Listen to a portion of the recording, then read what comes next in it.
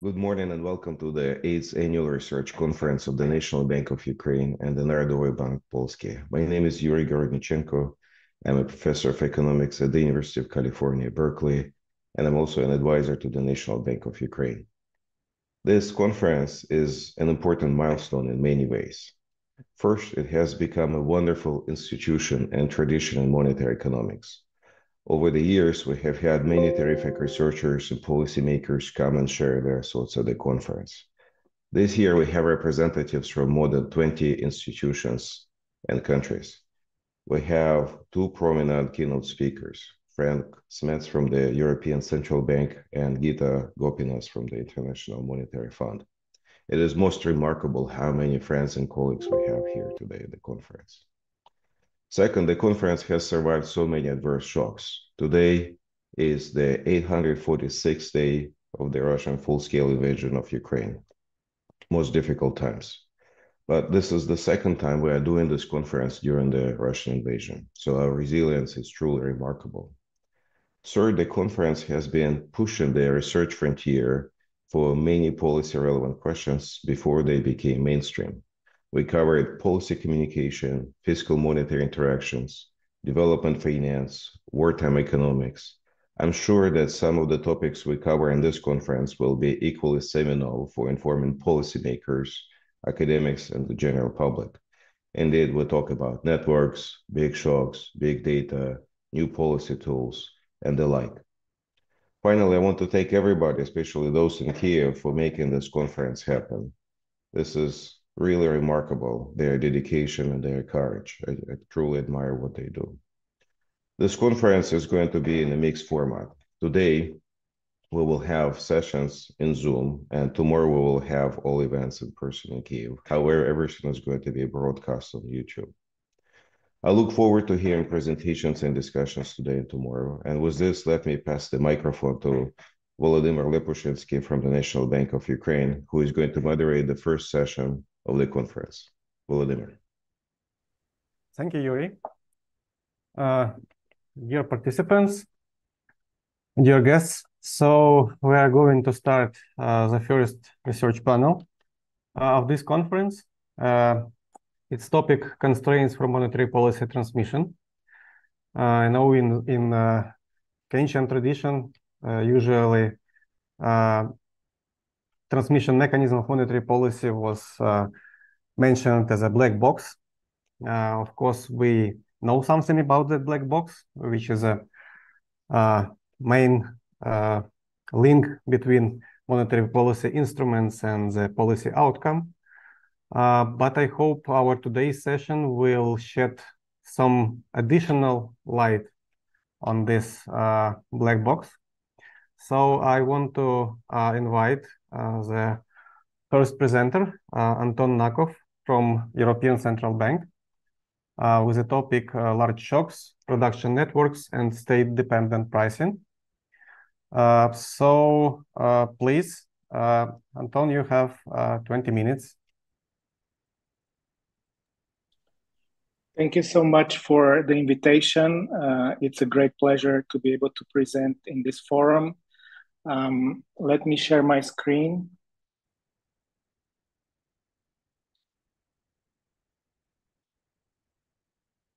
I hope you can see my slides. Yes, we see them. So this is joint work with Michel Gassiba at CREI, but it represents our own views only and not necessarily the views of the ECB or the Eurosystem. And let me start by motivating our work by saying that the new Keynesian framework has had a great influence on both academic macro as well as on the practical conduct of monetary policy, such as illustrated by the work of Woodford and Galli. However, the recent inflation surge has brought a renewed interest and new evidence regarding the drivers and dynamics of inflation. And by that, I mean that at the same time as inflation rose in the US, for example, this shown by the green line here, as documented by Mondak in VR, so did the frequency of price changes, which rose, as the red dashed line shows, from around 10% to around 20% per month, and then later declined in tandem with the decline in inflation. And of course, as we know, this is in contrast to the standard Cavo model of price setting, which postulates a constant exogenous frequency of repricing. At the same time, there's also evidence by Elisa Rubo that sectoral industry-specific shocks have played a large role in the inflation surge, at least in the US.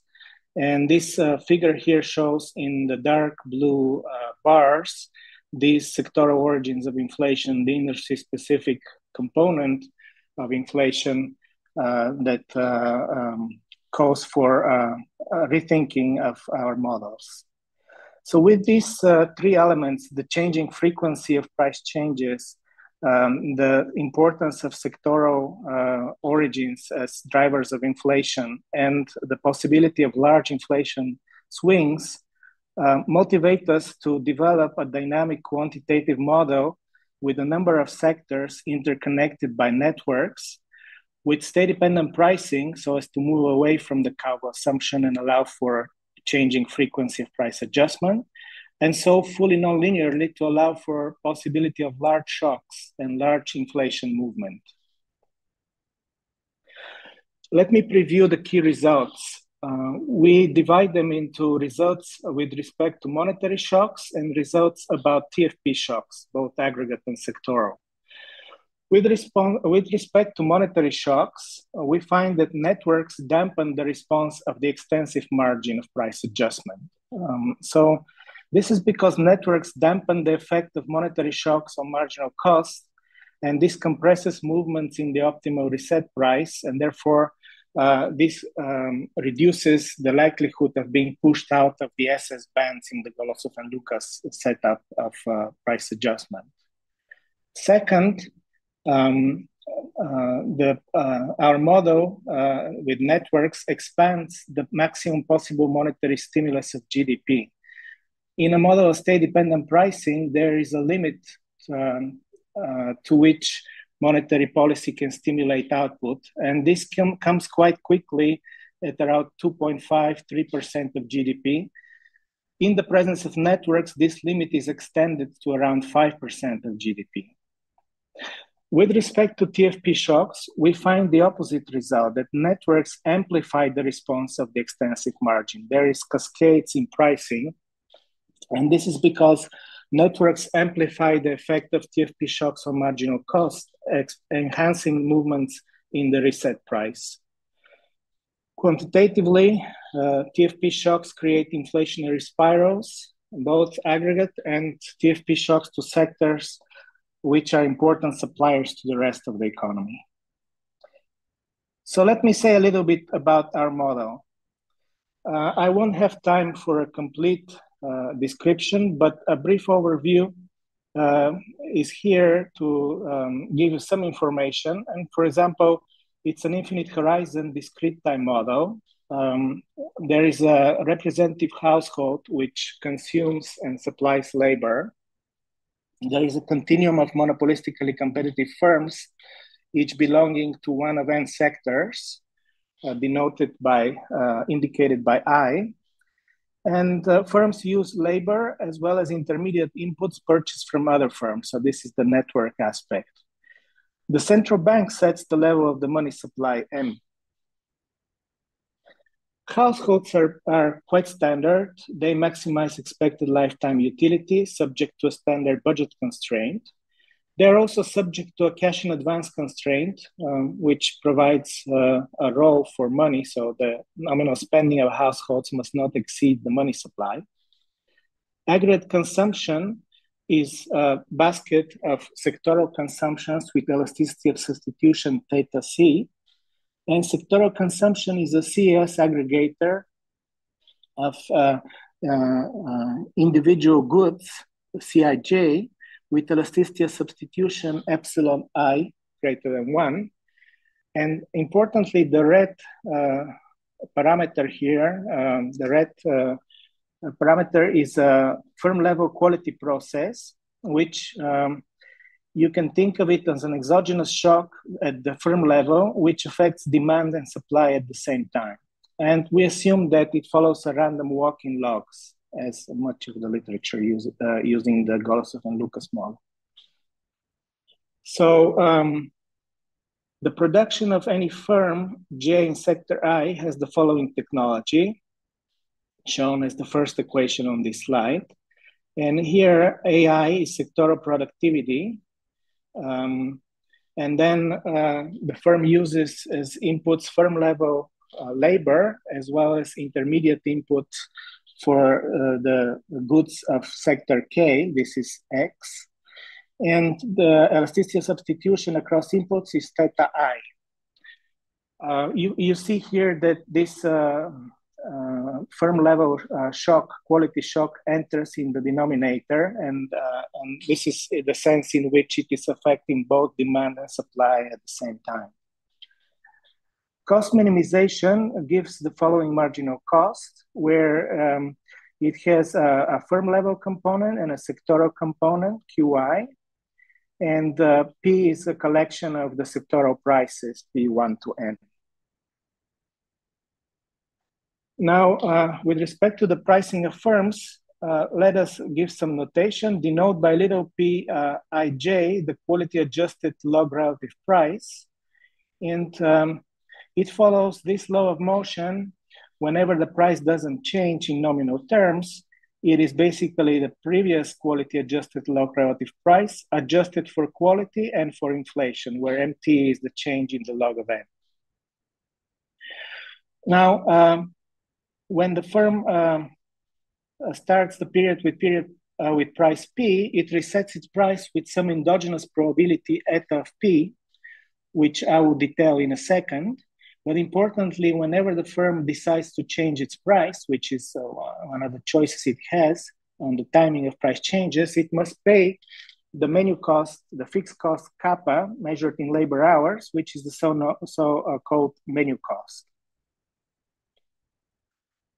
So the value of the firm is given by the current period profit D plus the expected continuation value, which consists of the value of adjustment net of the menu cost with probability eta.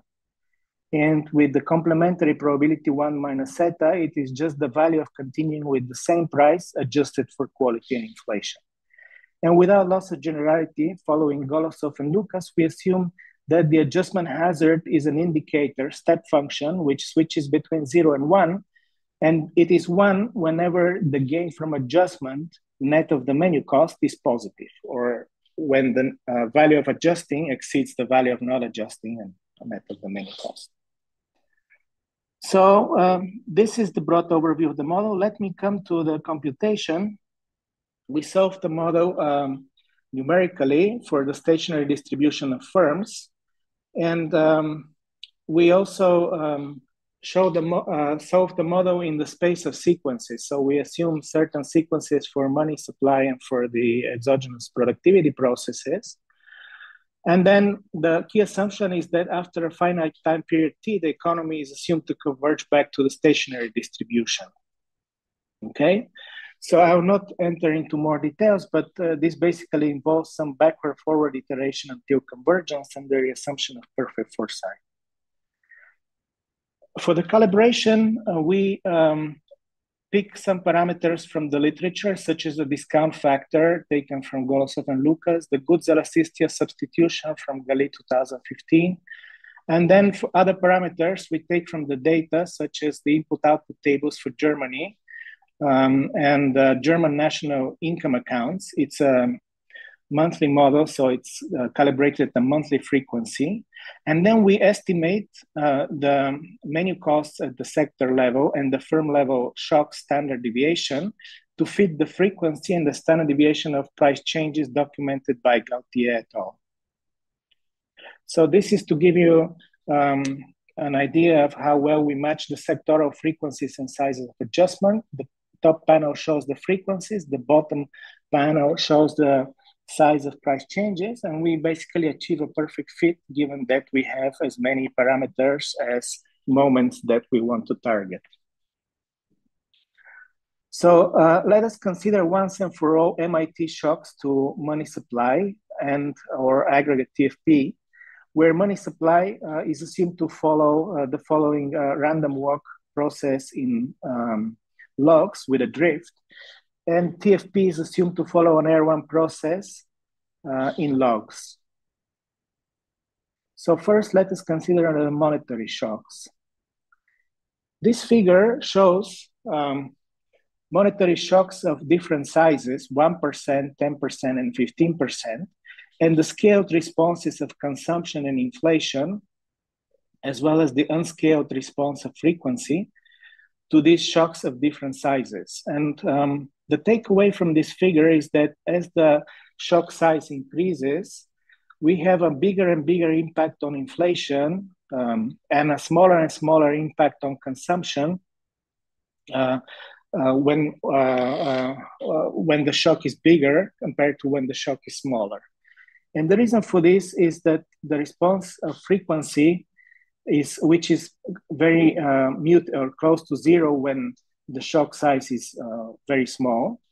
And it's a big response when the shock size increases to 10% or 15%. And this explains why more and more firms start adjusting their prices. And this explains the inflationary spike, which arises more than proportionately with large shocks compared to smaller shocks. So this is a feature of state dependence. However, we also want to know what the effect of networks is in our model. And here on the first line, we show the impulse responses in the case with networks and without networks, which is in blue lines now, to a 1% shock and to a 15% shock. Basically, the effect of networks is to amplify the real effects of the shock very substantially, as you see here, the red line compared to the blue impulse response. And this occurs without any movement in frequency. So this much we already knew even from the Counsel model, for example, that networks act as a real rigidity, amplifying the real effect of nominal shocks.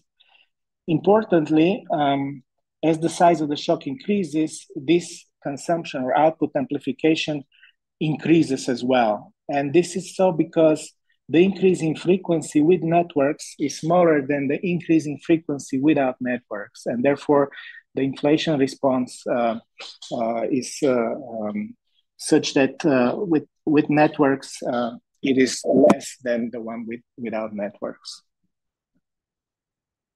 So this effect on frequency can be seen on this figure for shock sizes from -20 to +20%, whereby you see that with networks, the red line, the repricing frequency is always lower than in the case without networks, and therefore networks slow down the frequency response to monetary shocks, even for large shocks. Okay. Other ways of showing our results is to look at the output amplification. Here is on the left hand side panel, you see the responses of output on impact in the case with network, which is the red line, and the case without network, the blue line. And you clearly see the amplification of output for any shock size in the case with networks. The figure also shows the responses under the Counsel model and under the linearized Golosov and Lucas model with network. And you see that it is clearly important both to have state dependence, that is the Golosov and Lucas model, as well as to have a nonlinear solution to get the responses right accurately. On the right-hand side, we have the response of inflation. And here you see that in the case with networks, the response of inflation for any shock size is larger than the Counsel model, but not as large as the Golosov and Lucas model in the absence of networks. Finally, we can plot the Phillips curve in this economy. And you can see here the blue line, this is the case without networks, that there's clearly a maximum amount of output stimulus that can be achieved. And this peaks at around 2.5% of GDP. And this is because in the model in which the extensive margin is endogenous, more and more firms raise their prices as money supply increases, and therefore more of the shock goes into inflation and less in output. And in the limit, indeed, there is only an inflationary impact when all of the firms change their prices, and there is no output impact of the shock. However, in the model with networks, we see that the Phillips curve is flatter for a small range of the shocks around zero. And this is what I mentioned before for the amplification of output. But as the shock size increases, the Phillips curve bends backward and then becomes steeper than the case without networks. So there is more nonlinearity in the model with networks. How am I doing on time? Okay, so this figure shows basically the effect of responses of frequencies and prices as a function of network exposure. And basically this just confirms that for sectors which are more exposed to the network, the response of frequency is more subdued, and also their price response is more subdued. Let us move now to TFP shocks. Here we see the opposite with respect to frequency.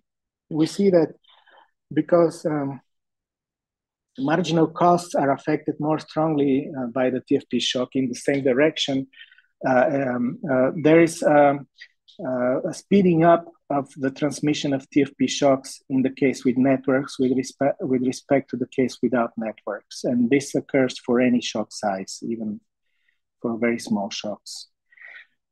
We see also that the output gap is amplified, and inflation is also amplified and indeed spirals up as the shock size increases in the case with networks compared to the case without networks, which is the blue lines again here. As for the responses of frequency and the size of price changes, we have that now with exposure, which is measured here as the share of intermediate inputs in production, the frequency of responses increases, and also the size dependence increases in the total exposure to the network. Finally, sectoral TFP shocks. Here I'll just show one figure, which is that the aggregate frequency responses to sectoral TFP shocks is uniformly larger in the case with network compared to the case without network. So these are the red triangles, which are above the blue dots. And for some sectors, such as warehousing and media and printing, this amplification is actually very large. Whereas for other sectors, it's not so, such as activities of households and healthcare is not so large. And finally, the response of aggregate frequency is increasing in a measure of centrality, which measures the importance of each sector as a supplier. And so this means that the higher up in the chain a sector is, the bigger is the effect on frequency. So the more a sector is supplied to other sector, the more it affects the aggregate frequency of responses. So with that, let me conclude. We present a dynamic quantitative model of a network economy with state-dependent pricing that is solved non-linearly. We estimate the model to match sectoral pricing moments and the input-output structure for Germany. We find that networks dampen the extensive margin response to monetary shocks, and they amplify the extensive margin response to aggregate and sectoral TFP shocks. And in current work, we plan to extend the model to a smooth model of state-dependent pricing or Calvert loss, and also do some econometric tests of the key model predictions. Thank you for your attention, and I look forward to the discussion and questions. Thank you. So now we have Alexander Talavera from University of Birmingham as a discussant. So please, Alexander. Well, okay, good morning. Let me share my screen. Okay.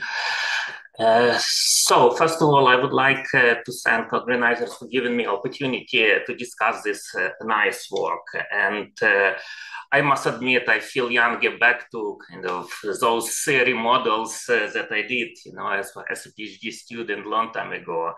I think this paper has a solid theoretical background and convincing application. And I must admit, I learned quite a lot.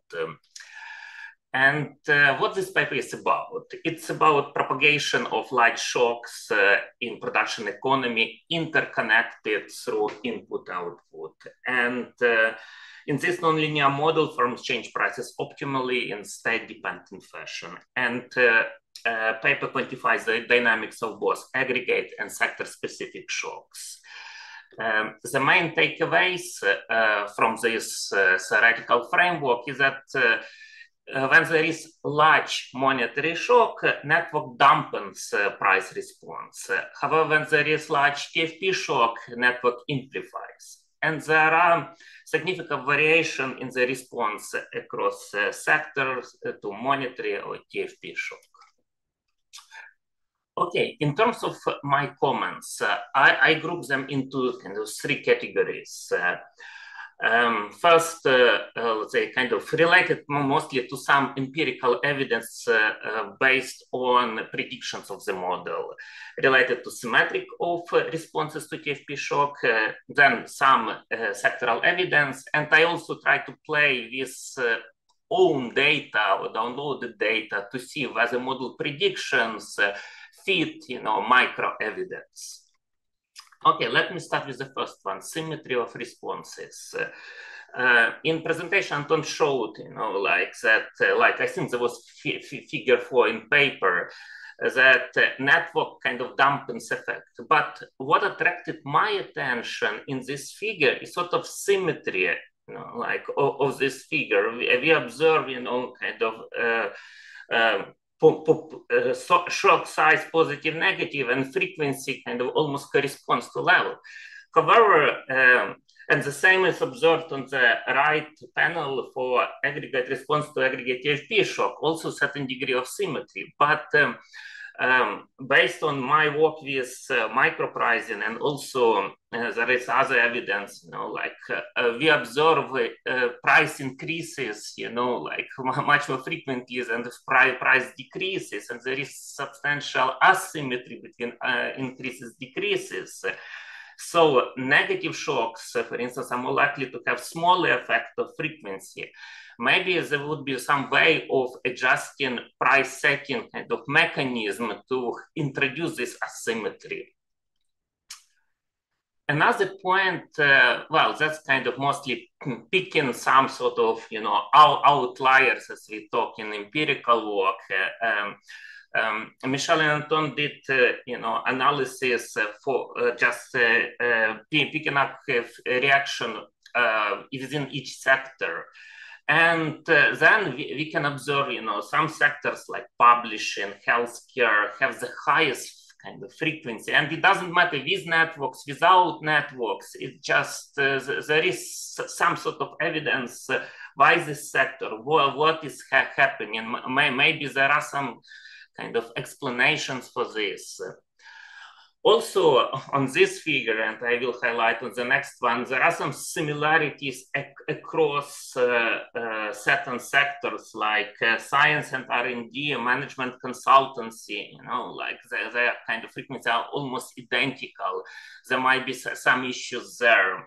Maybe that's artifact of German economy. Maybe there are some issues related to kind of data. And for final extension, I work with micro pricing data, and I would like to see whether we can get some things like model predicts using micro level. And I try to see, okay, TFP shocks, how can we model TFP shocks? Well, one of the ways is just to explore some VAT changes. And like on the one hand, COVID experience was very negative, but it gave policymakers a lot of exogenous, say, TFP shocks, because we can observe a lot of VAT decreases over this time. So what I tried to do, I got German data, daily food beverages price quotes. It's publicly available. Here is the link from 2019 to September 2020. And during this period, Germany introduced reduced VAT rate. And in the data, there is about 1 million products, 6 sellers included, quite rich, but mostly these food prices. And interesting, what I found that in the week when there was change in the VAT rate, there was immediate, change in frequency of price adjustment, so that's exactly what models suggest. So there is immediate reaction, and weekly frequency of like beverages, food reaches like 6-7%. And this is mostly driven here kind of by negative shocks, because kind of we have VAT reduction. So yes, there is some evidence that TFP shock matters. With respect to monetary shocks, I picked up one of previous work with Yuri and Slavik Sheremirov, where we can explore announcement shocks and how US, UK sellers respond to it. In particular, we take a look on announcements. And these announcements related to release of core CPI, employment costs, PPI. So some of them are kind of related, obviously, to kind of monetary shock. And this kind of my main paper, like first two columns talk about frequency of price decreases, increases in daily data. And we have announcement of major macro series. And what we observe, there is almost kind of nothing significant. So in fact, let's say, kind of some sort of evidence of monetary policy shock, like through kind of CPI changes, has kind of little effect. Okay, these are kind of my empirical suggestions. So overall, once again, like this paper has a solid theoretical framework. I really like, especially application, this sectoral evidence. And I believe that some possible extension related to symmetry can be resolved. Okay, that's all. Thank you very much. Thank you, Alexander. So now we are open for a general discussion. So please write the questions in Q&A, or for panelists, you could raise a hand. So I could get your question. So Yuri, please. Thank you. It's terrific work. I have a quick question. When you study input-output tables, from my experience, it is critical to look at whether you have a closed economy input-output table. So if you incorporate imports, exports. From the presentation, it was not clear to me if you work with a closed economy version or if you have an international version.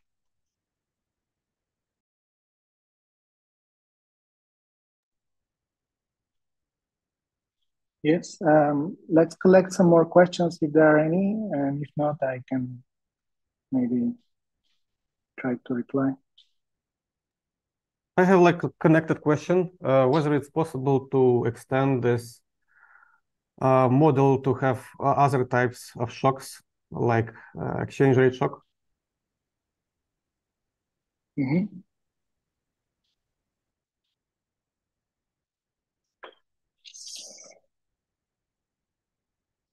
Okay. Well, great. Thanks a lot for the nice discussion, Alexander, and thanks for raising these questions, Yuri and Volodymyr.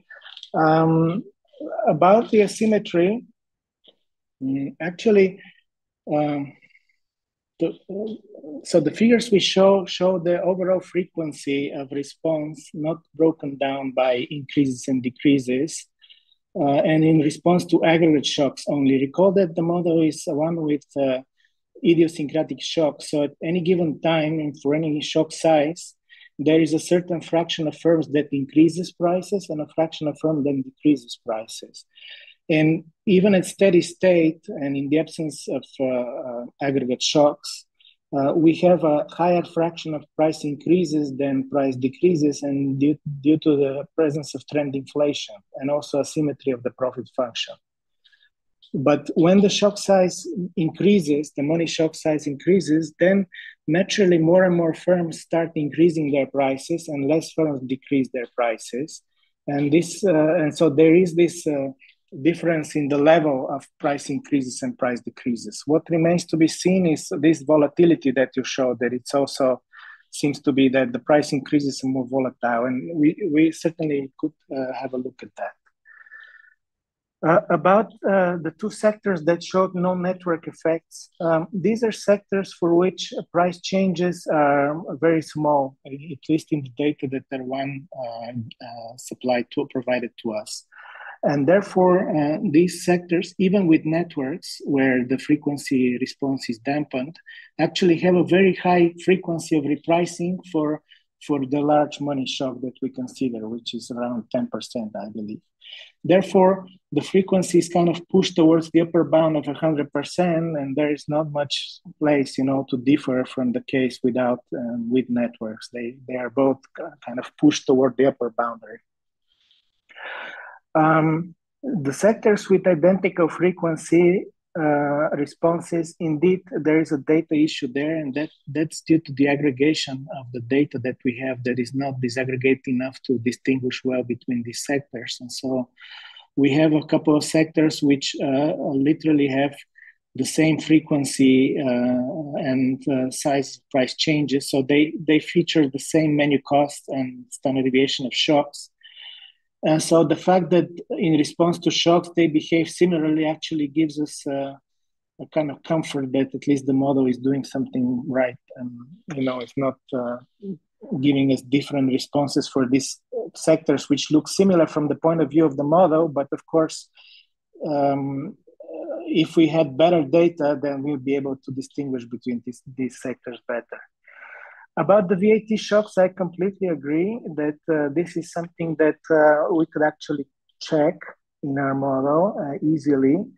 In the fact the frequency reacts in the week of the VIII change and not the week of the announcement is actually very consistent with a menu cost economy, because unlike Calvo, with menu costs, you actually wait until the shock hits you and then you react.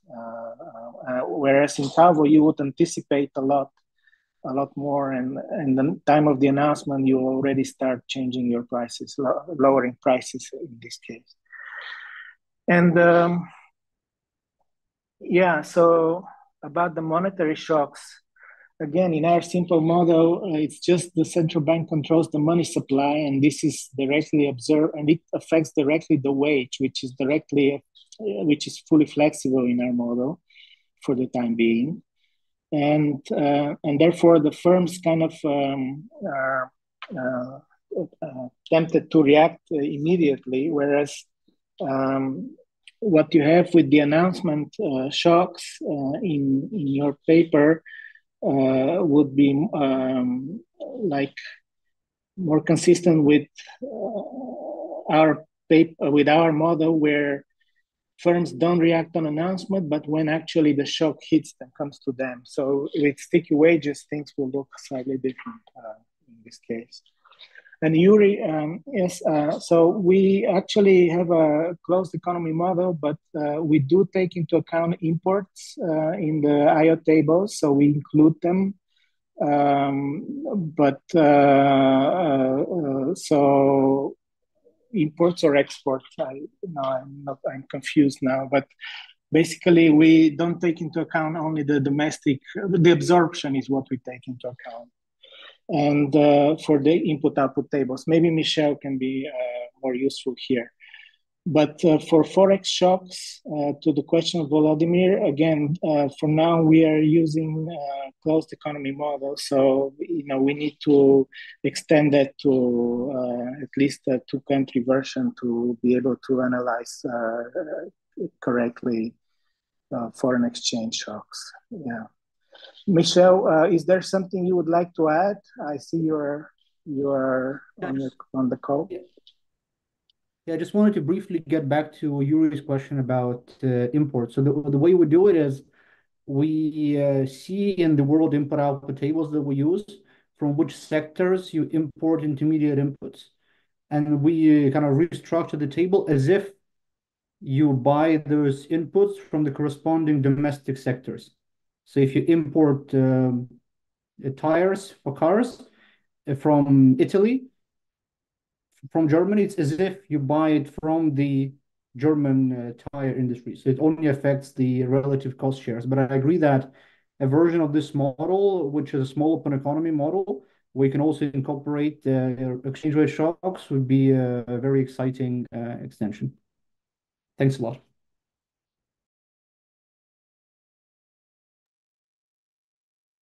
Thank you. Thank you for your answers. I don't see any raised hands or questions in Q&A. So thank you. Thank you, Anton, and thank you, Alexander. Thank you very much for the opportunity. So we are going to the second presentation of this session. It's presentation by Evgeny Skok, University of Liverpool.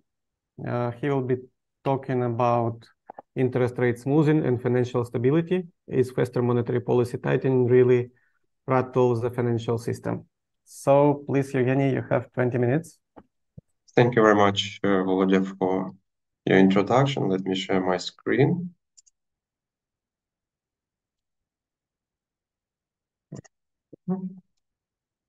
I hope you can see it clearly.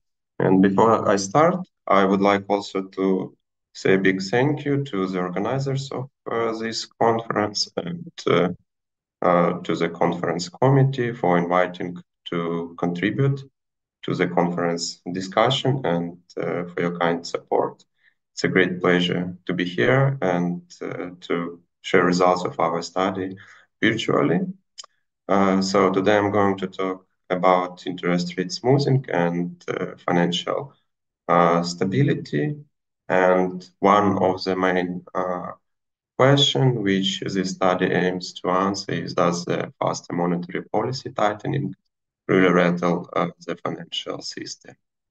So this is one of my research projects on which I'm working together with my supervisor and co-author, Professor Oliver Groot. And let me start with a story. So we know that rapid monetary policy tightening can put pressure into financial system and trigger turbulence in financial markets.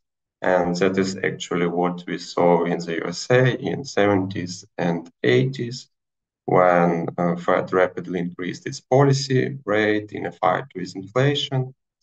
And this contributed to the savings and loan crisis.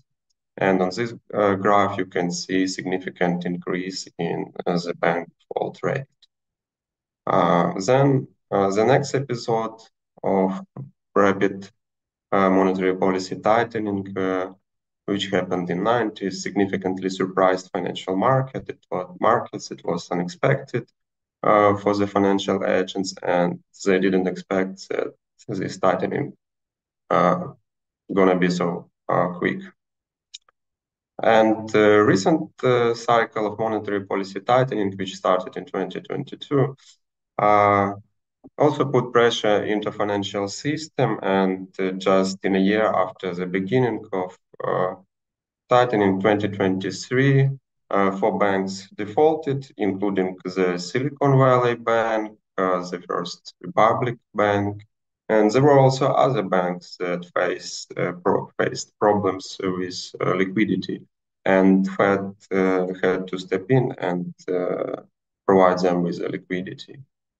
So, and these banks defaulted because they were exposed to interest rate and liquidity risks. And this slide is a toy example which shows how banks exposed to liquidity risk and interest rate risks through maturity transformation. So if you take a look at the classical savings and loan institution or bank, so usually they have short-term liabilities and long-term assets.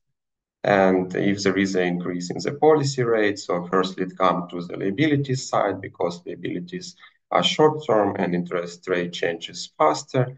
While on the asset side, we have long-term assets, which might be mortgages or bonds.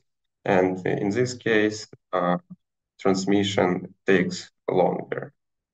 And there is a common belief that the smoother central bank adjusts the policy rate, the better it is for the financial system because it's in this case, interest rate changes getting more predictable and it doesn't cause the significant reshuffle of financial flows in the financial market. So there is this common belief, and if you take it the literature, so Yuri Gorodnichenko pointed this advantage of interest rate smoothing in his concept paper. This was proven, but this was pointed, but not proven quantitatively.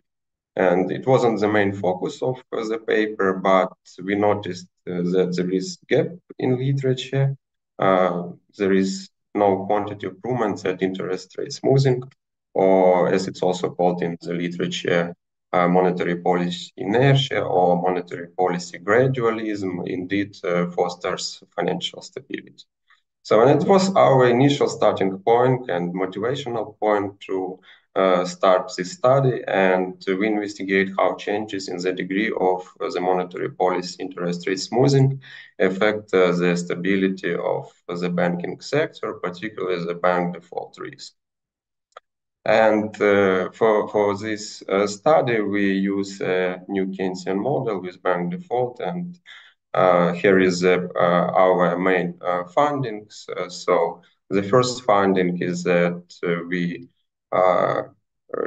found that high interest rate smoothing fosters financial stability since fewer banks default.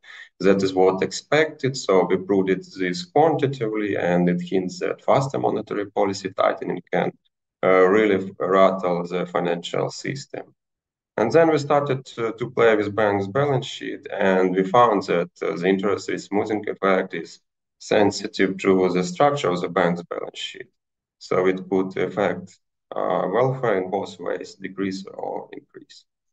And we also investigate the model nonlinearity and nonlinearity of interest rate smoothing effect into the bank default, and we found that this effect non-linear, and if we under the high interest rate smoothing with the intensification of the economic shock, this effect on the bank default is getting larger.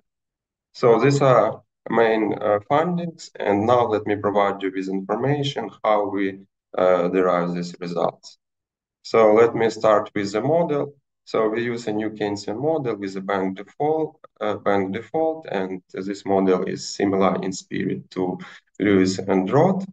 And this model has a set of pretty standard features to attributed to a new Keynesian models. The unique feature here is the banking sector, which has bank default. But in models, there is not only bank default, also entrepreneurial firms default.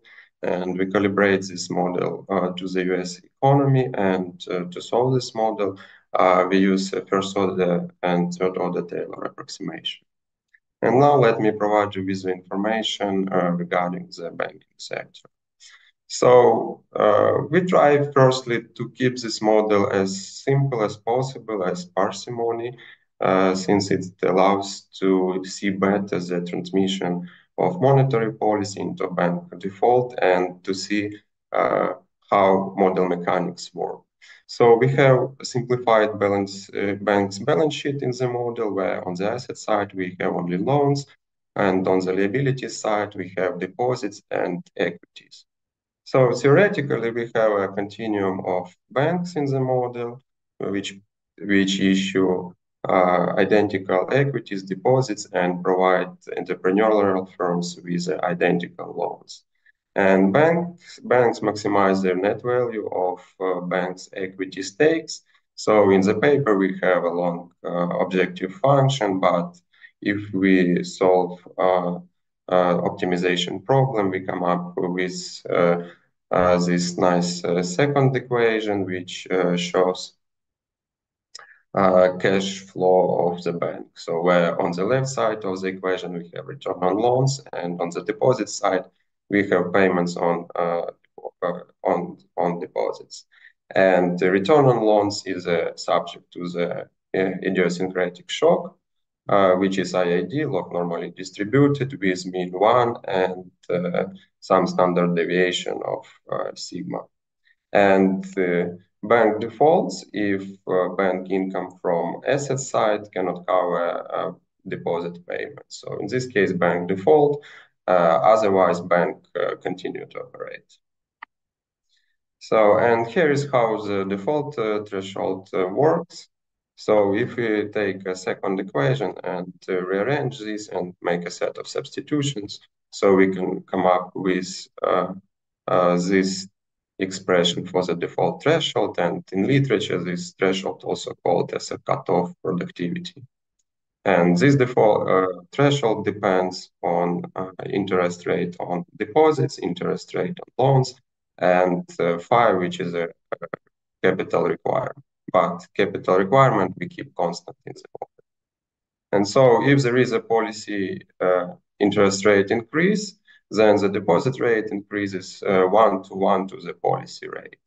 But due to the friction in the model, a loan rate cannot increase 1 to the policy rate. The increasing of the loan rate is smaller than policy and deposit rate. And I think that this is a good approximation of the real world, since usually banks have some portion of loans or assets with a fixed interest rates, and for this reason, cash flow cannot be adjusted very quickly on the asset side. So in case of the policy rate, we have an increase in the deposit rate, which is larger than loan rate. So we're moving from point A to point B, so this threshold moves. And let me know that we also move here from the equation to a separate bank to the aggregate equation here. So we can aggregate, since banks provide identical loans and identical deposits, and they take market interest rate. So we can aggregate this level, this equation, and consider banking system as a whole through the representative bank. So with the increase in the policy rate, as I mentioned, the threshold moves to B. And if the inflow of money is lower than this threshold, then in this case, banks get into orange territory and default. Otherwise, if return is getting larger, then banks continue to operate. So this is the mechanic of the default in brief. And then we simulate a model, and we generate a productivity shock, and we generate a moderate crisis in the USA economy. For this purpose, we impose some 0.5 decline in productivity, so we can consider this decline as a supply chain disruption. And this productivity shock allows us to generate decline in output, which is close to 0.9%. Let me just remind you that during the global financial crisis at peak, quarterly drop in GDP was close to 2%. And here we have something close to half of the 2%. So this is a real moderate crisis in the USA. So we have a decline in the output. We face a shortage of goods on the market, and as a result, we have higher prices and high inflation. And then Fed reacts on this increase of inflation by increasing its nominal interest rate. So as it was shown previously, this goes to deposit rates and to loan rate and lead to increase in the default threshold, and we have higher default rate of banks. So this is transmission of this shock. And having this shock, we provide sensitivity analysis with respect to interest rate smoothing parameter Rho. So we adjust this parameter from 0 to 0.9, and when we have 0, so we have no interest rate smoothing in our model. And we run model for different values of these parameters and see how it affects the bank default rate. And here is our preliminary results. So on the vertical line, we have bank default rate, and the horizontal line is a number of quarters, and the difference between these charts shows the number of quarters.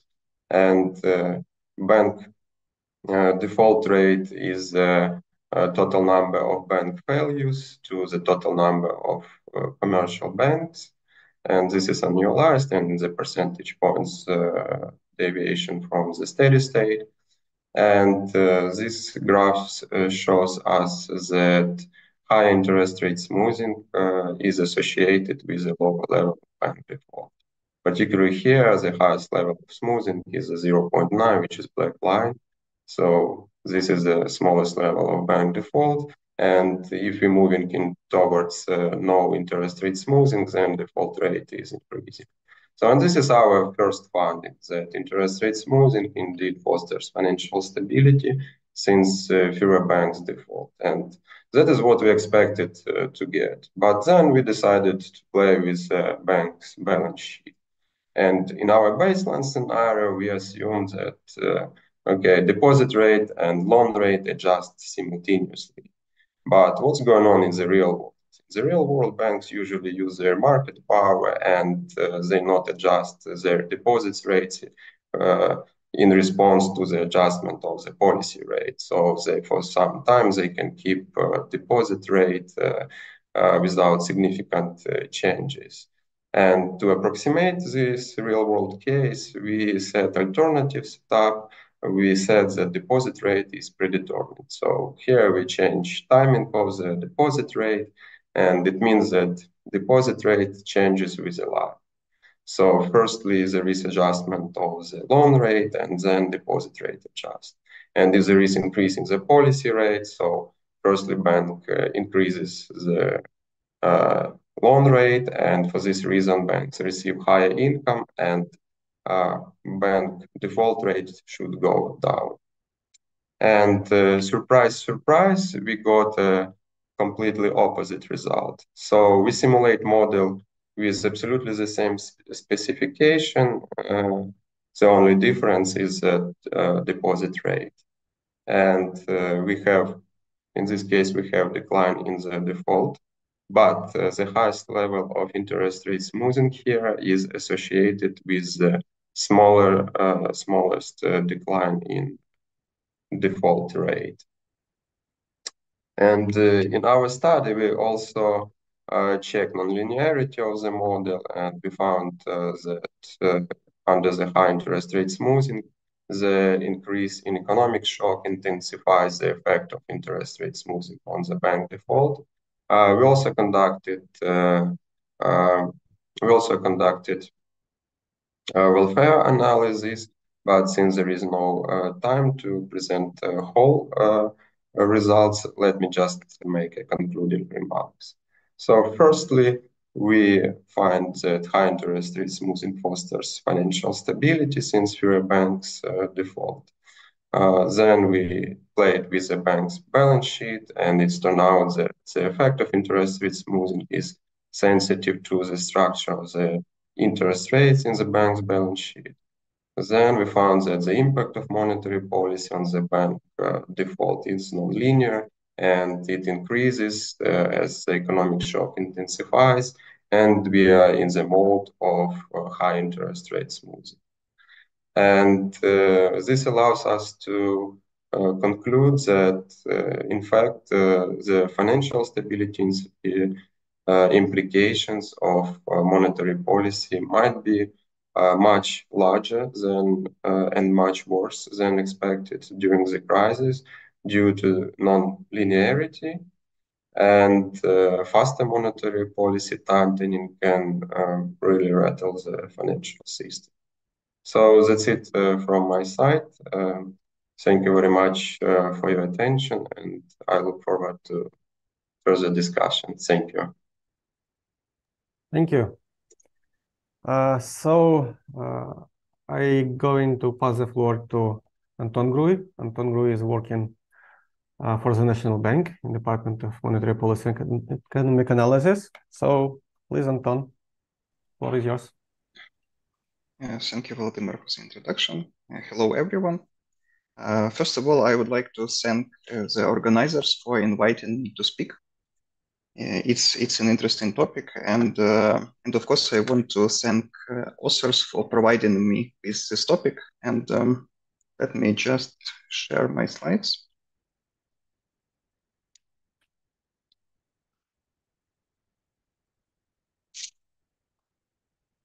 I hope that everyone can see my slides. So the topic is all about interactions between monetary policy and financial stability. And authors find a way to show how more aggressive monetary policy reaction can actually rattle financial stability through increasing a rate of bank defaults. Interaction between financial stability and monetary policy is a captivating topic for me. So I decided to dig a little bit further. First of all, let me show you a diagram of a model that authors use. It is a chart from a different paper that the authors cite. However, I believe that their model is based on this one to a lot extent. So the model is relatively complex, I believe, with financial frictions, but the main beef is between three economic entities, namely households, banks, and entrepreneurs. So banks, they fund themselves with deposits from the households, and they issue loans to entrepreneurs. And banks can default. They depend on the interest rates for deposits and loans, so they can default if the interest rate margin worsens and if they are hit by a nasty shock. Entrepreneurs also can default, but the paper does not pay much attention to their defaults, only to bank defaults. There are two policy authorities in the model. The first one is the macroprudential authority, which sets capital requirements. However, in this paper, capital requirements are always kept constant, so this does not matter. Monetary authority, on the other hand, sets the policy interest rate. In the version of the paper that I was provided, monetary policy reacts only to inflation. So if inflation rises, then policy rate increases. Arguably, at least to me, this is the most important set of graphs in the whole paper. It shows the propagation of a negative productivity shock. It leads to decrease in output and increase in inflation. So nominal interest rate increases because the central bank reacts to high inflation. However, notice that nominal interest rate does not increase much, at least to my liking. This is because this model already employs a very high interest rate smoothing. that's interest rate smoothing coefficient is 0.9 in this simulation. Deposit rate in this model is exactly equal to the policy interest rate. So deposit rates increase like in a one-to-one fashion with the policy interest rate. I am not showing them on this graph. While the lending rate increases even less than the deposit rate. So the cost of funding increases more than what they earn on their assets. It creates negative interest rate margin and banks default.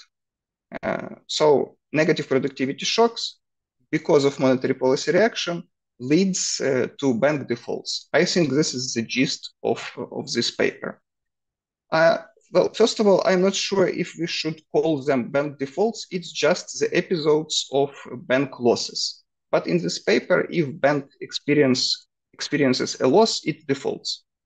I think I will call them interchangeably in the rest of my presentation, either bank defaults or just losses. And I believe that the main result in this paper is that high interest rate smoothing leads to lower amount of defaults, as was presented by Evgeny just before me.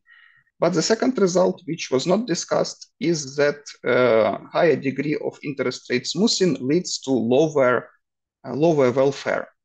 And welfare is the present value of all lifetime utility for households. So there is a clear trade-off here. Higher interest rate smoothing leads to lower defaults, but it reduces overall welfare, because apparently defaults are not as important for welfare as stable inflation. So this is the main result of this paper. Okay, now when we are done with recapitulation, let's move to my discussion. The first thing that I tried was to recreate the result with another model. At the NBU, we have a microfinancial model, which is operated by Financial Stability Department. And now I'm from the Monetary Policy Department, but the guys from Financial Stability were generous enough to provide me with these impulse response functions. Here we see how a negative supply shock propagates through the economy. So inflation increases because of a negative supply shock.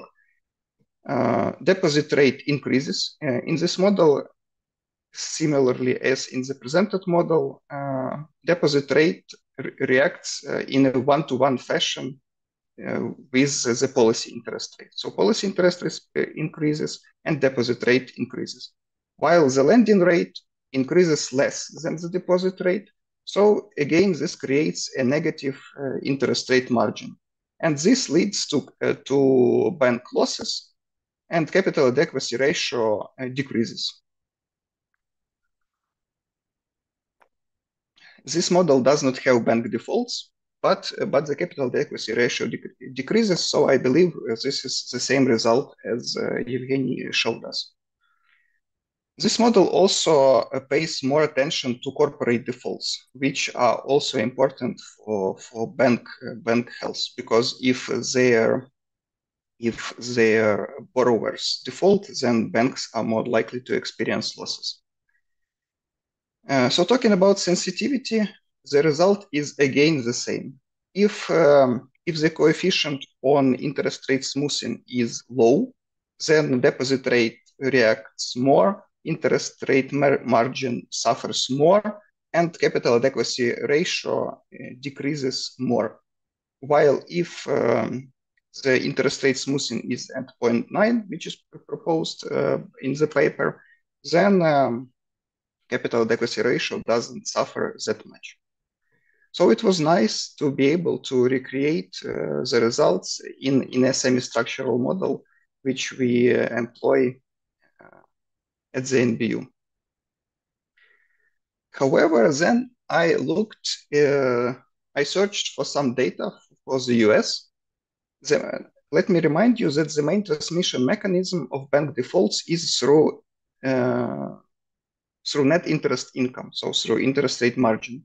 And on the left-hand side, we see exactly that. We see net interest income divided by total capital equity in the United States.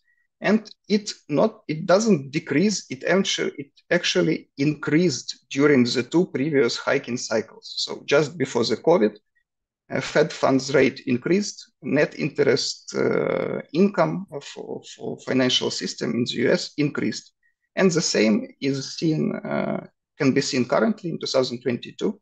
Again, net interest income increased. It was not the case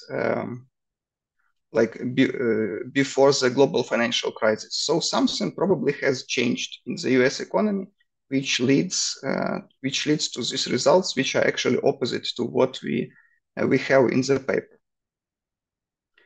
So I would very much like authors to comment on that. What is that hidden factor that changes how banking system in US reacts to interest rate hiking cycles? On the right-hand side, we have a graph with a share of unprofitable institutions.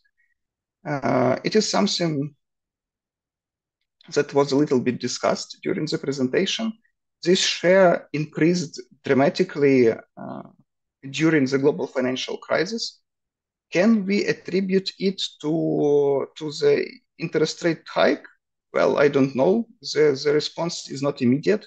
Maybe at least this is my feeling, that it can be more attributed to the defaults of the borrowers. A lot of households defaulted on their mortgages, then a lot of corporate clients also defaulted on their loans. So maybe this is the reason for losses in the banking system. And I think the authors know that they need to reconcile their model with the data. This is the table from the paper, from an appendix, which was not shown during today's presentation. Still, it points to some important inconsistencies. First of all, the simulated standard deviation of bank defaults rate is much lower than observed in the data.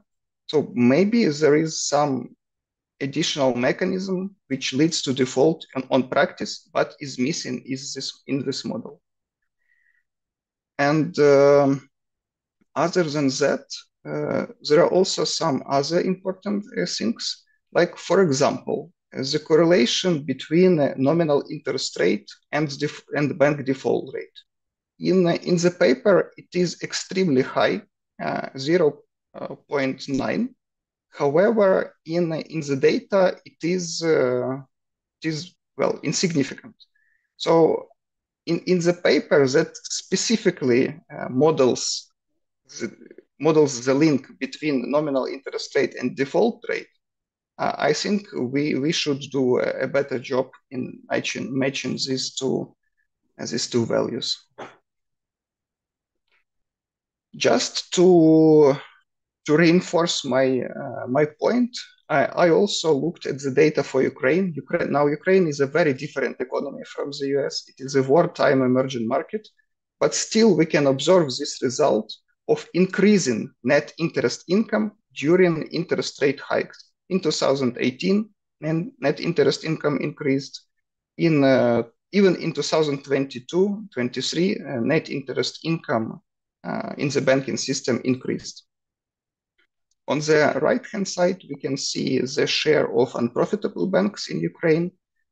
And, well, this share increased during the COVID crisis. I would rather link it to defaults, to corporate defaults, than to interest rate shenanigans.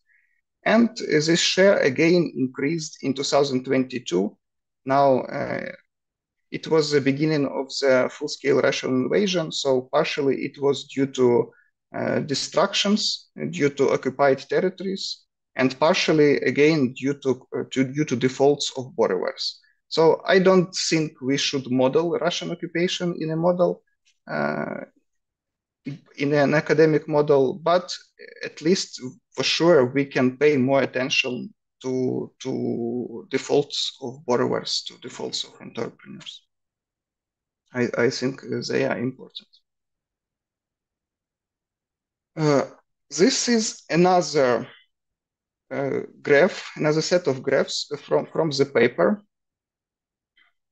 Nothing of my doing here, which shows that exercise when deposit interest rates do not react immediately, but with a lag.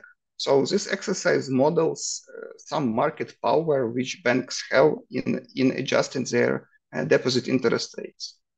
What I like about this exercise is that it is able to generate decrease in bank defaults. It is able to generate like improving net interest income, which we observe on the data. However, unfortunately, this reverses the main result of the paper. So we model the transmission slightly different, and you observe an opposite result. And also, negative productivity shock in this specification somehow leads to positive output. Well, that was confusing to me. So maybe Evgeny can explain better what is going on here. Okay, now let me move to some summary, to my suggestions. I think there is a need to reconcile the data, at least to provide more anecdotal evidence why sometimes banks default after, or at least experience losses after the interest rate hike, and sometimes they don't. There is probably some hidden transmission mechanism, or maybe some other shocks that are not included in the model. I also suggest paying more attention to entrepreneurial defaults. At least in my consultations with our colleagues from Financial Stability, they say that this is an important part of what is going on during the crisis. Banks become unprofitable due to defaults of their borrowers. Give banks more power over deposit and lending rates. This is something that was already discussed a little bit. I think we should either explain that set of graphs on the previous slide better, or provide some other sensitivity analysis, how banks' behavior changes when they have different balance sheets or different market powers. And maybe it will change the result. And finally, this is just an afterthought. Maybe we can investigate trade-offs between inflation and output stabilization. So in this paper, monetary policy only stabilizes inflation, but if it also tries to stabilize output, maybe it will help with entrepreneurial defaults, and it will both decrease the bank defaults and improve welfare, something like that. At this point, interactions between monetary policy and financial stability is an exciting topic for me. So it was a thought-provoking exercise to read your paper. I suggest a touch of reinvention to it, and I'm looking forward to response and to further discussion.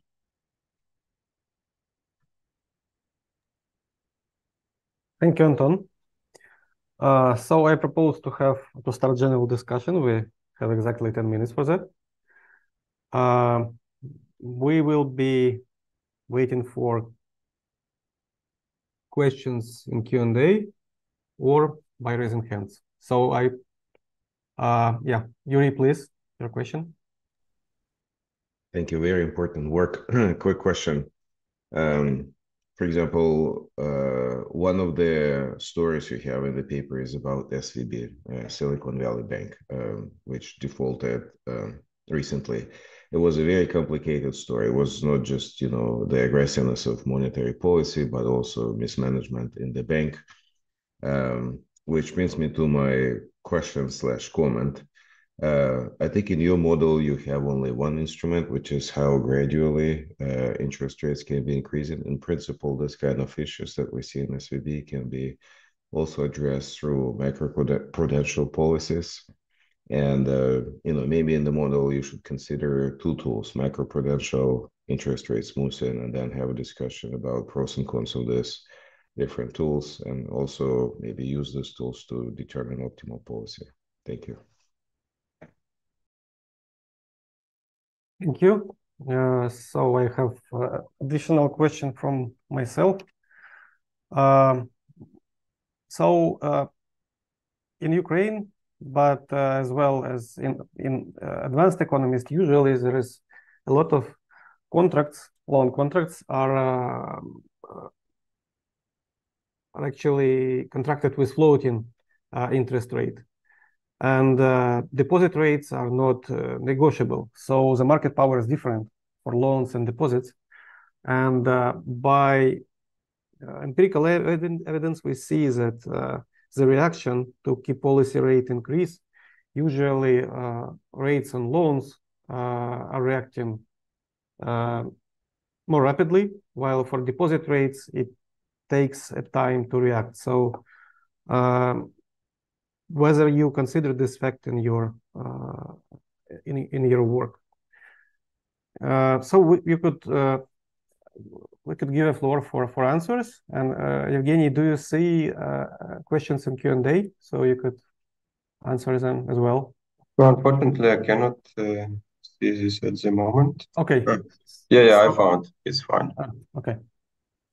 So please.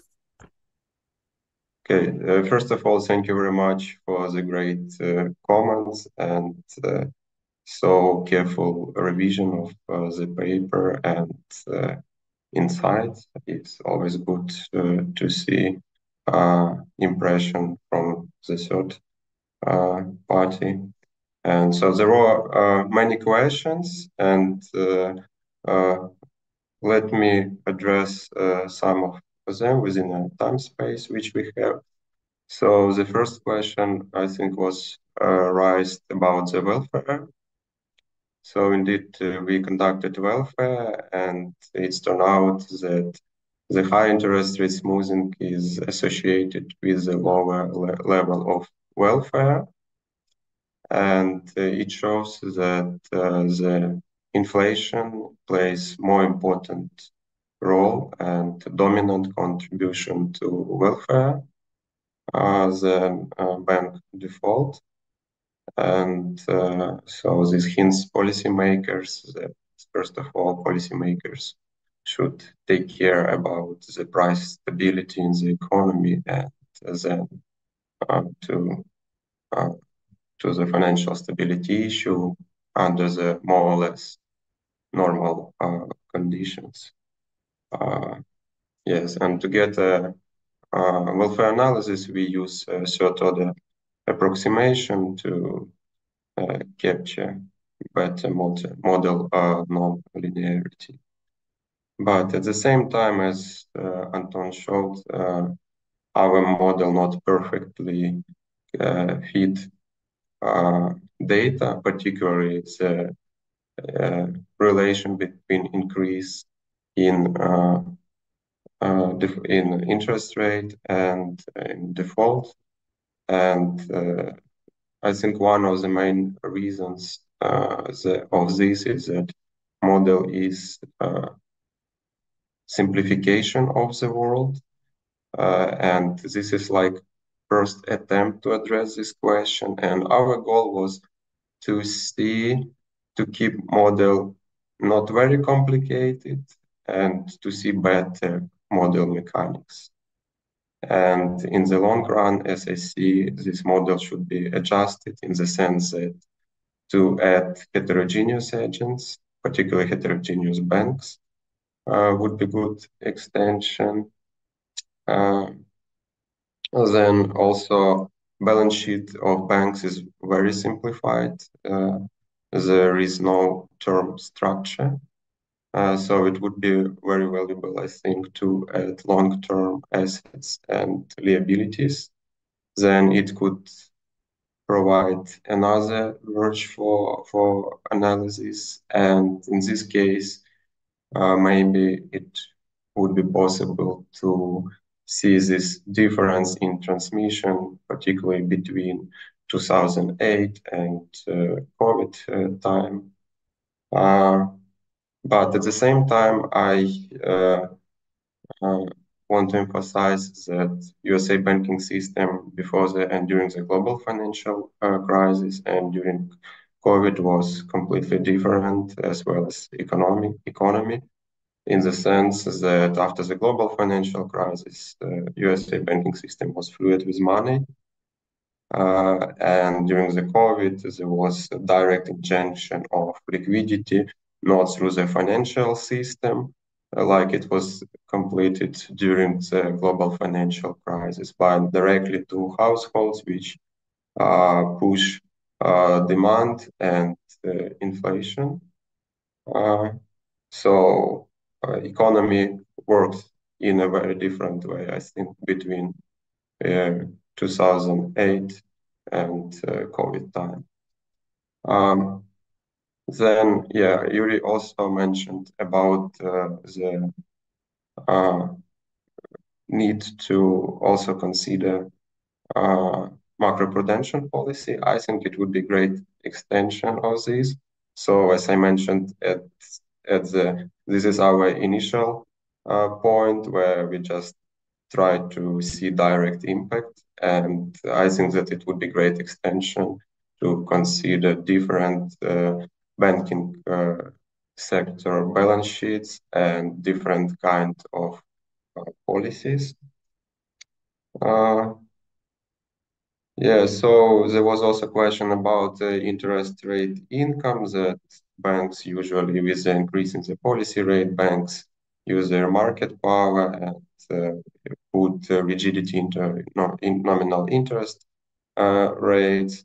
So I think that this alternative scenario partially captures this, that banks can set higher interest rates and enjoy a larger income. And that is what happened in Ukraine in 2023. With the increase in the policy rate, banks actually, they increased their rates and could earn high profits because of the margin of interest rates on the liability and asset side. So we try to approximate this in our alternative scenario, and we saw that default rate were decreasing under this scenario. Yeah. Yes, and of course, it makes sense to play with the monetary policy rule, and we cannot be very well sure which exact monetary policy rule used during the different times, during the global financial crisis, or during the COVID, and the central bank might pay more attention to economic development during different times. So yeah, I think that this might be also a very good extension of this study. So again, thank you so much for detailed investigation of our preliminary results, and thank you for contribution.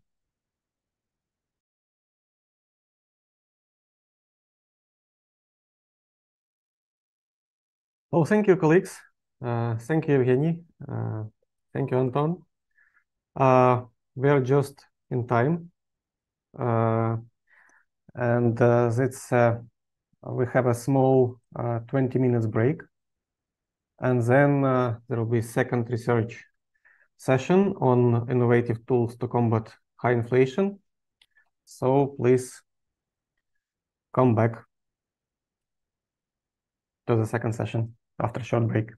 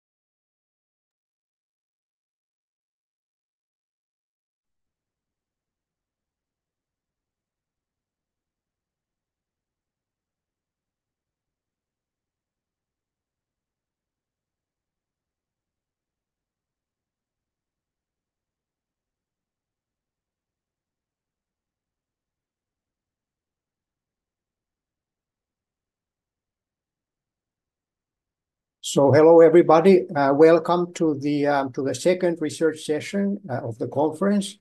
So my name is Aaro Mehrotra. I work in the emerging markets section of the Bank for International Settlements. And it's my pleasure to be moderating this session entitled Innovative Tools to Combat High Inflation.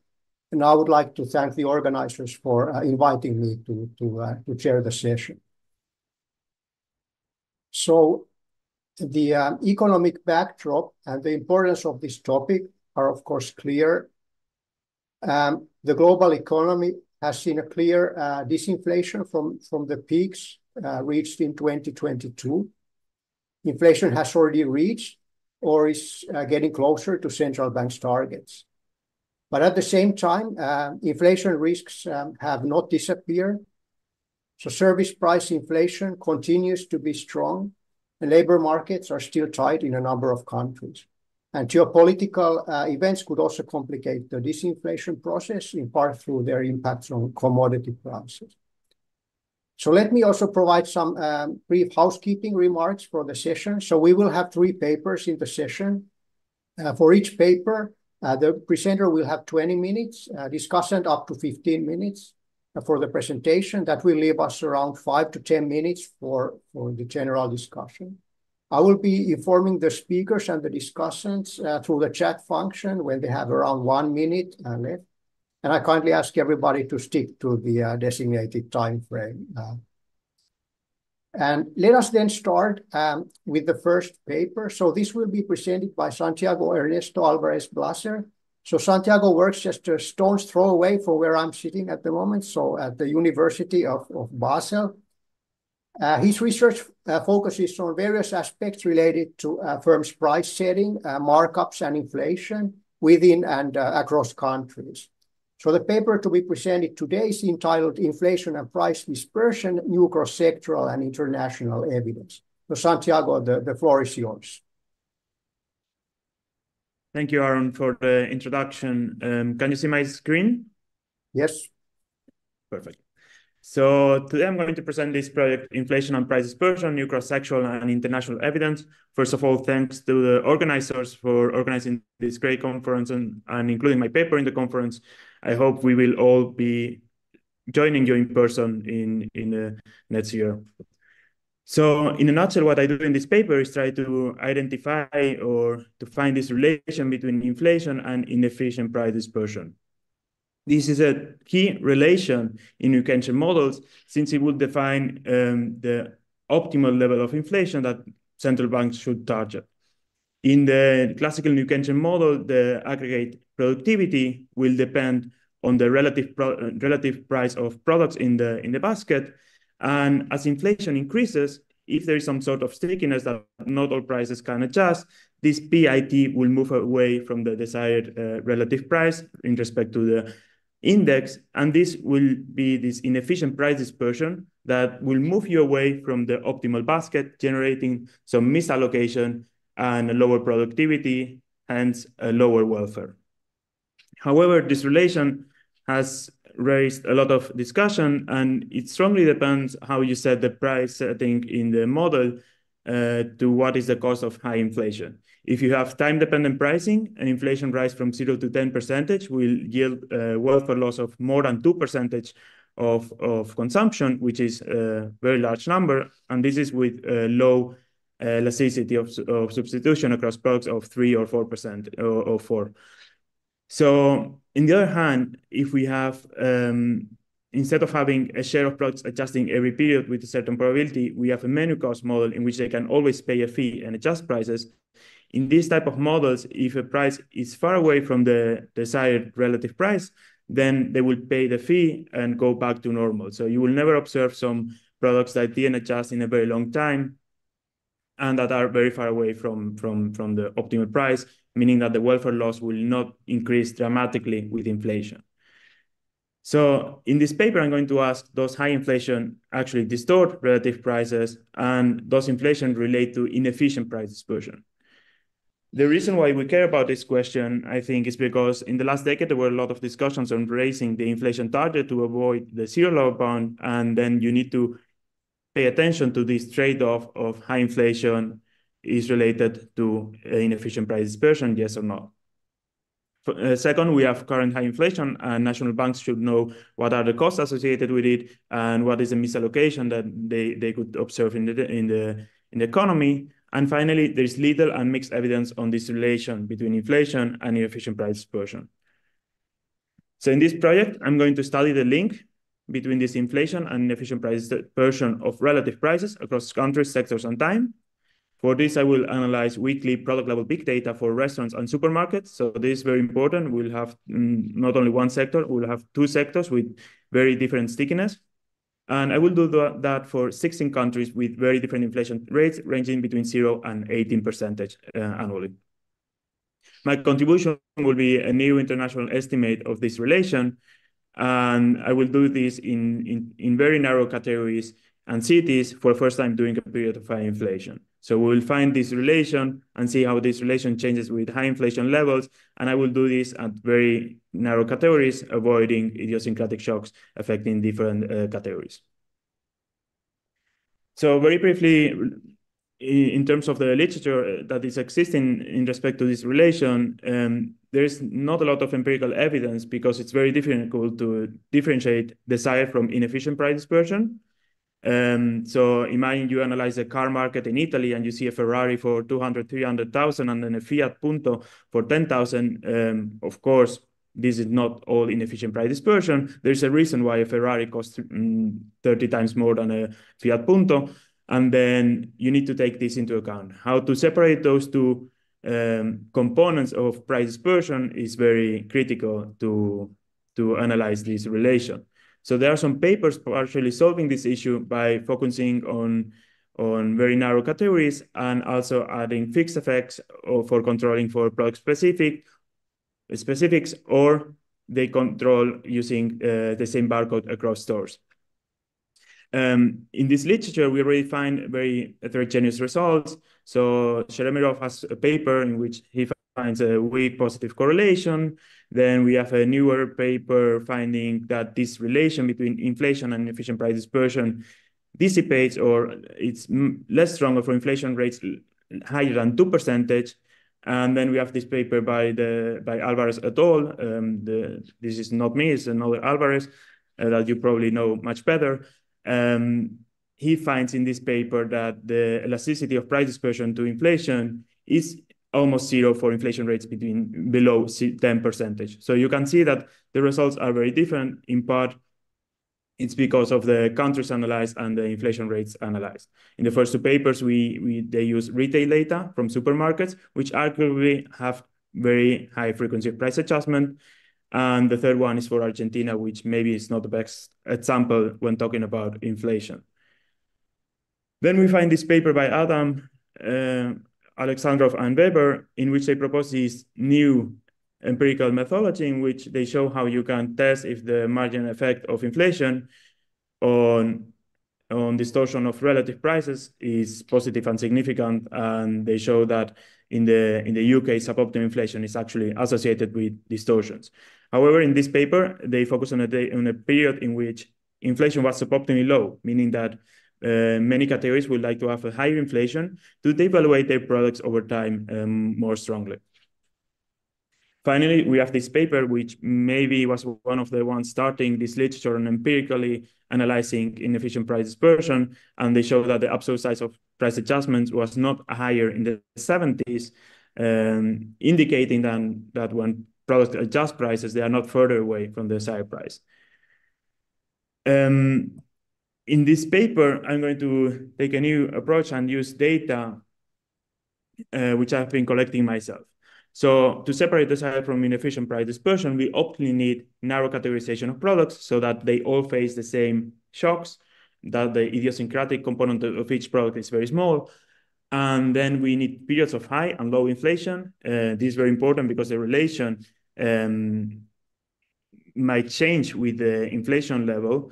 And we know that from menu cost models and from papers presented this morning that the frequency strongly increases with high inflation, meaning that maybe this plays a big role when identifying this relation. And finally, we need high frequency. By construction, if you have scanner data, for example, and take a monthly average, you will introduce a bias because you will reduce the variance. So this is something to pay attention to. And in this paper, I will take the weekly high frequency. So I'm going to use a web scrap data that I've been collecting myself for supermarkets and restaurants from the delivery company Globo. I'm collecting on a weekly basis all the prices from all products, and on a daily basis, I'm checking if the retailers and restaurants have opened the store in order to allow them to adjust prices. This data is very recent. For most of the countries, I start in March 2023. For some countries, I will start 1 year earlier. So we have high frequency, and then I will cover more than 40,000 restaurants and supermarkets. This is super important to have heterogeneous stickiness. Most of the literature has been focusing on the retail sector, which maybe is not representative in terms of stickiness. It's very flexible. And then I will also have many price setters. So the nice thing about analyzing this data is that inside of one city, you might have 3,000 restaurants, and this allows you to really identify how even inside of one city of restaurants that can all deliver to your house will have a different price setting. I will analyze 16 countries and 18 cities in Africa, Asia, and Europe. So we'll have very different inflation levels. In my sample, I also have Ukraine. And then I will cover around 9 million products, 160 million entries. And of course, this data a couple of years ago was not possible to process or analyze because we need to categorize all those items. But thanks to new technology, I fine-tuned an OpenAI model based on 50,000 hand-matched products, and using Google Translate Cloud to translate all products. And then on top of this fine-tuned OpenAI model, I managed to classify the products in my sample into 330 very narrow categories. So it will be burger with fries, Coke, Apple, shampoo, and so on. Those will be the categories in my sample so that you get an idea. Now, very briefly, in relation to the theory and my methodology, one can assume more or less that the optimal flexible price relative to the category price, so the price of product I relative to the category average price, it's evolving according to the following equation, meaning that you start with an initial price that you optimally set, and then you might want to have a trend in your relative price. So in order to get an idea, maybe you have a Ferrari and you have a different time trend than the rest of the cars in the market because you want to devaluate your car at a given percentage. And for this reason, we need this trend here, right? This is from the paper by Adam et al. And with this assumption, if gross inflation it's equal to your time trend, then there's nothing you need to do. You can just sit on your couch and wait because inflation will devaluate your product by construction. So if inflation is 2% and you want to be 2% cheaper in each period, even if there are nominal rigidities, you don't need to adjust the price because your product will be relatively cheaper every period. On the other hand, if this inflation rate is no longer your trend and there are some price rigidities, then you might have a gap and your optimal price will move away from the actual price, relative price, and you will have this gap here. Now, one could say that we could get this gap by running this first stage in which you have the log relative price on a constant and a time trend and use the residual. In this setting, the constant will actually converge to this introduction price and the trend to the actually intended trend from the product. However, I did not mention something which makes everything more difficult, that are idiosyncratic shocks. So this U term, this residual, will not identify the gap due to possible idiosyncratic shocks included in PIT star. So this would be a shock to the productivity to, let's say, Fiat, and 1 year they managed to produce the same engine like Ferrari. Maybe we see a jump in the price, and this will be idiosyncratic. So we cannot identify this gap level.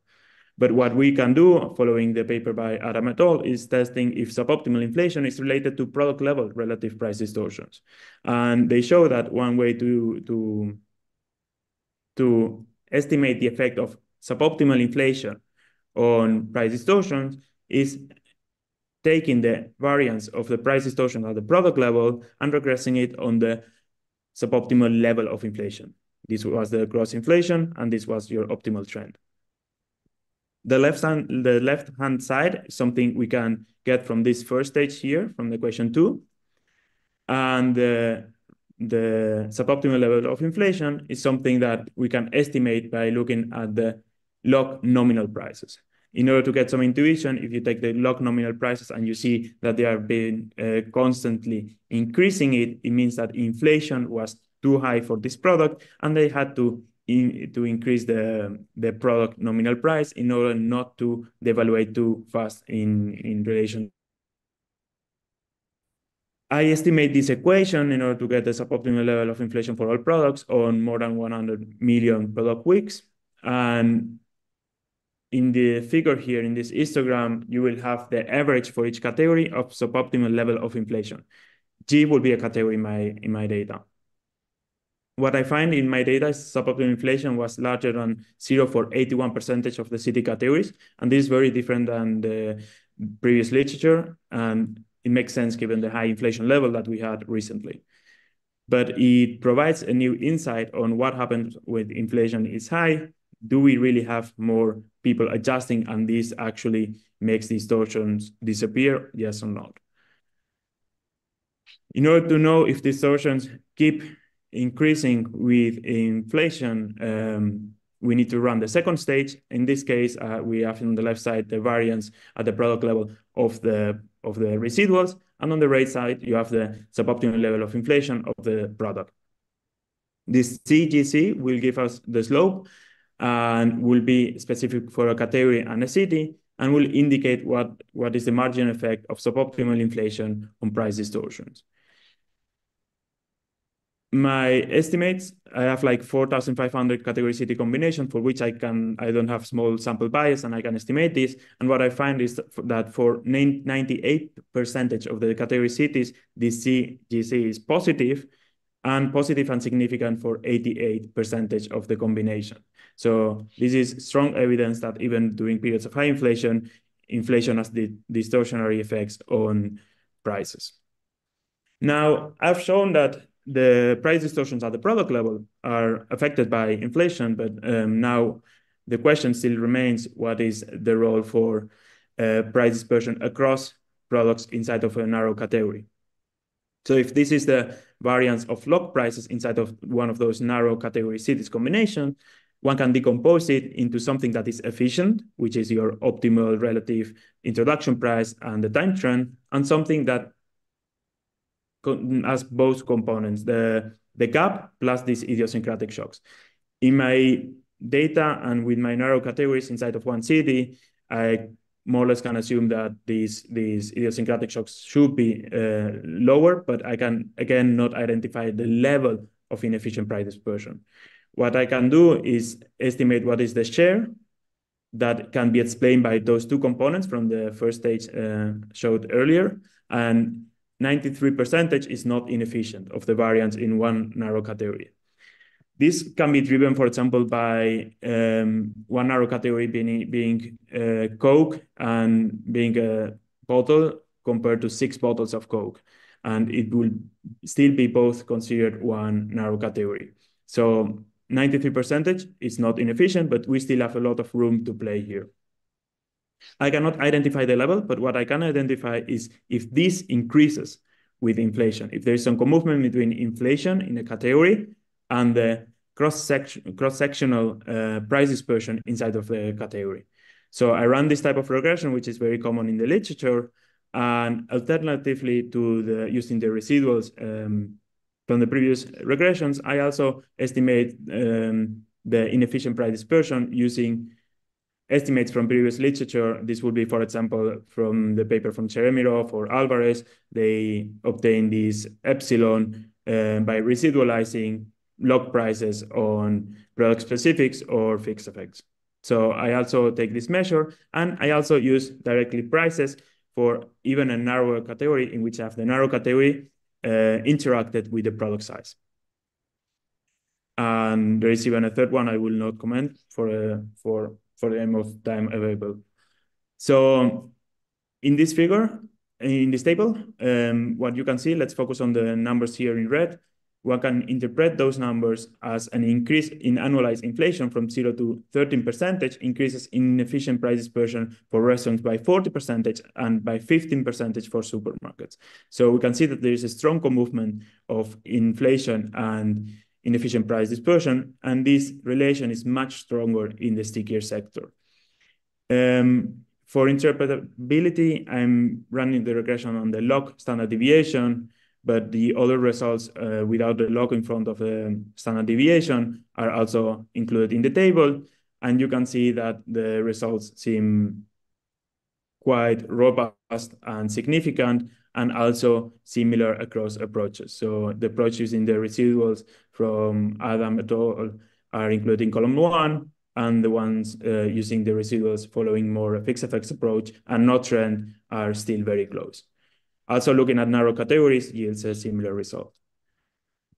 So now regarding the slope, many papers have argued that this relation dissipates or increases after 10%. So I'm showing here a bin scatter with the average price dispersion on the left side, on the y-axis, and the month-to-month category inflation for the 215 category city combinations. And one can see that this relation seems very linear, departing from 0. So as inflation rises, this price dispersion seems linearly to increase with inflation. Finally, one last 30 seconds for this. I also calibrate a new Keynesian model using the moments from my data, simulated data, in order to show that my methodology might not get the level right. So this is the true data, the true caps from the simulated data. The gray is on the simulated data, estimate with my methodology the price caps and see how it comes with inflation. And they have the same slope, not significantly different from each other. And on orange, we have this relation from the data. So the methodology might not get the level right, but it does not distort the slope. And we have a contradiction to usual menu cost model. Just to summarize quickly, in my paper, I find in my preliminary results that margin effect of suboptimal inflation on product level distortions is positive and significant also in periods of very high inflation, that an increase of annualized inflation from 0 to 12% increases inefficient price dispersion for restaurants by 40% and only 50% for supermarkets, that the relationship between between price dispersion and inflation maintains a distinct V shape, even in higher levels of inflation. And overall, the results are inconsistent with standard menu cost models, indicating a more sustained impact of inflation on inefficient price dispersion. And these will all point into national banks should be more cautious in raising the inflation target. So let me stop here, and I'm looking forward to the discussion and questions from the public. Thank you very much, Santiago. So the paper will be presented by Oleksiy Krivtsov. He's with the Bank of Canada, and he's published a number of papers in the areas of price setting and inflation, also with detailed microdata. So Oleksiy, the floor is yours. Thanks so much. Can you hear me and see my slides? Yes. Perfect. Thank you so much. So as Aaron said in the introduction, we're in a midst now, hopefully post the inflation surge across many countries. And it is important to understand what costs for welfare this inflation has caused and whether we can learn any new lessons from it. Now, we need to look under the hood of what's going on with prices, right? So it's not about the headline number of what inflation has been, 9% or whatever, say in the United States, but different numbers across different countries. So looking under the hood means that we need to recognize that there's many products, many goods that consumers buy in their consumption basket, and there is a substantial dispersion of prices of those goods. That dispersion has many sources. You can look across different categories, think about non-durables versus durables versus services. Then you can think about where consumers buy them. They can buy them from different retailers, right? So they can make decisions about to go to, say, a premium retailer or look for a cheaper retailer in a value store. They can decide to buy online or go to a brick and mortar store. And yet another dimension of differences of prices in the basket come from prices of goods even within the same store, within the same aisle, right? There's many products that you can see in the supermarkets. And so you can choose to whether buy a brand of a peanut butter that is more expensive or cheap. And yet another dimension is that if you like this particular peanut butter, you could buy it at the regular price, or you can wait until that peanut butter that you like is on a discount and buy it at the cheaper price, right? So there's a lot of prices. They vary a lot at a very disaggregate level. So how do we get at understanding the costs associated with that substantial price dispersion? The key statistic turns out to be to look at covariance of this price dispersion and inflation. And why is that a key statistic? It's because it is an outcome of decisions of firms who decide what prices to post and how to change them, and households who make decisions accordingly to whether buy it at this price or that price, and sort of this retailer, that retailer, and so on. Now, that outcome also, therefore, helps us to understand what is the nature of the welfare cost of inflation. And there's many different sources of why inflation leads to inefficiencies. And one example entertained by Santiago here is inefficiency associated with the fact that prices are sticky. They don't change every day. When prices are sticky, it means that when inflation is up, prices of products who are stuck, they don't change, kind of drift away relative to those prices that do keep going up. So that creates an inefficient price dispersion that rises. The higher is inflation, the higher is the drift of sticky prices away from all other prices. So this paper addresses two challenges in this literature. One is the data challenge. There's simply lack of detailed data that helps us understand this richness of prices in the consumption basket.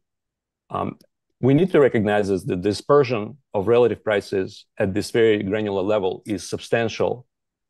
And for that, we need data. And the second dimension here is that households are non-trivially using this rich dispersion at the granular level to kind of try to alleviate the cost of higher inflation. So you need data for that. So this paper uses this new and exciting data that Santiago is scraping from restaurants and supermarkets. Some of the dimensions that I really like here is that it's international data. There's a range of inflation rates across different countries. The sample is short, starts in March 2023, but it's still ongoing, so it's going to get longer. There's a large number of highly substitutable products.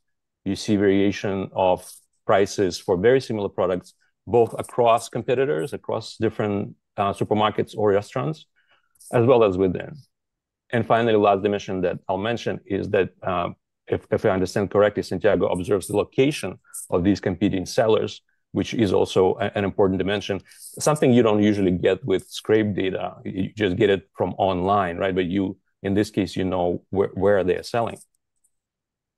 The second challenge is the theory challenge. So even if you get the detailed data, you still need to identify and quantify the source of inefficiency. And there are many sources to go here.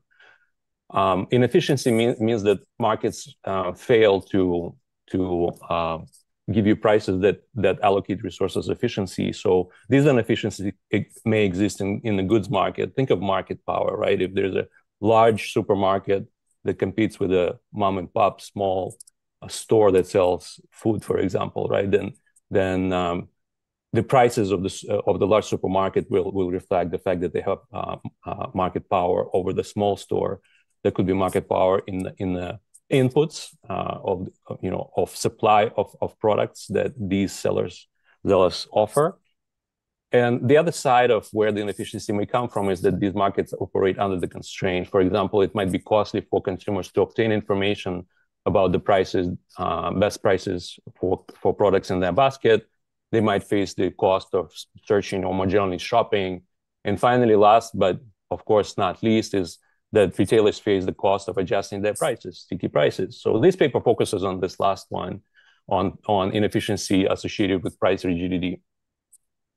And to do that, the paper uses approach in this recent nice paper by Adam, Alexandrov, and Weber. And like them, it finds that the inefficiency associated with the sticky prices is actually small. So that's a useful result, right? So let me first spend a couple of minutes summarizing the method from AAW and then offer a few comments. So what's the idea in AAW? This is the figure from their paper, and it offers the time series for relative prices of individual products within cafe latte product category, right? So each line here on the left and on the right is the time series for the relative price. Relative price of a product is its actual price relative to the aggregate price level, right? So if aggregate price level is trending up relative to that trend, the individual price can either go faster, so the relative price will go up, like on the left, or if it goes slower than the aggregate price, the relative price would go down, as on the right. If you want to think about examples from other categories, left-hand side would be products that are sort of fast-moving, like food, for example. And on the right-hand side, these are products like services or products that experience high rate of innovation, like computers, right? So their relative prices would tend to go down. So now what you see is these lines are kind of jaggedy, right? So they kind of they have this sort of downward slope, and then this jumps up. What does it mean? It means that when the price is sticky, so the actual price is not changing, but the aggregate price is going up, the relative price will be going down. So these episodes here are episodes when the price is stuck. So it exists here because of sticky prices. And when price finally adjusts, it adjusts to catch up with the rest. So you get these upward jumps here. And relative to these trends, you get this up and down movements that lead to price dispersion. So how do we work with that? We estimate on the left-hand side, so you have the log of this relative price for a product. You can estimate the part that gives you the trend for each of these time series, and the movement around it. The movement around it captures these adjustments, which could be because the cost of the product are changing. So that would be captured in this idiosyncratic component. Or it could be because of the drifts from the sticky price times. So that would be capturing this gap, and that would be the source of inefficiency. So if you fit the trend to these relative price movements, you can estimate the trend slope, right? So, and by the way, that trend slope will give you this product specific optimal price, P star. We need to note here that if the relative price is upward sloping, that means that P star, this product optimal price, according to AAW, is negative. Why? Because to reflect the sticky price idea, right? That the P star for these products on the left is positive because if there was no sticky prices and the P star was negative, then keeping the price fixed is optimal because you don't need to adjust to pay for the fixed costs to change your prices, and then you will get this relative upward moving slopes that are here. So for these products, the P star is positive. For these products on the right, the P star is actually negative. Okay, so you fit the trend here, and the residual will end up being the sum of idiosyncratic cost components. So that's not inefficient, that's efficient. And the inefficient component, right? So fitting this line will give you the residual that is a combination of inefficient and efficient components. So you still do not quite identify how much of this movement, this price dispersion here is coming from inefficiency. So you need a second stage, right? So you need to make assumptions about the epsilon star, the efficient idiosyncratic components. So you need to assume they're stationary and that the variance is orthogonal to inflation. Then the theory tells you that the variance of the inefficient price dispersion is a function of the square deviation of the product-specific inflation and the aggregate inflation. And that's what Santiago does and estimates that the CI is positive. So the relationship is there. So I have three groups of comments in the remaining 5 minutes or so. First is, so how much of the dispersion that we observe is due to this gap, to this inefficient price rigidity? Santiago does have it. He mentioned that, for the dispersion of all prices, relative prices, that's about 7%. He said so that 93% is due to efficient part, to the trend part, and only 7% is up to that. But the paper needs to deliver more of that, right? Because the whole point of going through all of this is to tell us, so how much of inefficiency we're getting at the end. AAW, they use UK data, and they tell us that at most, this term gives you 1%. So the bottom line is that price rigidity gives you really, really little here. So what if it's not that, so what is giving us much more? And this is, again, the figure from AAW, where the black line tracks the dispersion of all prices, and he shuts down, this component, which is small, but then he even shuts down the trend component. The most important source of inefficiency is due to dispersion in these intercept terms, right? So this is the relative price of products at the time when they introduced. So they reflect dispersion due to quality or innovation, which is efficient part, but this could be an inefficient part reflecting some kind of markups at the time when products are introduced. So if that's the sort of the more interesting potential source of inefficiency, then it would be interesting to go after that. So what other sources are there? So regarding this inefficiency in intercept, Bills has a QG in 2009 when he looks at sort of products that coming into the market, new products. And he says that, when sellers introduce these products, sometimes they mark them up. So think of sort of old Ferrari and the new Ferrari, right? New cool Ferrari. If the old Ferrari is $1 million and the new Ferrari is $2 million, it doesn't necessarily mean that the new Ferrari is twice as fast. It just, most of it is just reflects the fact that this is a new and cool Ferrari and everyone wants to buy it. And so you mark it up. And that's inefficient, right? So it would be interesting to kind of think about that. The second idea here is that because you have location data, it means that you could potentially look into how local competitors adjust their prices relative to each other and whether there is some strategic behavior there. In the paper, you use this idea from Sarah Zaror's paper that finds that the relationship between dispersion of similar products and inflation is upsilon shape, right? That it starts going up as inflation goes away from zero, but then it levels up. And it levels up because as inflation gets higher, consumers become more active, sort of trying to search better deals and reduce their prices. And another idea, you present these results that the standard menu cost model seems to be at odds with these results. And then that's another idea of sort of try to go deeper and understand why.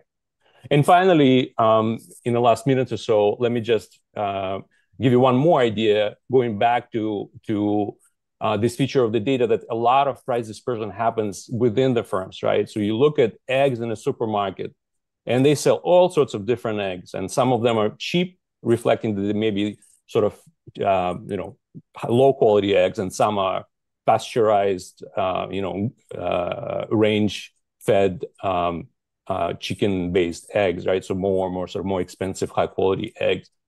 So there's a lot of price dispersion within the categories. And we have this paper with Alberto that study how this within category price dispersion evolved over this time.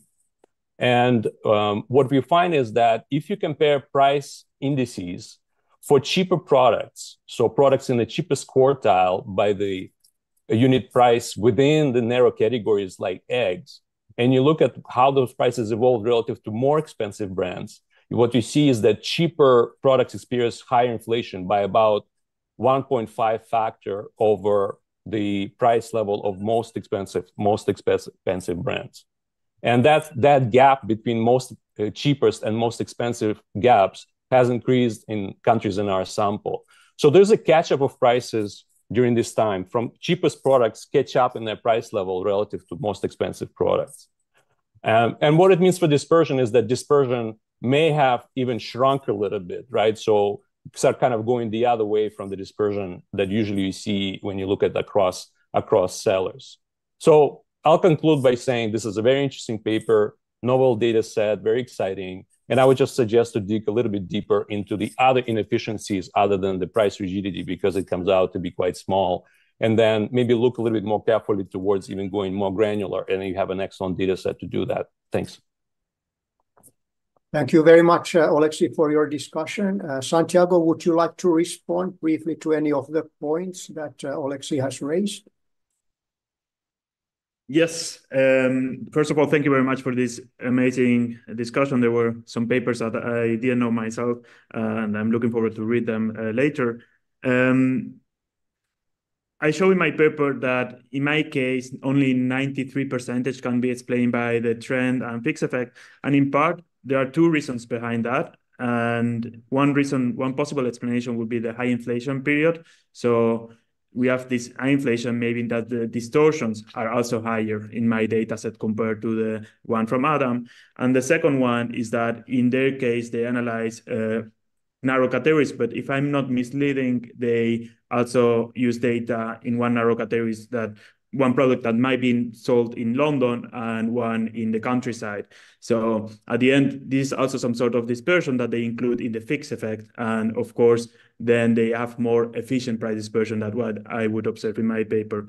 So the number in this paper, this inefficient price dispersion, the standard deviation of the residuals is, I think, around 0.05, and this is something very close to what you will get and how it increases with inflation. It's close to what you will get in New Keynesian models. So it's not small in my case, and it rises strongly with inflation. So meaning that it might be a source of cost of inflation in relation to the models.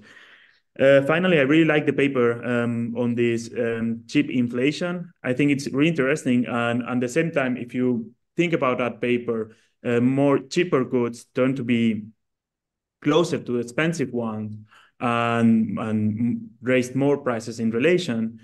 And at the end, what this will generate is that the relative prices of the cheap good will be closer to expensive ones. So consumers might reallocate into more expensive goods because expensive good and cheap good would be closer, and probably the expensive goods have also larger markups.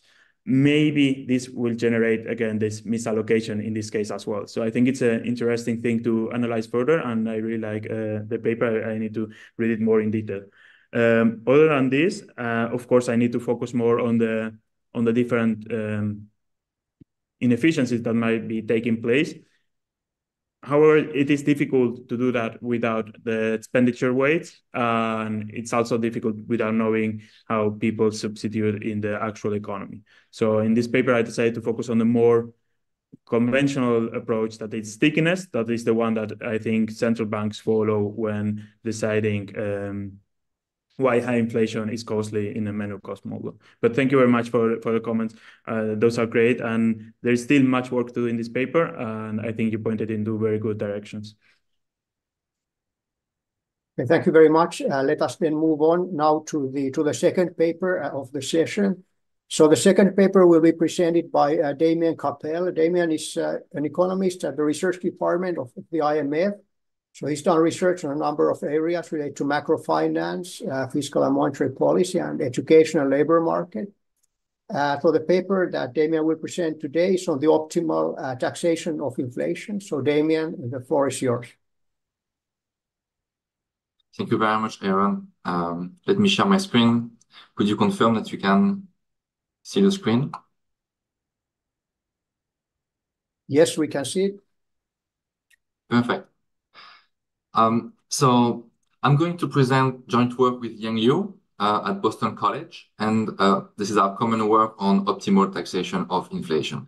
Let me start by thanking the organizers for having the paper on the program, and because I am at the IMF, I have to recognize that the views expressed in this presentation do not represent the views of the IMF or its management.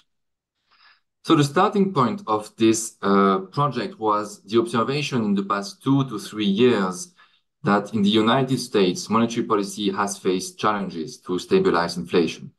We know from theory that monetary policy is an adequate tool to address inflation that comes from demand shocks, but we also know that it faces trade-offs when inflation stems from supply shocks, such as energy price increases or supply chain disruptions, or when inflation stems from inflation expectation shocks, which we sometimes call de-anchoring of inflation expectations, or when inflation stems from persistent wage price spirals, or in the words of Werning and Lorenzoni, distributional conflicts. So what we wanted to do with this project is really try to think about other tools, to broaden the set of tools we have to regulate inflation, especially when inflation comes from these sources. And a natural candidate that came to mind was to think about a tax on inflation policy, what we will call TIP, which essentially is a tax that would be paid by firms proportional to the increase in their prices or in their wages. And the hypothesis that we explore is that it would be an effective instrument to control inflation, especially for cost push shocks and inflation expectation shocks, the exact same shocks I have presented in the previous slide. And the key mechanism is that TIP gives an incentive to firms to moderate their price increases. When we started this project, we did not know that this instrument was actually widely discussed in Europe and in the United States in the 70s. It was even implemented in a few countries, in the Netherlands, Belgium, France, Italy, Mexico, and it was proposed by the US government to Congress in 1979. In the paper, we have a full section in which we review and discuss the papers that were published at the time in the 70s and the attempts in these countries. I won't have time to discuss them today, but I would be happy to chat about it if you have any questions. In terms of our contributions to the literature, we contribute to this early literature I just mentioned from the 70s and the 80s. This literature was mainly discursive. There was very few models, there was very few formalization and no quantification. So what we bring is we reassess the effectiveness of TIP in a fully modern macro-founded model. What we find is that TIP is a useful instrument to regulate inflation. The difference we find relative to this early literature is that TIP and monetary policy should be seen as complement, as opposed to the views of the time which saw TIP as a substitute for monetary policy. So this is a big difference from the views of the time. All right, so let me jump into what we do. We basically start by embedding TIP, a tax on inflation policy, into a conventional new Keynesian model. So let me give you an overview of this model. Households choose their consumption and savings. They consume a variety of final goods with CS preferences.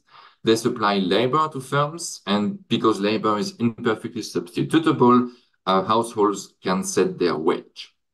Firms are in monopolistic competition. They choose their price and they hire labor, subject to two costs.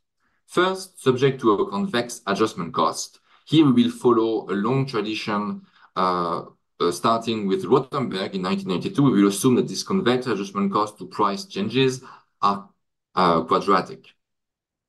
But the second cost is the novelty of our paper. We introduce a tax on inflation, and you can see this tax in the definition of the firm's profit at the bottom of the slide in blue. So if you look at the blue term, you see three different components. First, you see tau t. Tau t is the tax rate. Think of it as being 10%, 50%, 100%. It is time varying. Then it multiplies the price changes of the firm, PTI minus PT minus 1I. This is a tax on inflation, so it taxes the price change at the firm level. I want to highlight that this is a linear tax. So if a firm decides to decrease its price, it would get a subsidy from the government. And this linearity of the tax is going to be important later in the presentation. And finally, the tax payment scales with the firm's output Y. The first question we ask is, could we use TIP and monetary policy to implement the first best? Can we reach the first best by using TIP? And here the answer is yes. And let me walk you through the reasoning. So we know that monetary policy alone is able to address inflation coming from demand shocks, meaning discount factor shock or tax cuts, or when inflation comes from TFP shocks. But we know that it cannot address cost push shocks and inflation expectation shocks. And this is because these shocks, they entail an externality in the pricing decision of firms. They create a wedge between the private valuation of price increases and the social valuation of price increases.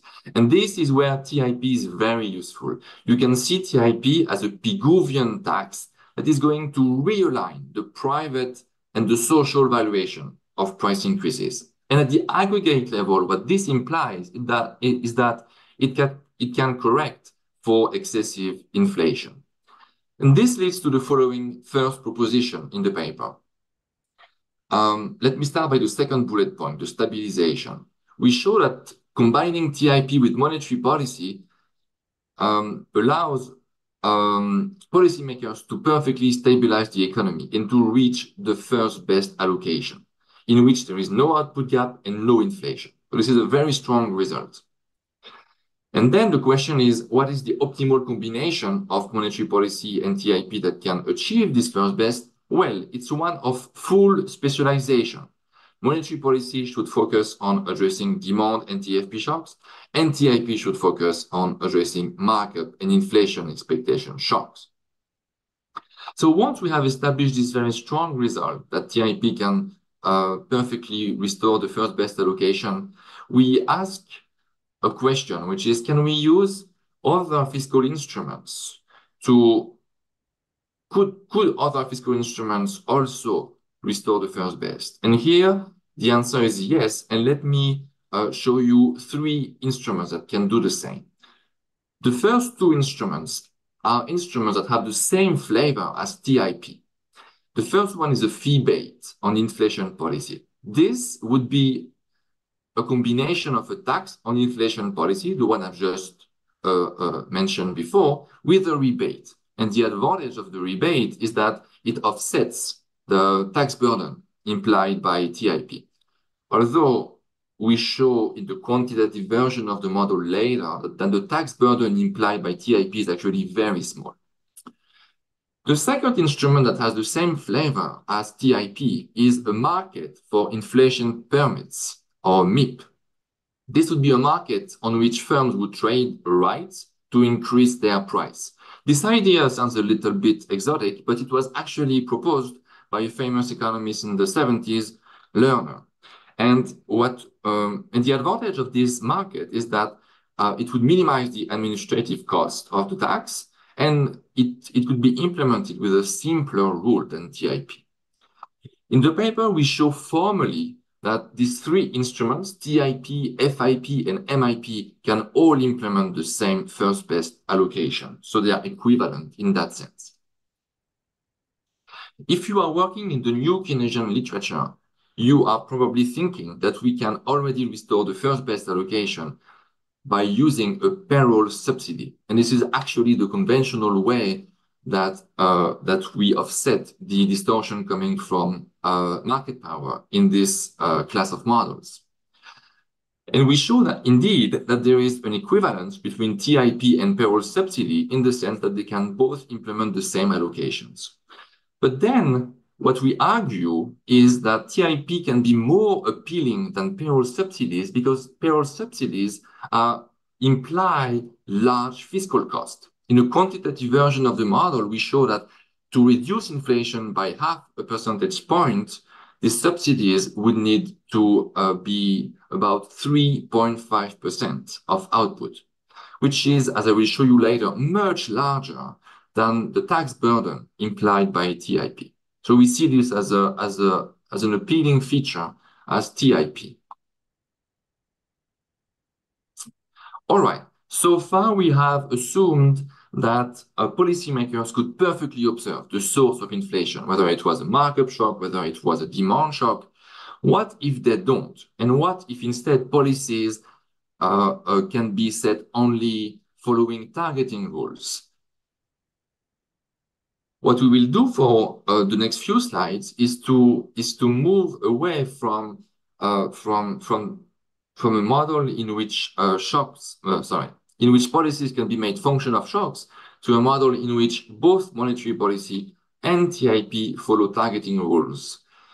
Monetary policy is going to follow a Taylor rule, and TIP is going to follow an inflation targeting rule, which I show on the slide on the left-hand side. You see that phi pi is going to measure the strength of the reaction of TIP to inflation. And then we will simulate, using a calibrated model, the stabilization properties of TIP. And I want to show you one result. This is what you see on this slide. I show you what is the stabilization gains coming from TIP following a markup shock. So I show you the IRF of inflation, the output gap, the policy rate, the TIP rate, the TIP as a percent of sales, which is our measure of tax burden, and the markup shock. And I show you the IRF for different values of phi pi, so for different strength of the TIP rule. And what you can see is that by strengthening the reaction of TIP to inflation, you can stabilize inflation. You can also stabilize the output gap. Monetary policy does not need to be as aggressive. And you can achieve this stabilization for a very small tax burden. As you can see in the bottom middle panel, the tax burden implied by TIP is less than 0.15% of sales. So this is very small. In the paper, we then go beyond this deterministic simulation, and we allow for a stochastic analysis in which the economy is hit by different types of shocks that are calibrated in a realistic way. And we show that the result that TIP provides substantial stabilization gains still holds in that environment. We also show that the idea that instruments should specialize, which we had derived in the first best setting, is still true in this environment with targeting rules, meaning that TIP should specialize in targeting inflation and monetary policy should put more weight on the output gap. All right. At this point, you may have a concern, which is that TIP could exacerbate price distortion, and it could lead to misallocation of consumption and investment. So to address this concern that TIP could exacerbate relative price distortion, we extend the model to many sectors which are hit by sector-specific TFP shocks. And these sector-specific TFP shocks, they require adjustments in relative prices. And in this environment, we ask the question, are the distortions that are due to sticky prices, are they exacerbated by the existence of TIP? The answer we find is that no, and we show it in two steps. First, we show it analytically. This is what I show you in the proposition. At first order, and if price stickiness is homogeneous across sectors, the distribution of relative prices across sectors is totally independent of TIP. So this is a very strong result. TIP has no effect on relative prices. But of course, this result is true, requires two strong assumptions. One is first order, and the other is homogeneity of price stickiness. So then we go back to the computer and we simulate a nonlinear version of the model with heterogeneous price stickiness. And what we find is that this result, that TIP does not exacerbate price distortion, is still true numerically. What is the intuition for this surprising result? Well, remember that TIP is a linear tax on price changes. In particular, if a firm decides to decrease its price, it would get a subsidy.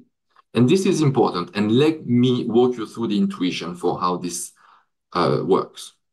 So let's start with from a situation with two firms that have the same price, a blue firm and a red firm. PB is the price of the blue firm, PR is the price of the red firm. Let's have a look at the left-hand side of the graph, where this is a world with no TIP. Imagine now that the red firm is hit by a negative TFP shock. This firm wants to increase its price. The gap between the price of the red firm and the price of the blue firm is delta. Now, what happens if we introduce TIP in this environment? As you would expect, the red firm is going to moderate its price increase. The PR is going to increase by less. But there is another effect we should keep in mind, is very important, is that the blue firm is also going to adjust, is going to decrease its price because it faces a TIP, it faces an incentive to decrease its price because it would get a subsidy if it does so. So with TIP, we have now a new gap between the red firm price and the blue firm price, delta prime. And the question is, how does delta prime, is delta prime larger than delta? And what we find both analytically and numerically is that delta prime is not smaller than delta, meaning we do not have more price distortion with TIP than without. All right. Then in the paper, we try to address a few implementation issues. And to do this, we run a few robustness checks. The first one is we look at how effective would be a tax on inflation that is restricted to large firms. We ask the question numerically, if we apply the TIP only on the top 1% biggest firms in the United States, what would happen to the stabilization properties of TIP? And we find that TIP would be almost as effective as in the baseline case. And the key reason is that the top 1% firms account for 75% of sales. We then ask the question, what would be the stabilization properties of a tax on wage increases as opposed to a tax on price increases? And here we find that the effectiveness of TIP on wage increases to control price inflation crucially depends on the nature of the shock. If the shock is in the wage Phillips curve, a TIP on wages would be very effective. But if the shock is in the price Phillips curve, TIP on wages would be much less effective. Finally, we also show that our results are robust to using time-dependent Calvo-type frictions as opposed to Rothenberg cost. All right, let me conclude. We have put forward in this paper a tax on inflation policy, TIP. We have shown that it was a powerful instrument to control inflation in the face of persistent wage price spirals and shifts to inflation expectations.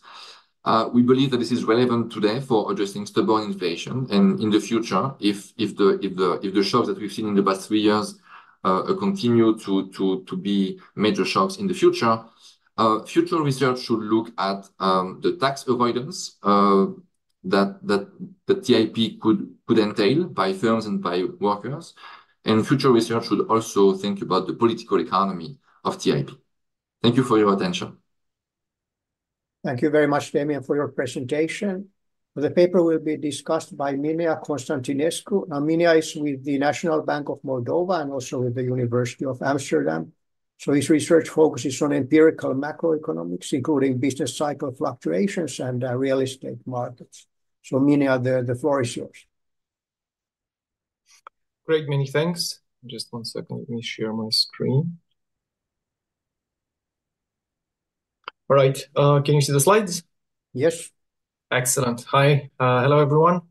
So thank you for this succinct presentation and very good overview of the paper, Damian. The paper main messages are that monetary policy hits an effectiveness speed bump when dealing with markup and inflation expectation shocks. So in this particular case is another tool that takes care of rapid and possibly unjustified price increases may be variable. So in this case, a tax on inflation policy is presented, and it would target firms' price hikes following an energy price shock, a supply chain shock, or an expectation shock. The two very, very relevant policy messages here are that there's a complementarity between TIP and monetary policy, standard monetary policy, because TIP is metabolized in the economy much faster, allowing, when taking into account also monetary policy, allowing potentially for smaller hikes in the key interest rate, also taking into account that monetary policy takes longer to work itself through the economy. And also equally important is that it would deliver a time-consistent portfolio of policies if we take into account TIP and interest rate changes, with the optimal combination under discretion being similar to best policy under commitment. And this is a very, very important result because it offers, apart from being a new, perhaps a specialized tool, it offers increased strategic flexibility in the monetary policy decision-making. So these are very important results because they open up, in a sense, new ways to think about conducting monetary policy.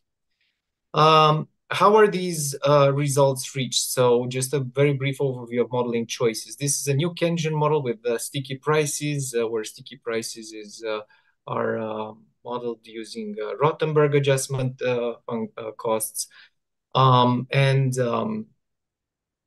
Just one second, please. And the linear tax is introduced, as shown by Damien, in the profit function of the intermediary.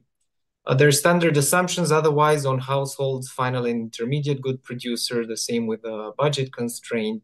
What's important to highlight is that there's an equivalence that's shown in the paper between introducing Rothenberg and Calvo pricing.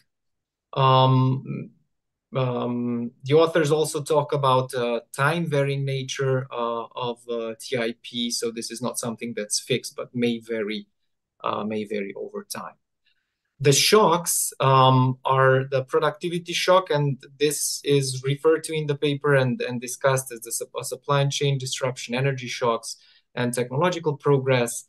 And these are located in the production function of the intermediate good firm. And there's an inflation shock that shows up in the firm's expectation function, is a reduced form shock, representing deviations from the rational expectation specification of the intermediary good producer. There's many questions that are asked and tackled in the paper. So apart from the non-distortionary nature of TIP for relative prices, even with sector-specific shocks, there's a lot of equivalence results. So, for example, this was also brought up by Damien, that you can think about fiscal alternatives, but these fiscal alternatives may be politically complicated to implement and also bring up questions of fiscal sustainability. So as soon as you take them into account, TIP obviously becomes a much better solution. They also consider TIP on wage increases instead of price increases. But again, if the shock is in prices, there's not much you can do with a TIP on wages. They consider the market for permits, which is also introducing an interesting element because it brings a sort of a competition element to determining who needs this TIP more and who needs it less. And they also discuss taxing large corporations for ease of implementation. Again, something that was discussed in the 70s. And again, here there are some equivalence results that are worthy of keeping in mind. So some of these modeling choices, I think, require a little bit of extra explanation. So the first one, when you open up the paper, the abstract starts discussing about distributional conflicts, as in Lorenzoni and Werning, the 2023 paper. And the authors indicate that the TIP may correct firms' pricing externalities. So if you consider inflation, I mean, in their paper, in the Lorenzoni and Werning, they consider inflation as the disagreement regarding relative prices. And inflation shows up as the power struggle to influence them. So how you can influence the pricing, your price compared to the other prices. And the stylized model that they use actually is purposely not new Keynesian. That's just a side note. In our case, for example, if we consider energy shocks, they would alter the relative price structure of inputs and may lead to distributional conflicts. But as indicated before, relative prices do not suffer any additional distortions with TIP. They neither distort them more nor less, depending exclusively on the Rothenberg adjustment cost. So if the Rothenberg adjustment cost, the theta does not depend on TIP, and then that's proposition 5 that Damien also brings up. It's interesting to clarify the link to the distributional conflict theory and what role TIP may play in it. There's some consideration about various heterogeneity dimensions, so the large versus small firm discussion. But I think there should be a little bit more here. So, I just picked one because this is in the appendix and this is considered.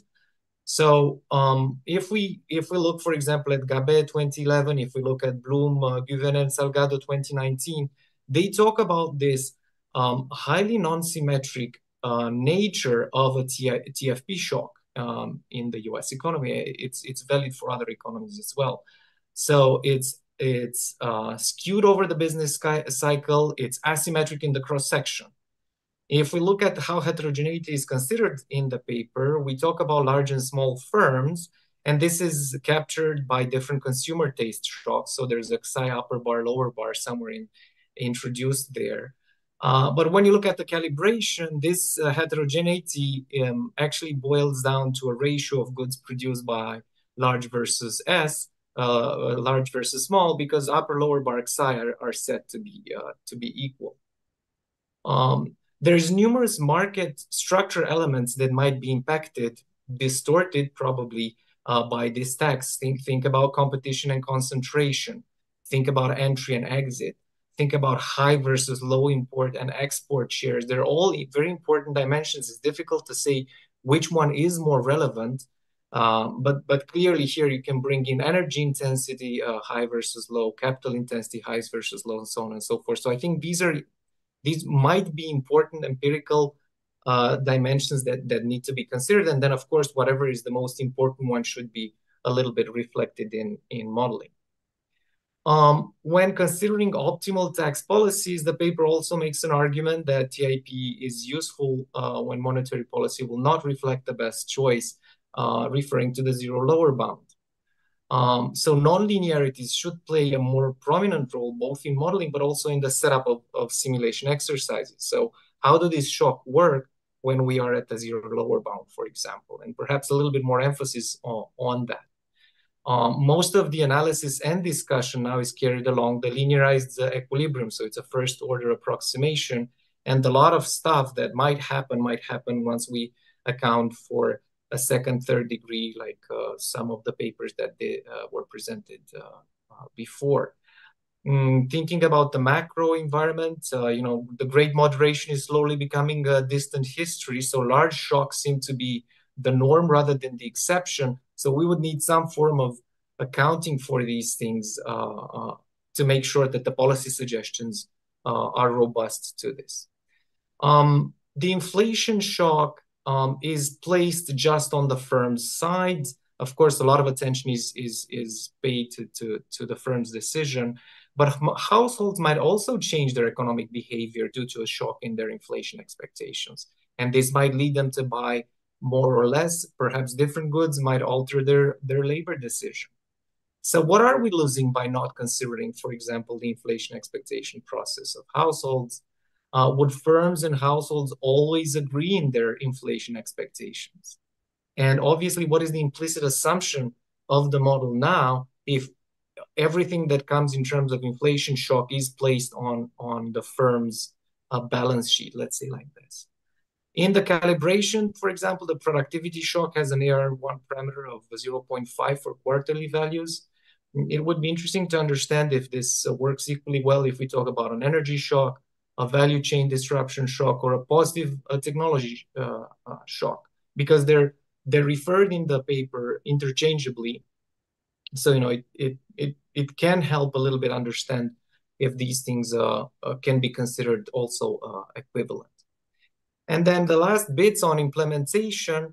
So we take, for example, on page 16, you're saying TIP is most effective at mitigating current markup and inflation expectation shocks when it's expected to decrease in the future. And that's a little bit the example you gave us on the slide with the red and green firms changing up or down their prices. And the argument is that when the shock hits, the government should temporarily raise TIP, and else it will decrease it later if no new shocks occur. And this makes it very appealing for firms to postpone their price adjustments in the current period. And I want to give you a very quick counterfactual of this implementation. So let's say at some point in late 2000s, an energy cost shock hits. Some central banks, if not most, come out raising TIP, or maybe it's not going to be the central bank, maybe it's going to be the government and whatever other authority in charge of this. And they say that it will reduce it afterwards because inflation is transitory. I think you guys remember the story of inflation is transitory.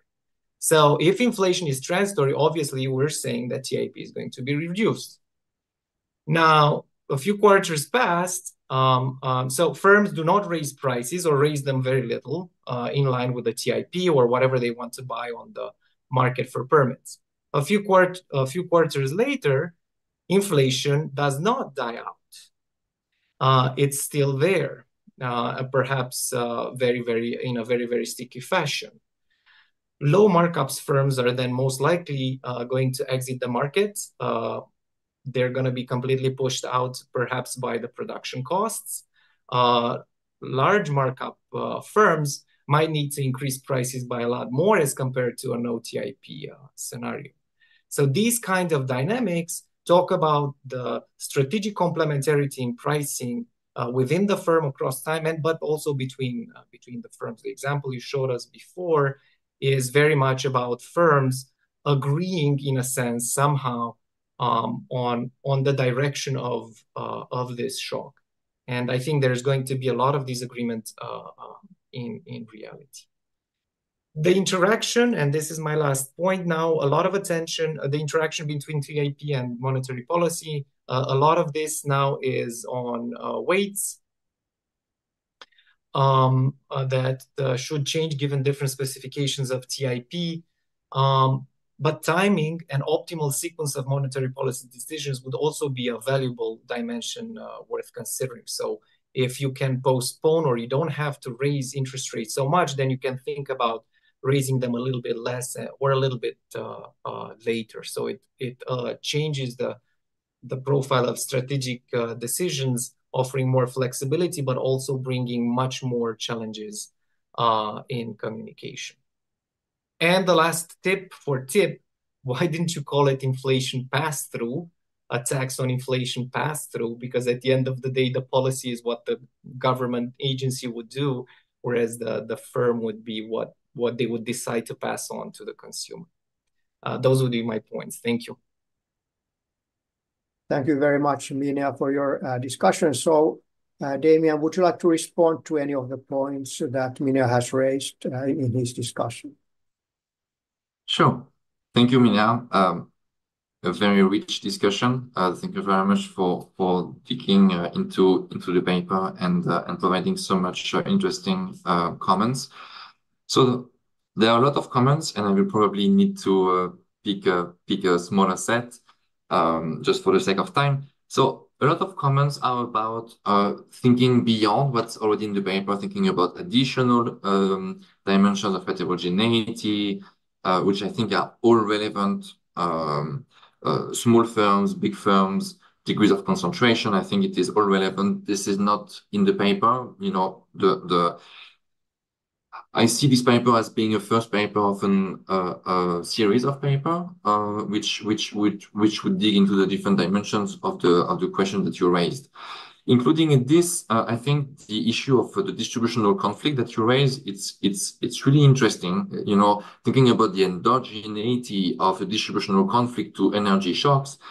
Of course, in the paper, we do not endogenize distributional conflict. We just assume there is a distributional conflict, which we model as wage markup shocks or price markup shocks. But I agree with you, it would be interesting to endogenize them and see how it changes the way we should think about TIP.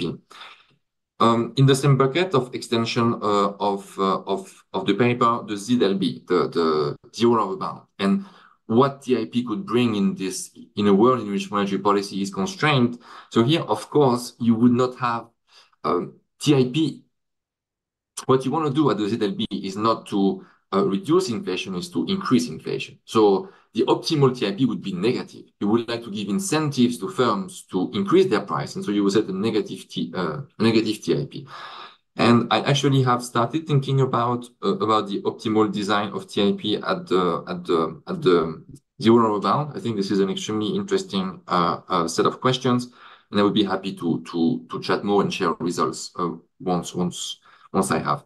I just wanted to go back to one point that you raised about the linearity and the non-linearity. I just wanted to clarify that we derive results in two sets of models. I mean, in the same model, but in the nonlinear version of the model, we derive the first best result allocation that TIP in combination with monetary policy can implement the first best. And this is true in the nonlinear version of the model.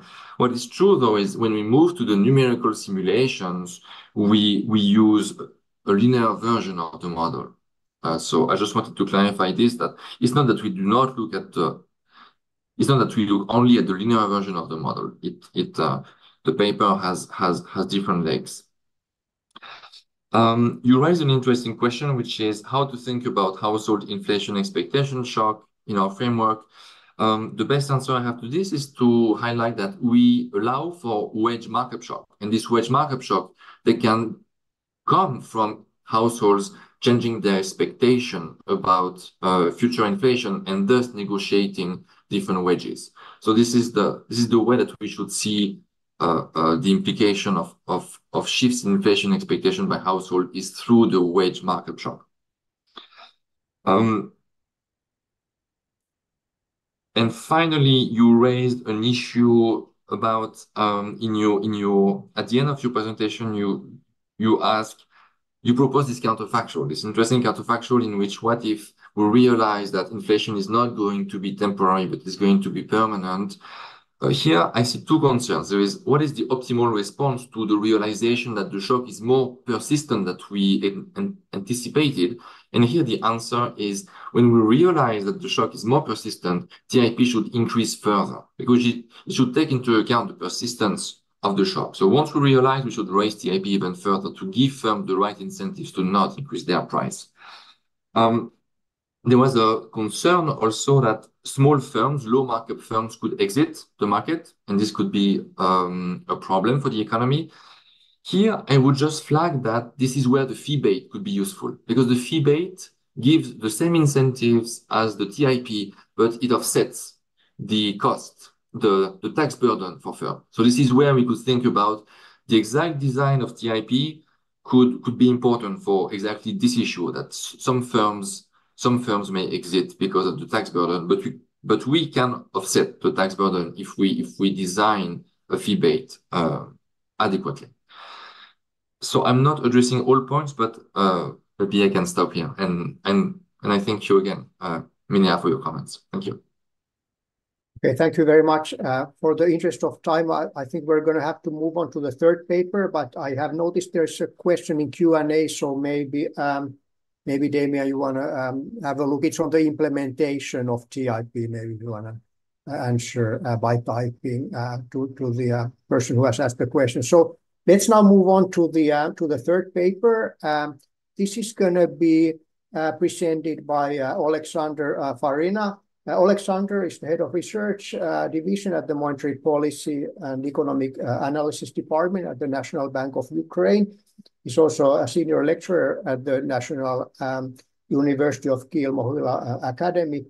His research covers international spillovers of shocks and also various aspects related to the inflation process. So the paper that he'll present today is on the role of financial literacy in anchoring inflation expectations, the case of Ukraine. So Alexander, the floor is yours. Thank you, Aaron, for the introduction. Give me a second to share my slides. Okay, so thank you again. So this paper is a joint work with Andriy Tsapin from the National Bank of Ukraine. He is here today with me in the same room, and I really hope that he will help me to answer tough questions and to respond to the discussion that we are very waiting for. I need to mention that the views and opinions here are only ours, so they do not necessarily represent the official position of the National Bank of Ukraine or any other institution. Let's start. So our modern understanding of economic concepts imply that inflation expectations about future are crucial in explaining and determining the current economic development in the economy. So we have models that incorporate decision-making process of households. And inflation expectations affect the decisions of households whether to consume or save, and this affects aggregate demand in the economy.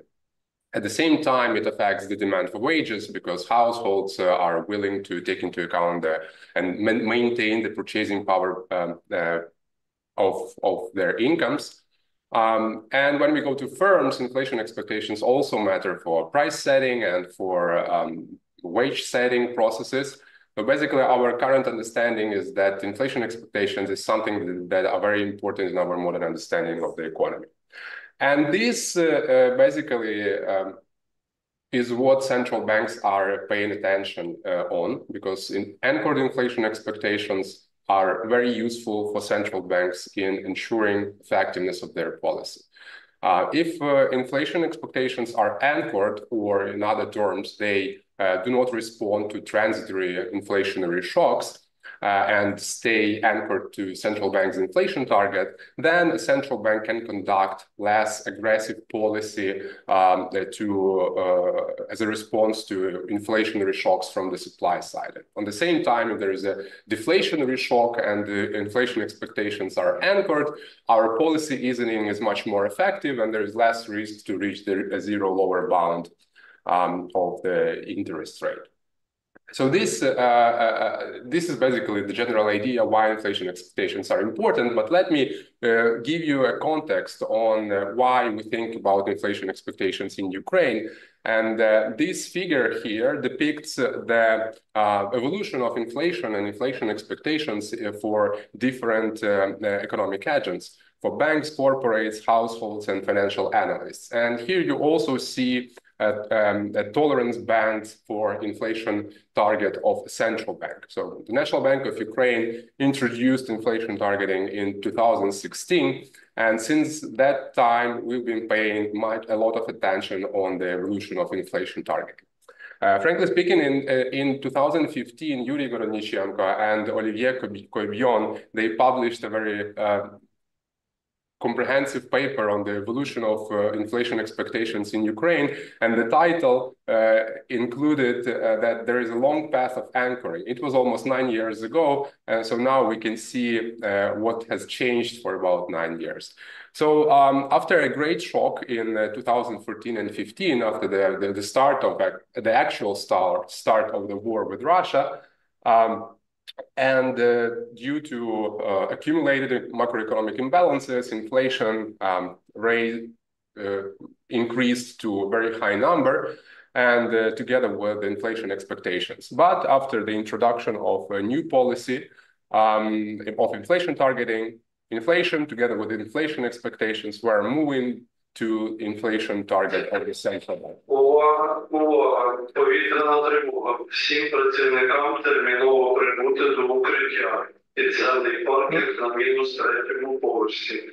Вхід з внутрішнього двору. Very sorry, just a second.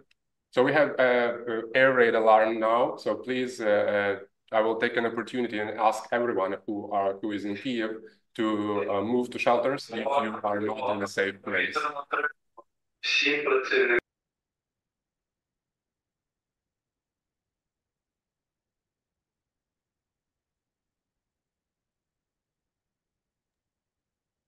Right. Okay, so let me continue. I'm very sorry for this. After the COVID pandemic started in 2020, inflation started to pick up again, together with a slight increase in inflation expectations. And in 2021, inflation already was about 10%. After the full-scale invasion in 2022, of course, inflation grew to higher numbers, to about 25%. And we see here that this actually corresponds to the increase in inflation expectations of all economic agents.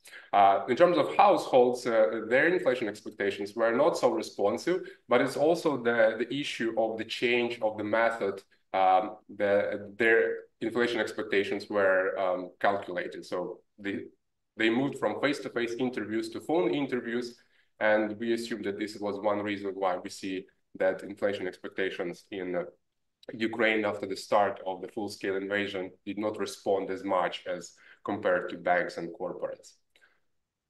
So as we see from this picture, it's pretty obvious that there is still a room for improvement of anchoring inflation expectations in Ukraine, and probably there is another long path of anchoring in the future. But over this time, we learned a lot about inflation expectations, especially in Ukraine. So we know that inflation expectations in Ukraine are very adaptive, which is pretty regular issue in emerging markets. And they respond to fixed changes, to developments on the foreign exchange market, which can be partially explained by the fact that a fixed exchange rate regime was in place for a very long time, and it served as a nominal anchor for the economy before the introduction of inflation target. Together with this general stylized fact, we also have other evidence of the determinants of inflation expectations. We know that inflation expectations respond to news shocks or to news about changes in price for specific goods and services. So different agents respond differently on the news about changes in price for different specific categories of their consumer basket. However, we also find that the improvement of our credibility and improvement of the trust at the National Bank of Ukraine has a positive effect on the anchoring of inflation expectations. Together with this, we also have evidence that our communication helped to anchor inflation expectations, right? So basically, we learned a lot, and one reason we do it is very obvious, because central banks trying to anchor inflation expectations, they improve their credibility, they improve their trust in their policy by doing transparent and consistent policy. They actively communicate with different economic agents, and we have many other evidence from other countries as well, that the communication of central banks is very successful, especially when it comes to professional forecasters and people that really know what is happening in the economy. However, what about economic agents that can be less literate or potentially less literate in economic developments, like households, right? There are some papers that suggest that inflation expectations of households, they are actually explained not because of the general knowledge, but because of the specific financial knowledge. So basically, we need, if we want households to have their expectations anchored, these households need to be financially literate, let's say. Financial literacy helps in households in many aspects. They know how to invest better, they know how to manage their debt better, and how to gain better, higher wealth. And there is a bunch of recent papers that study inflation and inflation expectations in different countries, especially in advanced economies, and relate inflation, financial literacy in this respect. So what we do in this paper, we examine whether financial literacy influences households' expectations and whether or not it anchors expectations to the central bank's target in Ukraine.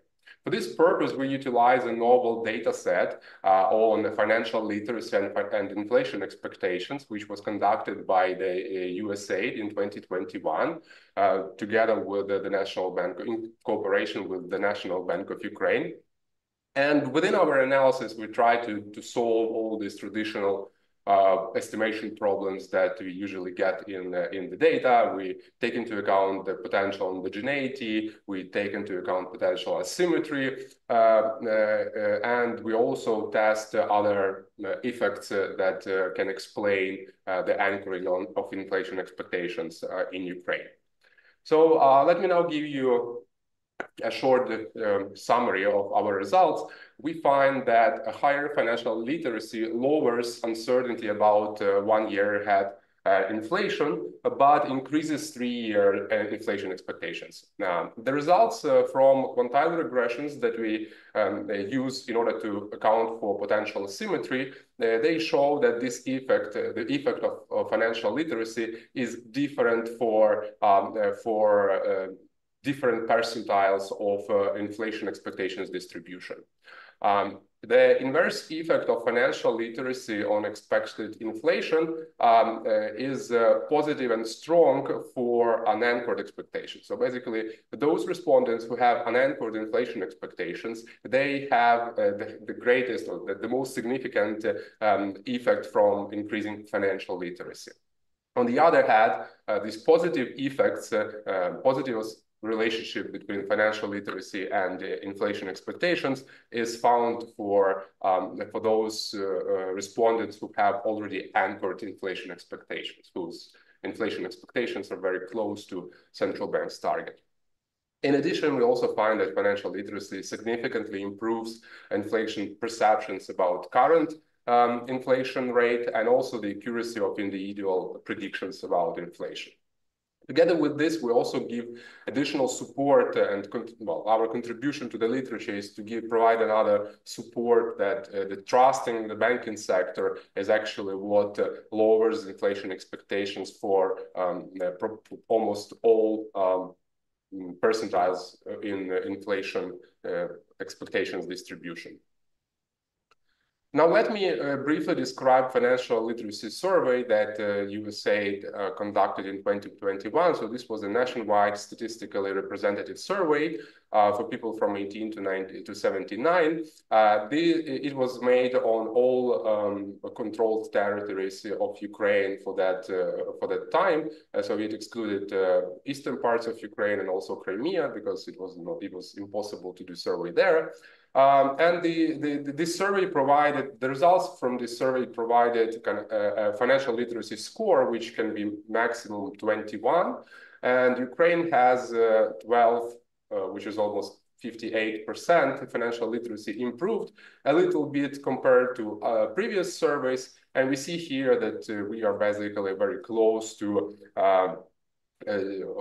average for many countries. So we use this data in order to express financial literacy of individuals. At the same time, because the USAID conducted this survey with cooperation of the NBU, we were lucky to ask to include different questions, additional questions, and there were 3 additional questions asking people what are their perceptions about inflation in the future and about inflation in the past. So we have 3 questions asking how much do you think the price of consumer goods and services have changed over the past 12 months, then next 12 months, and also next 3 years. So basically we can have different measures of inflation expectations of households, like current inflation perceptions, inflation expectations in the short run, 1 year, and also a medium run inflation expectations for 3 years. Here, these figures depict the distribution of inflation expectations for 1 year and for 3 years. We see here that these distributions are very, very skewed, although the median number is very close to what we find from other surveys conducted by InfoSapiens. However, we see here that this skewness is something that we need to take into account in the analysis. So our estimation approach goes as follows. First of all, we have 4 dependent variables. In addition to inflation expectations for short run and for medium run, and in addition to inflation perceptions, we also calculate the deviation of expected inflation forecast from the consensus forecast in 1 year. And in order to put it into the model, we use a set of complementary methods. We start from benchmark OLS together with some additional tools in order to account for specifics of the data set. However, we also address the issue of indigeneity, and we estimate we use IV approach to account for potential indigeneity of financial literacy. And in order to take into account the skewness of distribution of inflation expectations, we use quantile regressions. Basically, this helps us actually to make economic interpretation, because the lower percentiles of these distributions will introduce those respondents who have anchored inflation expectations, who have their expectations very close to inflation target. And however, upper percentiles of this distribution is something that we call an anchored expectation. So this provides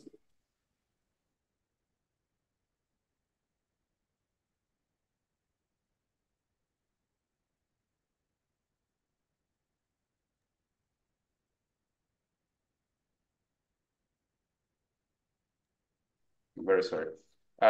So we provide economic interpretation for these different percentiles of distribution. And we also use a bunch of control variables that we can take from the data, in addition to some social demographic variables. We also use trust in financial institutions. This question was asked to respondents whether they trust or not to banking institutions in Ukraine.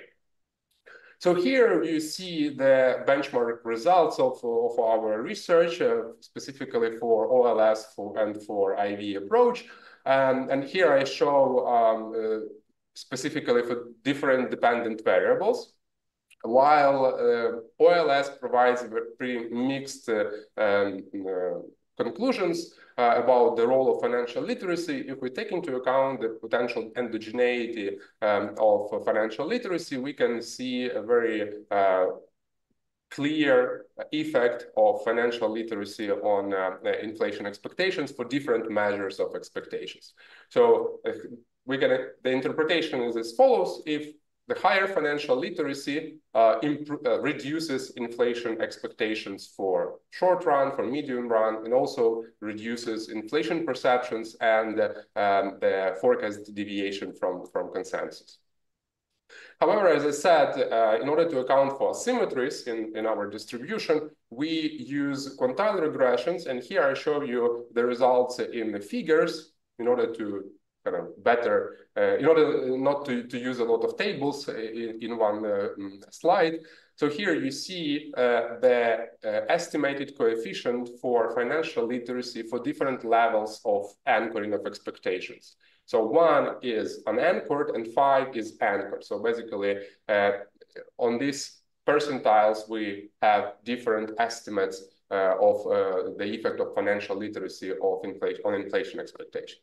And here we see a very clear asymmetry, which shows us that the effect becomes much stronger and more significant for those percentiles of distributions where inflation expectations are unanchored. So basically, if inflation expectations are unanchored, then financial literacy plays a very, very important role to anchor these expectations. We get some different results for medium-term inflation expectations. So here we see on this figure a positive effect, and it's significant for respondents who have anchored inflation expectations. Basically, well, we explain it by the fact that those respondents who already have anchored inflation expectations and they are financially literate, they will take into account future risks, and basically which will increase their inflation expectations. Additional results from our paper is the effect of trust. to the banking institutions in Ukraine. And here we see a very similar picture, and as we saw with financial literacy, basically saying that trust is something which helps to anchor inflation expectations. And especially this channel works for those respondents who have unanchored inflation expectations, and for different horizons. For 1 year had inflation expectations, for 3 year had inflation expectations, and also for other variables that we use as dependent variables. Okay, so let me conclude, since I'm running out of time as far as I know. So we find in this paper that higher financial literacy lowers average uncertainty about 1 year inflation expectations, but we find that it increases the 3 year inflation expectations, for basically medium-term inflation expectations. We also provide evidence of the asymmetric effect of financial literacy and its components on inflation. And this inverse effect of financial literacy on expected inflation works better for unanchored expectations, while positive effects are seen for anchored expectations. In addition, financial literacy improves our households' inflation perceptions and accuracy of their forecasts. And we also find that trust in the banking system lowers average inflation expectations in Ukraine. So this is all I have to say today. Thank you very much. I'm really looking forward for the discussion. Well, thank you very much, Alexander, for your presentation. So the paper will be discussed by Vitalia Yaremko. Vitalia is with the Trinity College Dublin. Her research focuses on issues on macroeconomics, including how macroeconomic expectations shape macro outcomes, as well as on issues on comparative economics. So Vitalia, the floor is yours. Thank you very much for the opportunity to discuss this paper. It studies very important and policy-relevant question. And as highlighted by Alexander, central banks around the world rely on inflation targeting to anchor inflation expectations and to stabilize the economy, because inflation expectations matter for numerous decisions of households and firms. And specifically for households, it is very important for central banks to understand what determines inflation expectations. So this paper focuses on specific determinant, financial literacy. So in general, we know that more literate households tend to have lower and more accurate inflation expectations, but this evidence mostly comes from developed countries. And there is limited evidence for developing and emerging market economies, and this is where this paper comes in. So this paper studies the case of Ukraine, which is an emerging market economy. Ukraine has a medium-term inflation target of 5%, but household inflation expectations are consistently higher than the target. And I don't know, can you see my mouse? Yes, we can. So the survey studied in this paper was administered in August 2021. So during this time, household inflation expectations were about the actual inflation and about the target. And similarly, this is what's happening in the beginning of 2024. So anchoring expectations is still a big problem, given that actual inflation is lower. So just bringing up inflation expectations to the actual level would be in interest of the central bank. So financial literacy in Ukraine is lower than in advanced economies, but it is rapidly growing.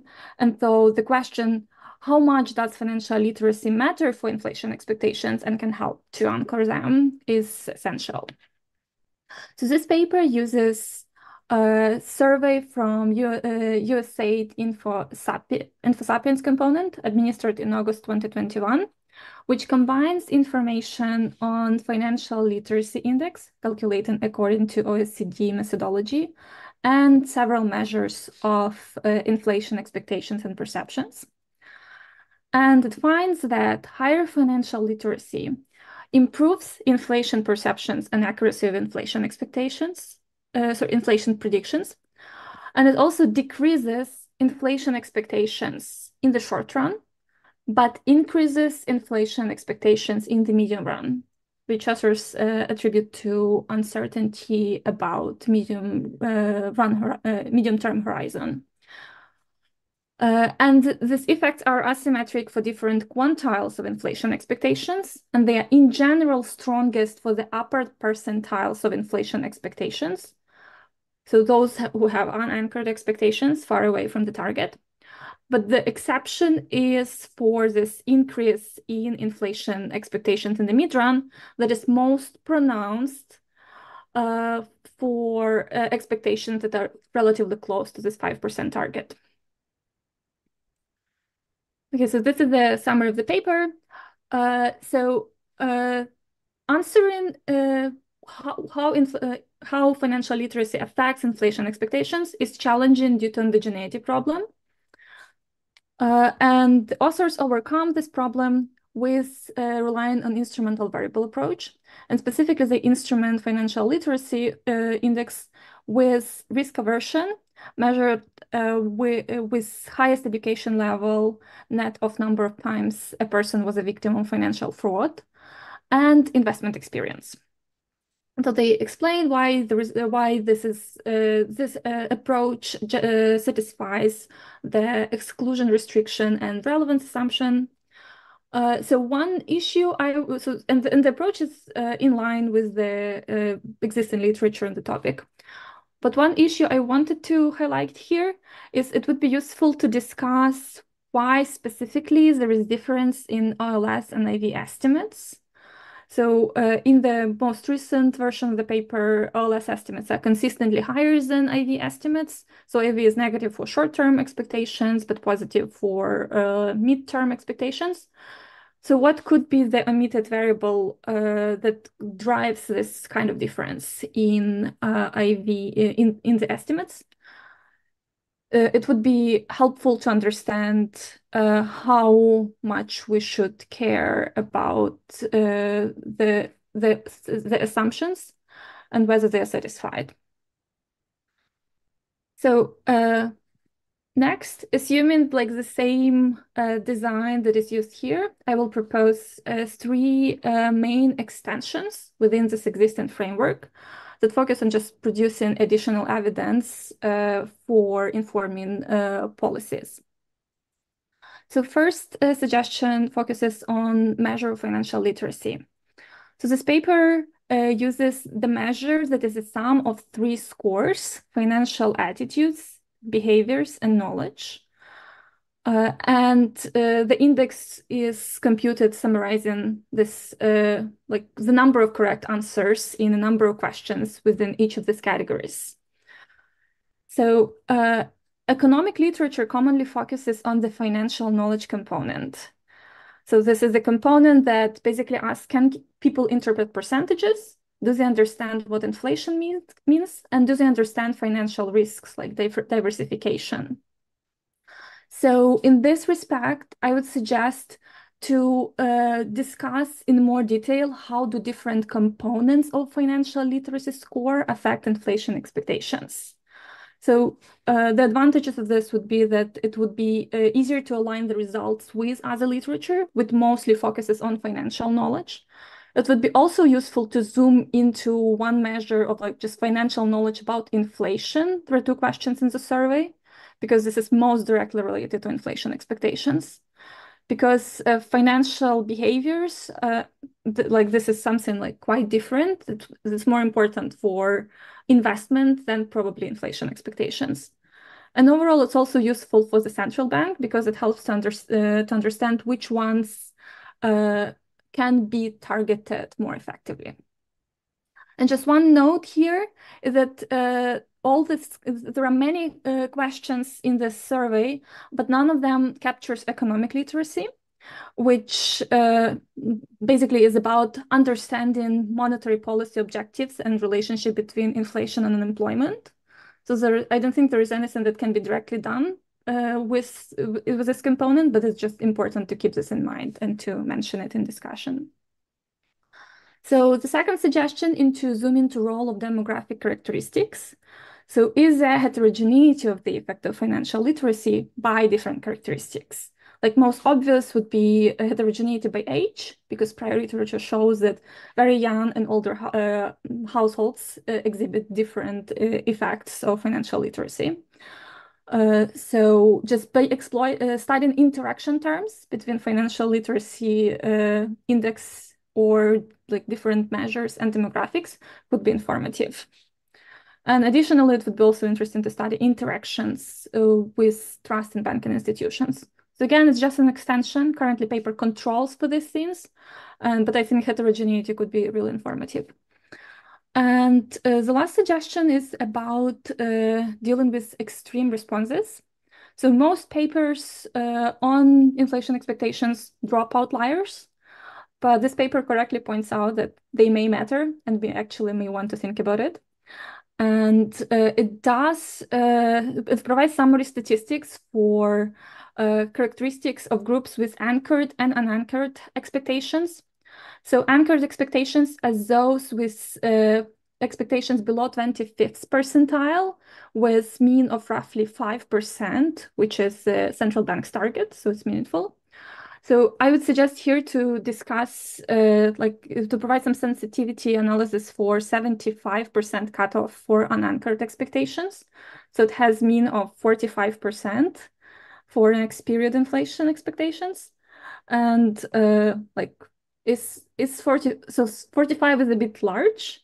So that is one dimension I think that is important to discuss. And additionally, it would be useful to account for role of different characteristics simultaneously by summarizing who is an outlier, so with a regression framework. So just predict that the person has unanchored expectations for whatever criteria, using regression and controlling for other characteristics. Do we see that very illiterate people are those who are more likely to be outliers? It would be also useful to provide some qualitative evidence, because in some cases, outliers just mean that people don't know or don't care about the answers. I don't think the survey explicitly provided this, but maybe since this is an in-person interview, interviewer script could have some information. So if you can access some interviewer's notes to see what interviewer said, if person said very low inflation or very high inflation. So to summarize, this is well-written and policy-relevant paper. It has careful attention to specification choice and addressing outliers, and there are many potential ways for extensions. And these extensions could help better target financial literacy interventions. And just taking one step aside from the existing data, I just would like to provide you with a suggestion to possibly design a new survey experiment using existing financial literacy tools. Like there is a new website launched by the National Bank of Ukraine called Harassed with financial literacy education. Like this way you could measure inflation expectations before and after education session. You could do some randomization, you could sharpen identification strategy, and you could provide like an entirely new set of results. Thank you. Thanks very much, Vitalia, for your discussion. So, Alexander, would you like to respond to any of the points that Vitalia has raised? Sure. First of all, I would like to thank a lot to Vitalia for this discussion and for raising a lot of issues that actually we were thinking of. But you know, it's always the case when you get the novel data and the novel survey, you have so many results that you need to stop somewhere.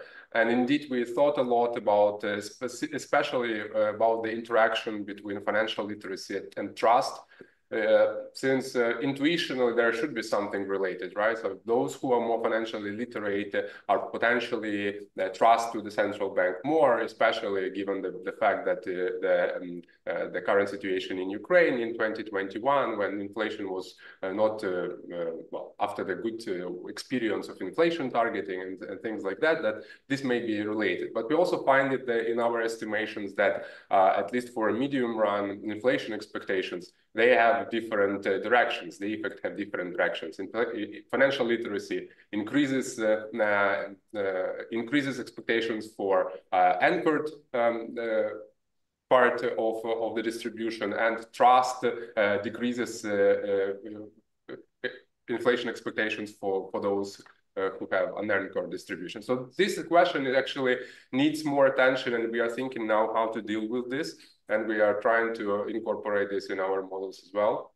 In terms of instrumental variables, that we also paid a lot of attention to this. So we use this several instruments, and actually they partly take into account the experience, because there was a question whether did you experience any fraud or any problems with banks in past 2 years. So this partially covers this this effect of experience, but we can also extend this by other instruments, and thanks a lot for pointing this out. And lastly, your suggestion about the continuation of the survey. We are very looking forward to continue the cooperation with the USA in this respect, and I really hope that the next survey will be conducted in Ukraine as well, and I really hope that we will be able to join and to suggest our So everything is okay. There is no more error alarm. So yeah, so I really hope that we will be able to cooperate and kind of to improve the way we collect and include more answers that are necessary for us to take into account specifics of the effects of financial literacy. So thank you very much. This is indeed very nice and a discussion, and very motivating, and we have a lot of work to do in the future. Thank you. Thanks. So I don't see any questions at the moment in the Q&A. So I think, given that we are right on time, I think we can bring the second session to an end. So I would like to thank all the paper presenters, the discussants, and everybody else who was taking part in this session. So I think we're now going to break for lunch and be back in 40 minutes or so. Thank you.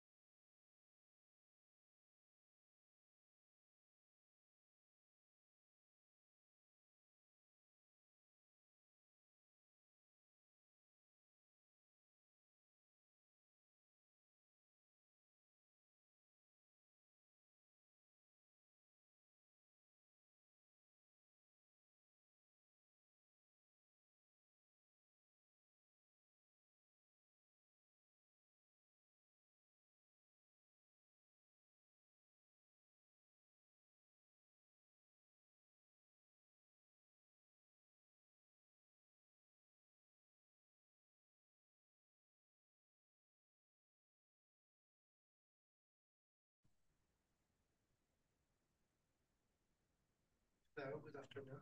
Can you hear me?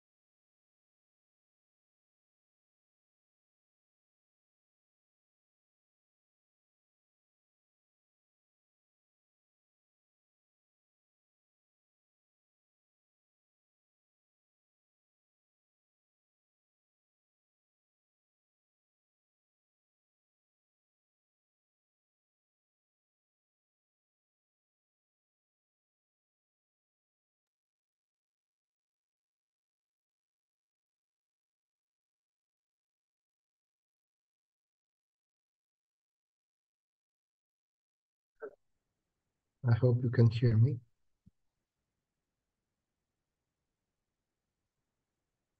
Can you hear me?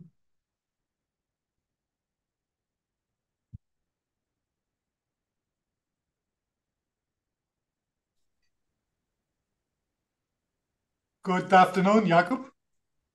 You hear me? I'm hearing you, yes. Thank you very much. And loud and clear? I think so, yes. Okay, very good. Shall I try to share my presentation? Yes, please.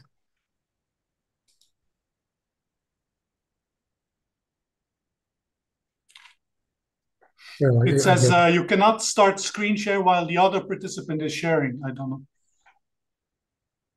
maybe because of the timer that we just had. It is not me, it's the organizers working on the... Can you share now, perhaps? Okay, now it works.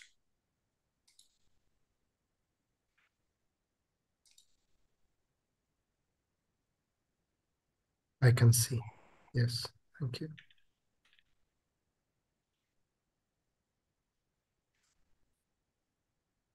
Should I keep it up or? I think it's fine. It's fine. Okay.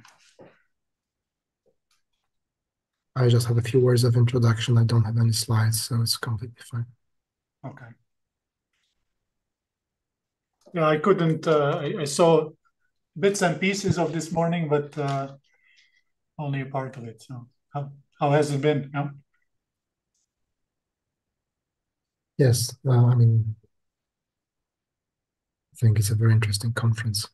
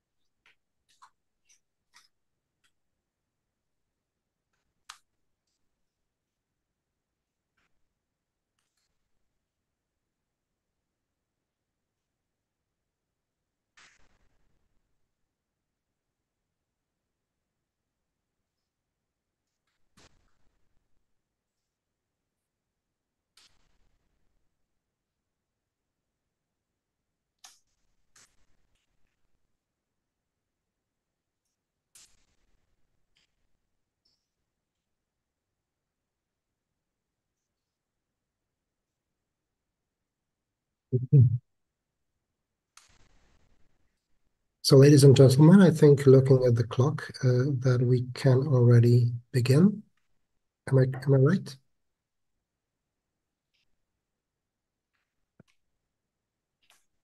Yes, yes. So we're happy to host Professor Frank Smets as our keynote speaker. He is advisor in the Council to the Executive Board at the European Central Bank in Frankfurt. And he also is a part-time professor of economics at the Department of Economics of Ghent University in Belgium. Formerly, he also served as Director General of DG Economics at the ECB, where he led the economics department responsible for the economic analysis of the euro area economy. He served as Secretary for Monetary Policy of the ECB's Governing Council, as well as Chair of the Monetary Policy Committee, the Eurosystem Committee that prepares ECB monetary policy decisions. Of course, he has an excellent research record. If you look Professor Smets up on Google Scholar, you'll see more than 28,000 citations with an H-index of an impressive 64. And two of his most celebrated papers with Ralph Wouters, published in the Journal of the European Economic Association, 2003, as well as the American Economic Review in 2007, jointly attracted around 13,000 citations. These papers are widely believed to have impacted the discipline and found their way to macro textbooks, where you can find passages such as the Smets and Wouters model has become a modern workhorse and benchmark model for analyzing monetary and fiscal policy, And if you look up the Wikipedia entry for dynamic stochastic general equilibrium, there you can find an interesting opinion by Narayana Kocher-Lakota, who said, Frank Smets and Ralph Wouters demonstrated that a sufficiently rich new Keynesian model could fit European data well. Their finding, along with similar work by other economists, has led to widespread adoption of new Keynesian models for policy analysis and forecasting by central banks around the world. So clearly a lot of influence on the discipline. All in all, we're delighted to have Professor Smets as our keynote speaker. And Professor Smets, the floor is yours. Thank you. Thank you very much, Jakub, and thanks a lot for a very kind introduction. Actually, in my presentation, I will sort of build somewhat on this work, the canonical DSG model that you refer to. So it's a great pleasure to participate in this conference. Now, the topic of my talk is fiscal and monetary policy interaction, and particularly it's based on a paper with Ralph Wouters, my long-standing co-author, titled "Fiscal Backing, Inflation, and U.S. Business Cycles." I apologize for the fact that I will be talking about the U.S. economy. We're working at the European Central Bank. This is maybe a bit unusual, but obviously when one wants to think about the interaction between fiscal and monetary policy, looking at the US economy is a bit simpler than looking at the euro area, where we have 20 different fiscal authorities. So we'll have to expand our model to a monetary union model to do that. And so that's where we are not yet. I should say that the views expressed are, of course, my own and not necessarily those of the ECB or the National Bank of Belgium or the Eurosystem more generally. So this is the outline for the talk, and let me immediately go to the sort of the motivation for why we started this joint work. I mean, it's clear that the fiscal monetary policy mix is crucial for the determination of inflation. Now, most inflation targeting regimes, they are typically described as what I think Francesco Bianchi and Leonardo Melosi called monetary-led regime. So that's a regime where monetary policy achieves the inflation target by actively setting policy-controlled interest rates with the so-called following so-called Taylor principle. So nominal interest rates rise more than 1-for-1 in response to inflation, so that you get a tightening, a real interest rate tightening. And fiscal policy is largely passive, focusing on that sustainability. So in our standard no Keynesian model that we use in central banks, this is most of the time assumed. As a result, fiscal policy plays in the background, and this doesn't play a big role.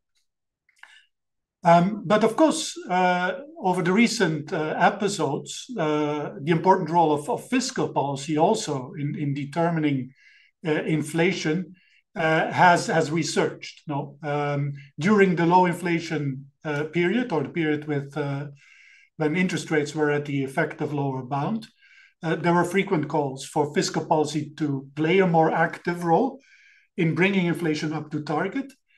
And some have described that regime at the ELB as sort of a fiscal-led regime. I mean, the arguments were, on the one hand, that monetary policy at the effective lower bound is less efficient, whereas fiscal policy, when interest rates are fixed, has higher fiscal multipliers and is more effective. And secondly, when interest rates are low, particularly relative to the growth rate, that, of course, creates more fiscal space, whereas the space for monetary policy is limited and has to be sort of found by using other unconventional policy tools like QE. So that was in the period of low inflation and ELB. Of course, since then, we've seen an inflation burst in 21 and 22, and that has challenged this fiscal monetary policy mix. And of course, particularly in the US, there has been a big debate about the role of the expansionary fiscal policy in driving part of the inflation that we've seen in that period. And together with sort of that focus on expansive fiscal policy in driving inflation, of course, there has been also calls for a return to a monetary-led policy mix where interest rates and monetary policy sets or determines inflation. And of course, that's what we have seen with the rise in rapid rise in interest rates in the course of 2022. Now, when we want to sort of think about that interaction in the standard New Keynesian model, then one of the issues is that these two regimes that we were talking about, the monetary-led versus the fiscal-led regime, or what Leeper called active monetary policy and passive fiscal policy on the one hand, or passive monetary and active fiscal policy on the other hand, they are extreme regimes. In the monetary-led regime, as I mentioned, the Taylor principle holds. So nominal interest rates rise more than 1-for-1 in response to inflation, thereby restraining the economy, tightening the stance, and bringing inflation back. Whereas fiscal policy has a clear debt feedback rule. Whatever fiscal implications such an interest rate rise has, real interest rate has for the budget, will be undone by future primary surpluses.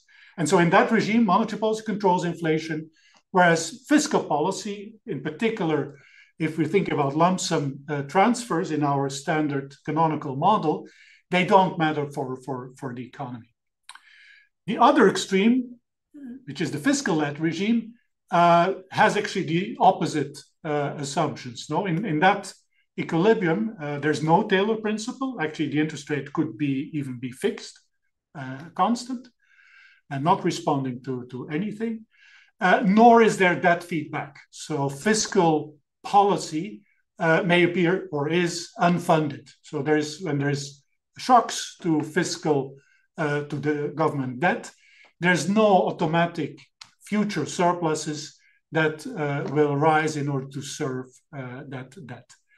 And so in that equilibrium, it's fiscal policy that controls inflation, because inflation, particularly if debt is nominal and long-term, can bring down the value of government debt, whereas monetary policy is actually counterproductive. It's what Chris Sims called, it's stepping on a rake. If it tries to raise interest rates in response to that inflation, it will actually worsen the inflationary spiral, because the rise in interest rates will lead to higher debt. And if there is no funding of that higher debt, that will lead to higher inflation. So that's the fiscal theory of the price level. Now, in this paper, what we basically argue, and of course we're not the first ones to do that. John Cochrane has talked about that, and also Francesco Bianchi, Facchini, and Melosi. A realistic model probably need to think about intermediate regimes where you have partial fiscal backing, where fiscal policy generally commits to serve current debt by running future surpluses, but may not take the full burden of adjustment. So there may be a part of the fiscal that is not fully funded, which then may give rise to some inflationary pressures to stabilize the debt ratio. Whereas monetary policy is generally geared towards stabilizing inflation, but it may have to face the inflationary consequences of partially unfunded government debt. And so what we will do in this paper, and these are kind of the three objectives, is first develop a model which allows for such an intermediate monetary fiscal policy regimes with partial fiscal backing. In our model setup, the degree of fiscal backing will be captured by a regime parameter, lambda. We will assume in this first draft of the paper that lambda is constant over time and across shocks. But in principle, no one could, the methodology allows it to be also time varying and also shock dependent, but that's not what we will assume in our estimations.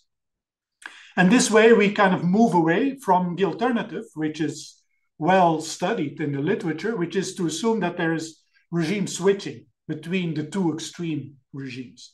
Eric Leeper has a paper on that, Chung and co-authors in 2007, which sort of looks at the implications of regime switching for the dynamics of the economy. And of course, there are the papers by Francesco Bianchi in 2017 and 2020 also. Then in a second objective is to estimate the Smets-Wouters model with partial fiscal backing for the US economy to basically address three questions. First of all, what is the average degree of fiscal backing? Is the assumption that we usually make when we develop these models, which is lambda is 1, so you are in a monetary-led regime. Is that a correct assumption, or is there some partial fiscal backing, or should we even go to a fiscal theory of the price level type of model where lambda would be 0, where you are in the fiscal-led regime? Secondly, and it follows from the answer to the first question, are the most important drivers of inflation monetary or fiscal? Depending on lambda, there will be more fiscal or less fiscal inflation. And third, how does it affect the propagation of the various business cycle shocks? Because, and this is also sort of a new perspective in this paper, of course, it's not just fiscal shocks that have fiscal consequences or monetary policy shocks that have fiscal consequences. All shocks have potential fiscal consequences. And if there's partial fiscal backing, that may change the inflationary effects of those shocks too. And so we ask the question, once we estimate this model with partial fiscal backing, how does it affect the inflationary effects and more generally the propagation of various business cycle shocks? We will do that estimation over a sample from 1965 to 2019, just before the pandemic crisis. But because we didn't want to deal with the pandemic, the effects of the pandemic crisis on the economy in our sort of estimation, but we will use then the model, and that's the last part, to interpret the post-pandemic inflation period we will look at this through the lens of the model with partial fiscal backing, then to ask the question, so what does the model say with this partial fiscal backing about how much of the inflation rise and fall is driven by fiscal policy in the US and by fiscal inflation. So that's the three objectives. So let me just go through each of those. I mean, there's of course a big literature that looks at various parts of this. This paper is very much based on the fiscal theory of the price level to some degree, as discussed in John Cochrane's recent book. But it also speaks to the literature that looks at the implications of unfunded fiscal policy for monetary policy, and particularly the paper by Pierpaolo Benigno and Mike Woodford in 2006, where they have a very standard linear quadratic inflation targeting framework, a la Woodford in the standard three-equation New Keynesian DSGE model. But ask the question, what happens if you have a fiscal authority that produces unfunded shocks? So how in that framework, so very traditional classical framework, how does what's the optimal monetary policy response. We will not talk about the optimal lambda or the optimal fiscal monetary policy regime, but some of that literature actually starts dealing with that. Let me not go through each of the other sort of more empirical literatures that this paper is related to. Let me just come to the last bullet here, which is to say that, I mean, the methodology that I will show you next basically builds on the Bianchi and Melosi JME 2022 paper and the Bianchi Fattini Melosi QJE paper of 2023. So we twist somewhat their methodology to allow for these intermediate regimes of partial fiscal backing. So in order to illustrate the methodology, what I would like to do is actually show you how it works in like the simplest endowment economy with flexible prices and one period nominal government debt that we can think of. And this is really was already analyzed in Leeper's very early work on active monetary passive fiscal policy and the reverse. So this is an economy which is basically driven by two relations. The Fisher relation, where the nominal interest rate, RT, is equal to expected inflation in the next period, and the government budget constraint. So BT is the government debt over nominal GDP. It will depend on, of course, past debt. It will depend on the nominal interest rate, on inflation, and then on the primary surplus, tau T. The reason why inflation enters here is because that is nominal. And so when you have a spike in inflation, one period spike, unexpected spike in inflation, then this will reduce the debt to GDP ratio. But that here is one period debt. And then there's two reaction functions. There's the monetary policy reaction function, again, in the simplest form, where the nominal interest rate responds to inflation, and the fiscal policy reaction function, where the primary surplus responds to the last period's debt to GDP ratio with a coefficient, reaction coefficient delta B. I mean, if we combine equation 1 with 3 and 2 with 4, you basically get this system of two first order difference equations in inflation and the debt to GDP ratio. And we know, we have one forward-looking variable, one backward-looking variable. So we need to have one eigenvalue greater than one less than one to have a stable equilibrium in this economy. And of course, what Leeper showed is that there are basically two sets of policy regimes that will give rise to such a stable. The first one is where the psi is greater than 1 and delta B is greater than the inverse of the discount factor. So that's positive. The other one, so that's the active monetary policy or monetary-led regime. The other one is where psi is less than 1. So the Taylor principle is not satisfied. And there may be, this may be 0. So there's no response to, or sort of delta B is less than the discount factor. So there's no sufficient response to of primary surpluses to past debt. So if you simulate this economy, let me just go back. So what we're now looking is at the shock to the fiscal policy reaction function. So that's a fiscal shock. And we're looking at the response of inflation, interest rates, and that, well, we will look at inflation, the response of inflation, the primary surplus, and the debt to GDP ratio. So in the monetary-led regime, so that's when the Taylor principle holds, what happens when there is an expansionary fiscal policy, this is a 1% increase in the deficit, there's no impact on inflation. The debt increases by 1%.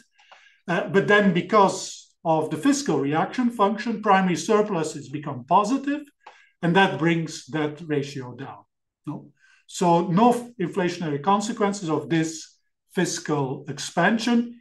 In this model, no, Ricardo equivalence holds. Everybody understands that the current deficit and rise in debt will be funded by future primary surpluses, and so has no impact on net wealth. In the other regime, the fiscal-led regime, and here we're kind of plotting the specific case where psi is 0, so nominal interest rates are constant, and also delta B is 0, so there is no response of the primary surplus to changes in debt. When you take the same shock in this equilibrium, so again, a 1% easing of fiscal policy, a deficit of 1%. In this case, you have the complete opposite effects on inflation and debt ratio. Actually, the debt ratio does not respond. All the adjustment is taking place through inflation. So you have a 1% burst in the inflation rate that basically brings down the nominal debt to GDP ratio. It stabilizes it, and there's no need for future primary surpluses. So you just have this one-time deficit and then primary balances and this one-time rise in inflation. So that's the fiscal-led regime. That's a regime of fiscal dominance where fiscal policy drives and determines inflation.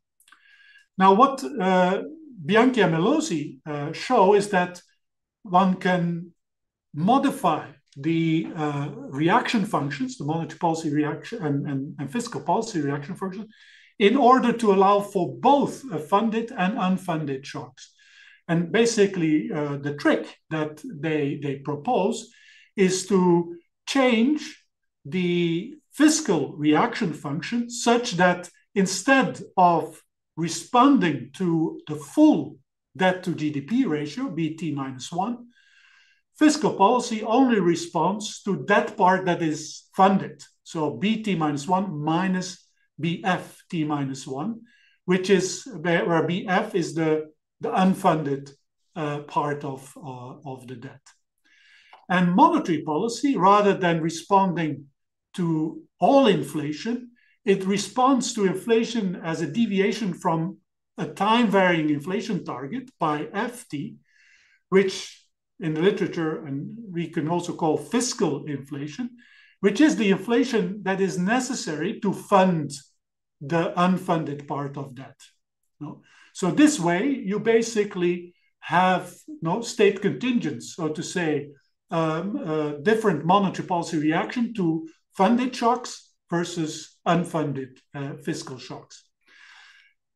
And the way BFT and pi FT are determined is basically in a shadow economy where the unfunded shocks propagate and where the fiscal inflation is determined in such a way that it is exactly what's necessary to undo the unfunded debt. So if you make that modification in the reaction function, add the two equations that determine the unfunded debt and fiscal inflation, then you can basically analyze both shocks in one economy. And so that's what I show here, again, based on the Bianchi, Facchini, and Melosi QJE paper. So now you have the orange shock, which is an unfunded fiscal shock, and you have the blue impulse response, which is a funded fiscal shock. And what Bianchi, Facchini, and Melosi do in their QJE paper is actually put this in a larger New Keynesian DSG model and estimate how important are the unfunded shocks. And the assumption is that the funded and unfunded shocks are uncorrelated. And they find that fiscal shocks are quite unfunded fiscal shocks are quite important. Fiscal inflation is quite important. What we do is we basically say, well, you can also look rather than at the two extreme shocks, at intermediate shock that are partially funded, just by assuming that a part of this shock, epsilon t, basically is funded. That's the lambda epsilon t, that's the part that's lambda, and that basically propagates through the monetary-led regime, whereas a part of it is unfunded, and that propagates through the unfunded monetary regime. So we basically use the Bianchi, Fatini, Malozzi methodology, but sort of change the structure of the shock such that now we have these intermediate regime shocks. And the parameter lambda will then capture the degree to which the shock is funded. And so if you do that, then you basically can go from lambda is 1, which is the monetary-led regime, to lambda is 0, which is the fiscal-led regime, and anything in between. And so that's what we show here. If lambda is 1, then this fiscal shock leads to future primary surpluses, no effect on inflation, and a temporary rise in the debt to GDP ratio. Then as you basically reduce lambda, so you increase the part of the debt that is unfunded, you need the inflation that you need in order to cover that is higher. So you go from 0 inflation to, in the not extreme case, 1% inflation, but you reduce the immediate impact of the debt ratio. And so now, in simple terms, what we will do is we will put this type of mechanism in a larger DSGE model and use the data and the restrictions of the model to estimate how large is this lambda in the observable data. Is it 1, as we typically assume when we estimate our models, or should we pick something that is lower than 1? The other thing that we do in this paper is to also, I mentioned this already, realize that not all macroeconomic shocks have fiscal implications. Not only fiscal shocks, but also monetary policy shocks, but also other shocks. And in the monetary-led regime, these fiscal implications are irrelevant because we typically assume lump sum taxes and recurrent equivalents. But in a model with partial fiscal backing, like I just described, the fiscal implications will matter for the transmission of the various shocks to economic activity and inflation. And so before I go to the estimation of the model, I just want to show you sort of another relatively simple representative agent New Keynesian model which now has sticky prices, Calvo sticky prices, and long-term nominal government debt, and 4 shocks, productivity, demand, and monetary policy and fiscal transfer shock. We kind of roughly calibrate the model as in Bianchi and Malozzi. And then I want to show you how different degrees of fiscal backing impact the transmission of those various shocks. And now I'm just going to show you 2 shocks, the fiscal shock and a productivity shock, to give you sort of some intuition of how this lambda affects the propagation of those shocks to the economy, to economic activity and inflation in this more realistic model with price stickiness and long-term nominal debt. So this is the model. Again, it's a very standard model. The only modification relative to the 3-equation model is that, of course, we have to add the sort of the fiscal block. And particularly, there's a no arbitrage condition for the long-term interest rate.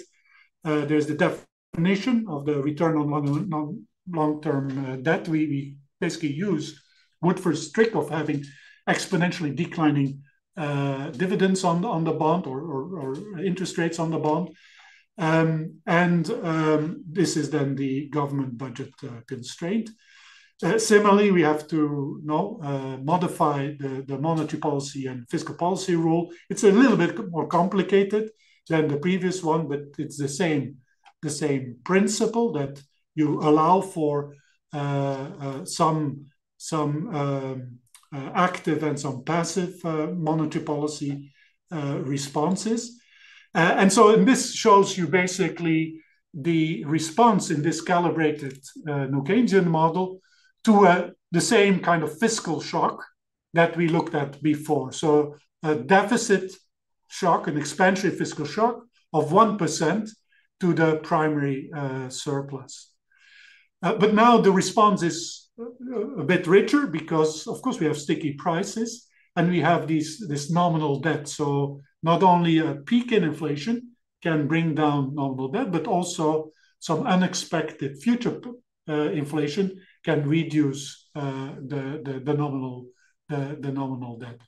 And so, but basically the same intuition holds. So when lambda is 1, sorry, I haven't adjusted this. So this should be, the blue one should be lambda is 1, and the green one is lambda 0. So I kind of, to make it consistent.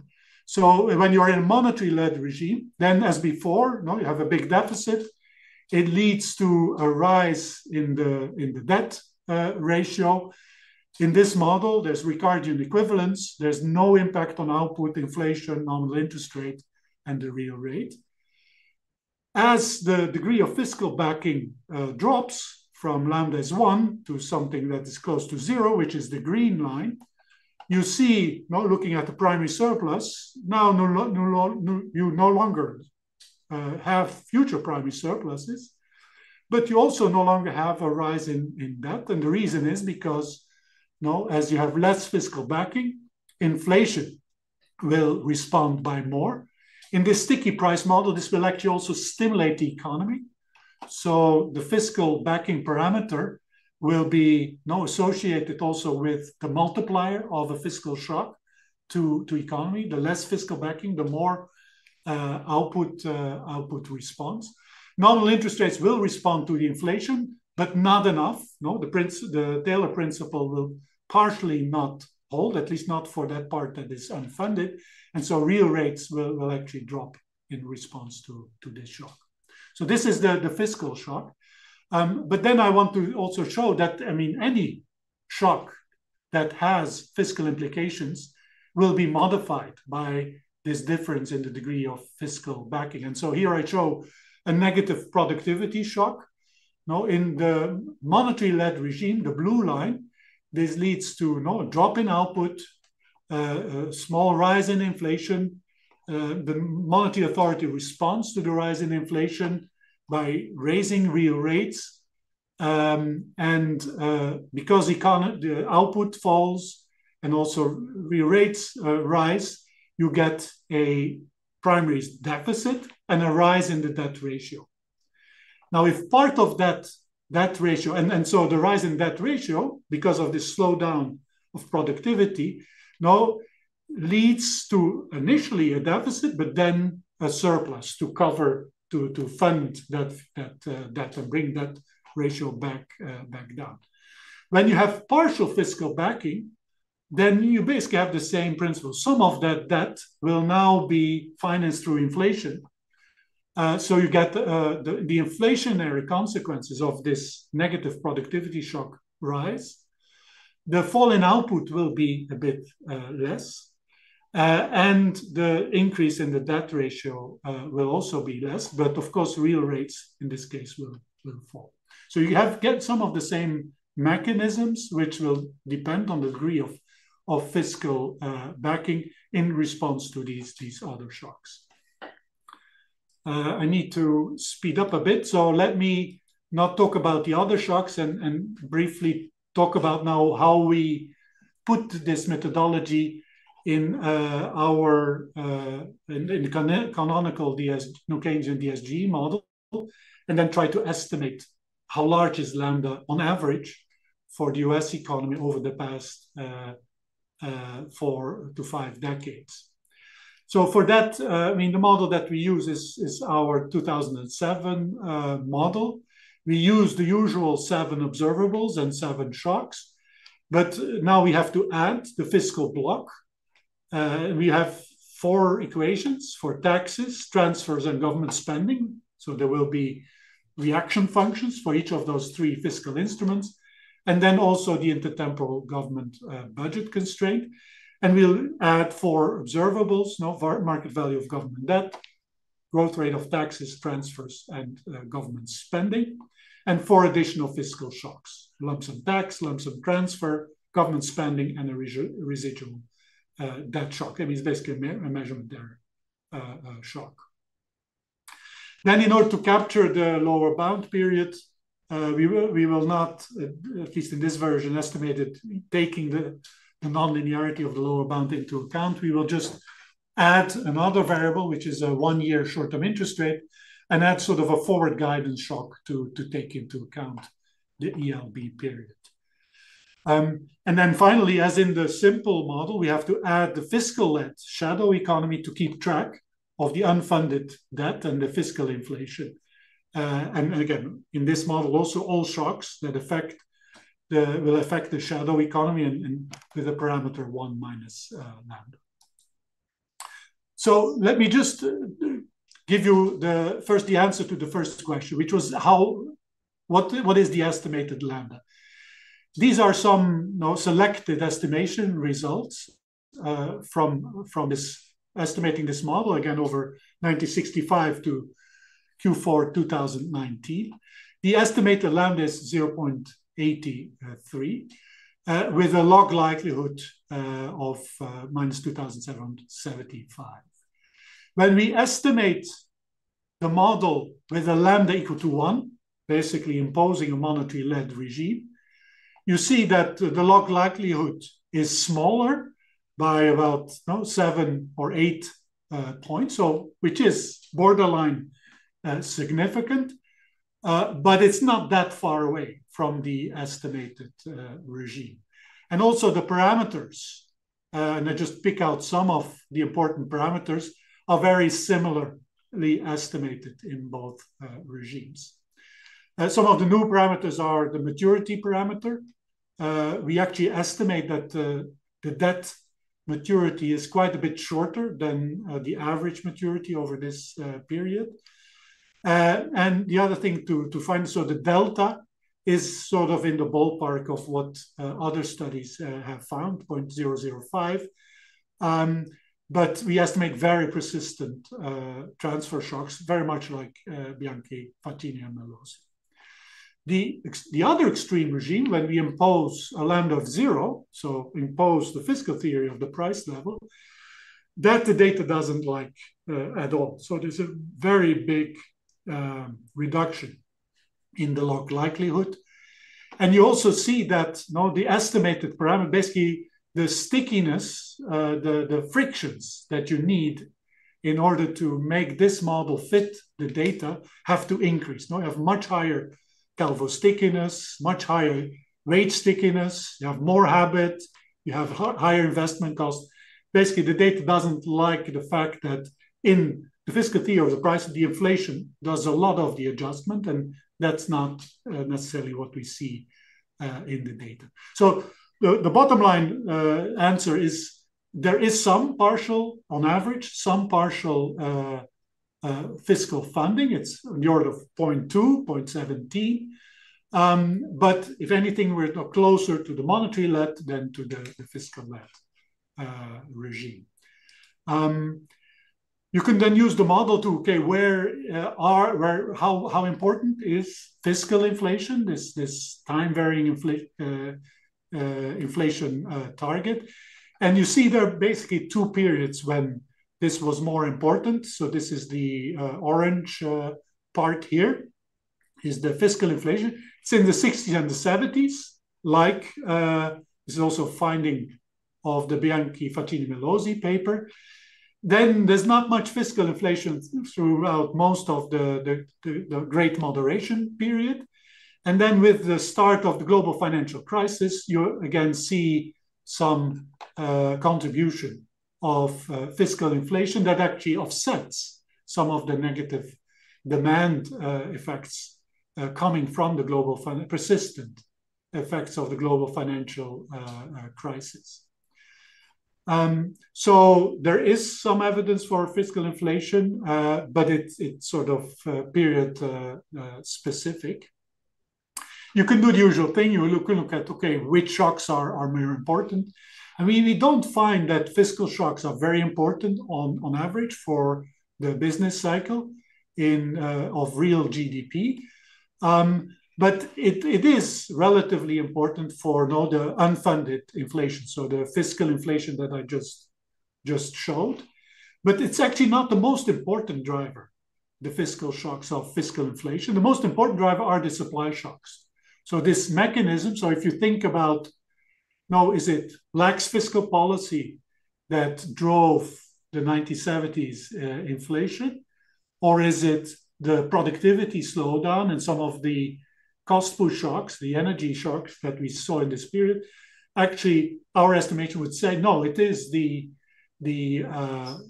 supply shocks that mostly were driving some of this.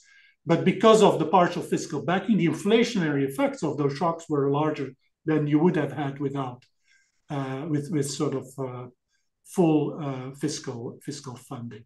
I mean, in terms of the primary balance, so this is a variable that we didn't have as an observable in our original Smets-Wouters model. I mean, as with monetary policy, it's mostly driven by supply and demand shocks. The fiscal shocks and the monetary shocks don't have much. So the business cycle determines mostly the fiscal deficit, but of course there are some contribution also of fiscal shocks. And in our version of the model, that really drives a big part of the unfunded movements in inflation and primary balances.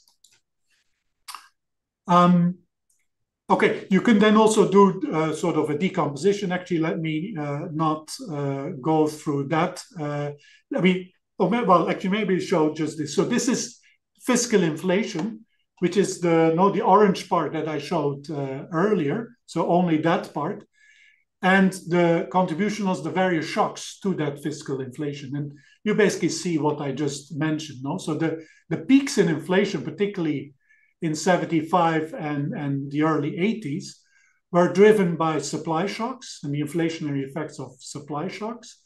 But then there was an important component of fiscal shocks also in the 1970s. And then you have this rise of fiscal inflation. And this is mostly fiscal inflation following the global financial crisis.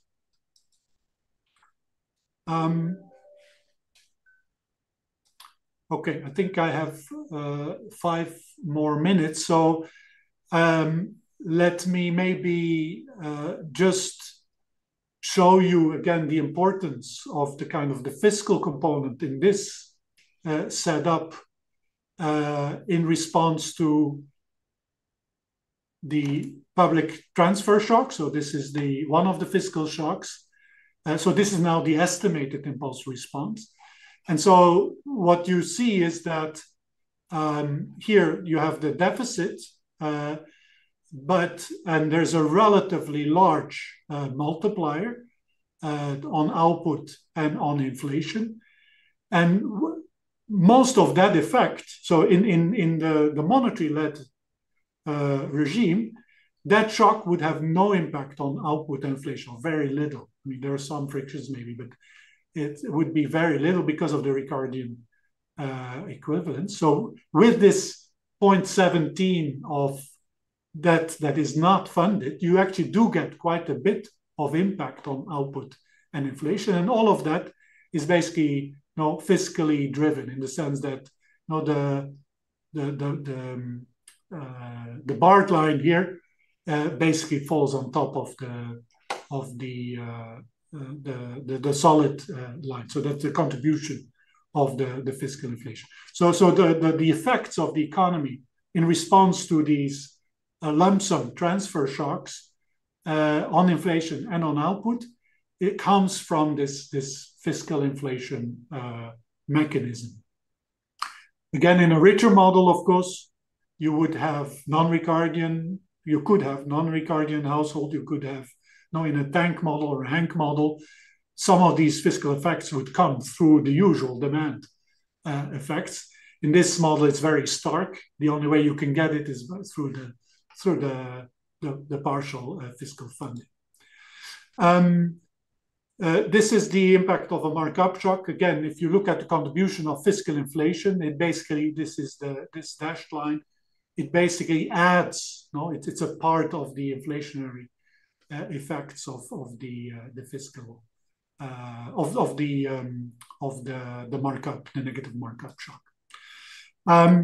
Let me then, in the last few minutes, and so you can look at all shocks. I mean, the bottom line of these impulse responses and the estimation in terms of the propagation of the shocks is that this partial fiscal backing does enhance the inflationary effects of negative productivity shocks and expansionary fiscal shocks quite significantly.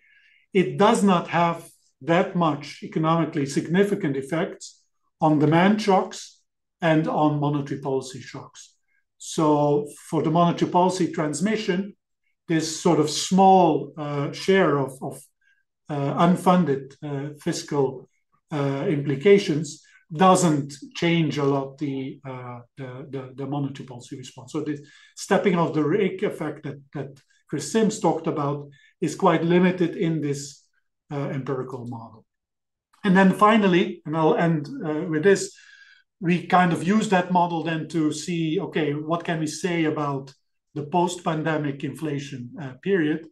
And if you could just focus on here the historical decomposition of inflation since the first quarter or Q4 2019, I think we end Q3 2023.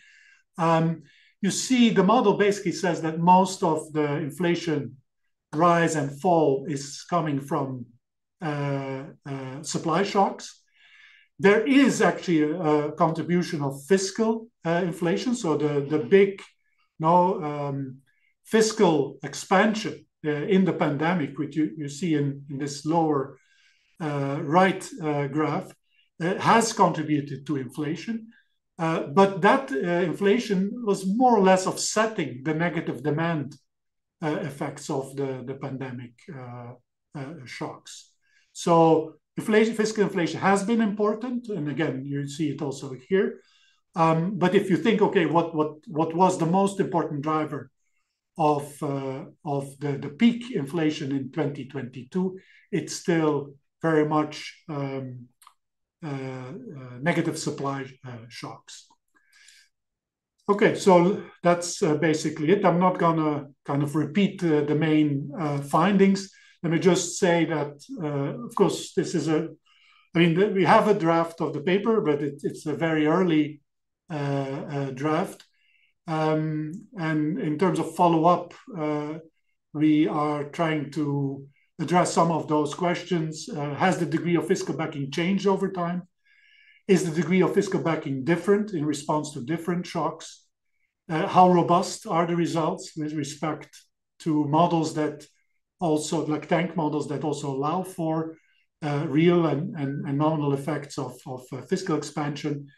Is the degree of fiscal backing asymmetric? No, is it different depending on whether it's expansionary or contractionary shock? And then, of course, there's the important question of what's the optimal degree of fiscal backing. Back to you, Jakub. Thank you very much for this very interesting presentation, very interesting piece of research. So the floor is now for questions. Please ask. Yes, Alexei. Thanks. Hi, Frank. Very interesting hey, Alexei. Model. Very, very useful framework, right? Just for kind of focusing on this lambda. It's very clear what's sort of what we would expect to see, and you laid it out very, very, very nicely. So I think this is a very useful baseline. So I wanted to ask you about this frontier of choices as you vary lambda. The fiscal authority is anticipating either inflation or debt. From the responses that I saw, that relationship looks sort of pretty negative sloping, right? So it's either you end up with inflation, at least early on, or debt, right? And I didn't see quite whether the model can get into the area where you have kind of high both, right? And I'm thinking about sort of the COVID around experience. If you used in your model to the debt as a target, right? So I wonder, given that, you know, at least the last portion of observations when both debt and inflation is high, and knowing that your model doesn't seem to quite hit the both positive, I'm just wondering, you know, how you interpret that outcome in the times like the COVID inflation. Thanks. Yeah. I think partly, I think you're right, although of course it will depend on the lambda, no? So with a lambda 0.8, I mean, I don't have the graphs here where we vary the lambda in the estimated model. But for example, if you look at the simpler calibrated model with a lambda, which is like 0.8, you actually, you do get some inflation, and you do get an increase in debt. It's just that the increase in debt will not be as large as when lambda. Now then, whether quantitatively that's sufficient to sort of capture what we see in the and also the ratio is sufficient to capture what we see. Of course, that's an empirical question, and I think I could, in principle, use the estimated model to kind of just specifically answer that question. I mean, of course, the fact that inflation has actually led to a drop in the debt to GDP ratio, I mean, that's a fact. No, we actually saw. I mean, it did rise initially, but then inflation did bring it back. I mean, in many countries, the nominal debt to GDP ratio is more or less back to where it was before COVID, and that's mostly driven by inflation. So that mechanism we actually did see also in the data. But in the end, it's a quantitative. But it's that type of correlations that will actually determine how large the lambda will be in the estimation. Thank you. But you can get both. Now, the other thing is about timing. No, of course, these fiscal inflation effects, they happen instantaneously on the debt to GDP ratio, because they basically affect the value, the market value of that. And so in reality, I think there may be some more lags there. Thanks.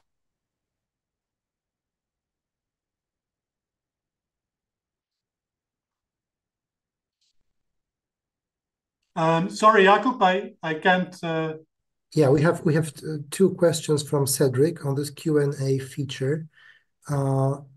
Is it possible to unmute Cedric so that he could ask this himself?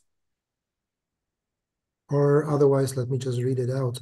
The sample since 1865 covers, I think it's 1965, covers many different regimes. So isn't the assumption of constant lambda too strict?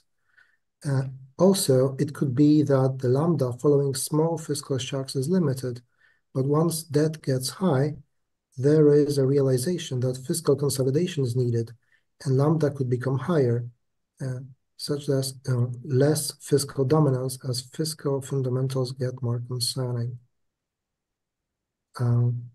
Yeah, so these are the questions by Cedric. If you could please answer. Yeah, thank you. Yeah, no, I think that's a very good point, and it's one of the things we're working on. So to some extent, we are the other extreme, of the Bianchi-Melosi, Bianchi-Ilut papers, where they say either you're in one regime or you're in the other regime.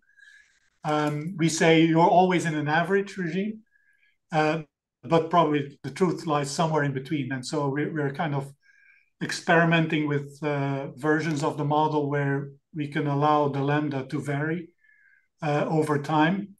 The problem is, I mean, of course, there's lots of parameters, and so at some point you have to worry about identification. Even now, I think we have to worry about identification of this lambda. But I think it makes perfect sense that periods like the 1970s, the framework was very different. Periods when you're at the effective lower bound, again, the lambda is likely to be different. But this methodology, you can actually test that. And the same is true for small and large shocks, or for different types of shocks. So the principle, you can have the lambdas be different depending on the size of the shock, the source of the shock, and also the sign of the shock. But again, subject to identification restrictions, of course. But that's a good point. This is basically some of the next steps that we're taking. Thank you. Damian, would you please ask? Thank you, Jakub. Hi, Frank. My question is in relation to your assumption of rational expectations. So if I understand correctly, a lot of the mechanisms that underline the powerful effects of the unfunded part of the fiscal deficit is the fact that people expect in the future that the government will not back these expenses. So it relies a lot on the assumption of rational expectations. So I would be curious, have you looked at more flexible ways of specifying expectations? I'm thinking, have you thought about adding behavioral expectations into your model and to try to estimate the degree of discounting in the same framework, and try to see how it would change the magnitudes of the fiscal theory of the price level? Thank you. Yeah, also this is very, very, very important question. We have not explored a version of the model with more behavioral expectations. I mean, there is a very nice paper by was it Osepe and Prescott in the AER, where they basically estimate the canonical DSG model with a learning specification, and they actually discuss the impact of fiscal policy and also fiscal theory type of effects in that setup. I mean, what matters is because one way of looking at it is this comes just through expectations. People expect inflation because of, and so there is inflation, but there is also the net wealth effect.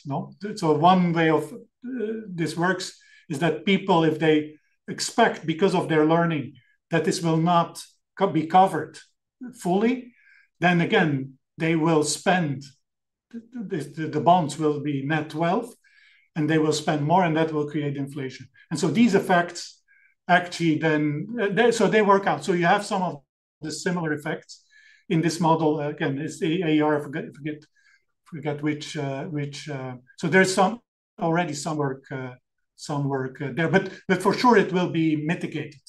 No, it will be mitigated. Thank you very much for your answers, and thank you very much for the interesting questions that have been asked. I think we should stop here. Thank Professor Smets for this very interesting keynote speech, and then move directly to another session. Thank you very much.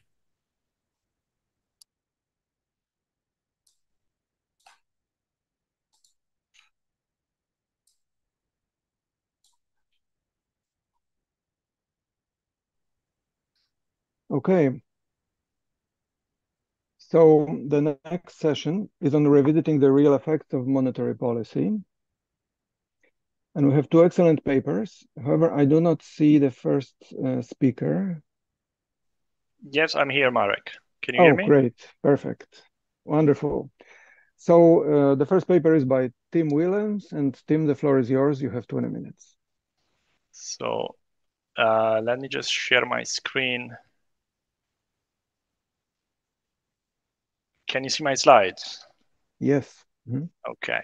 So actually, I am Paolo Cavallino, and will be presenting the paper because Tim, who is online now, is at the Bank of England, and due to the upcoming UK election, the Bank of England is in a quiet period, so he cannot speak in public, but he asked me to send you all his best regards. So you'll have me today.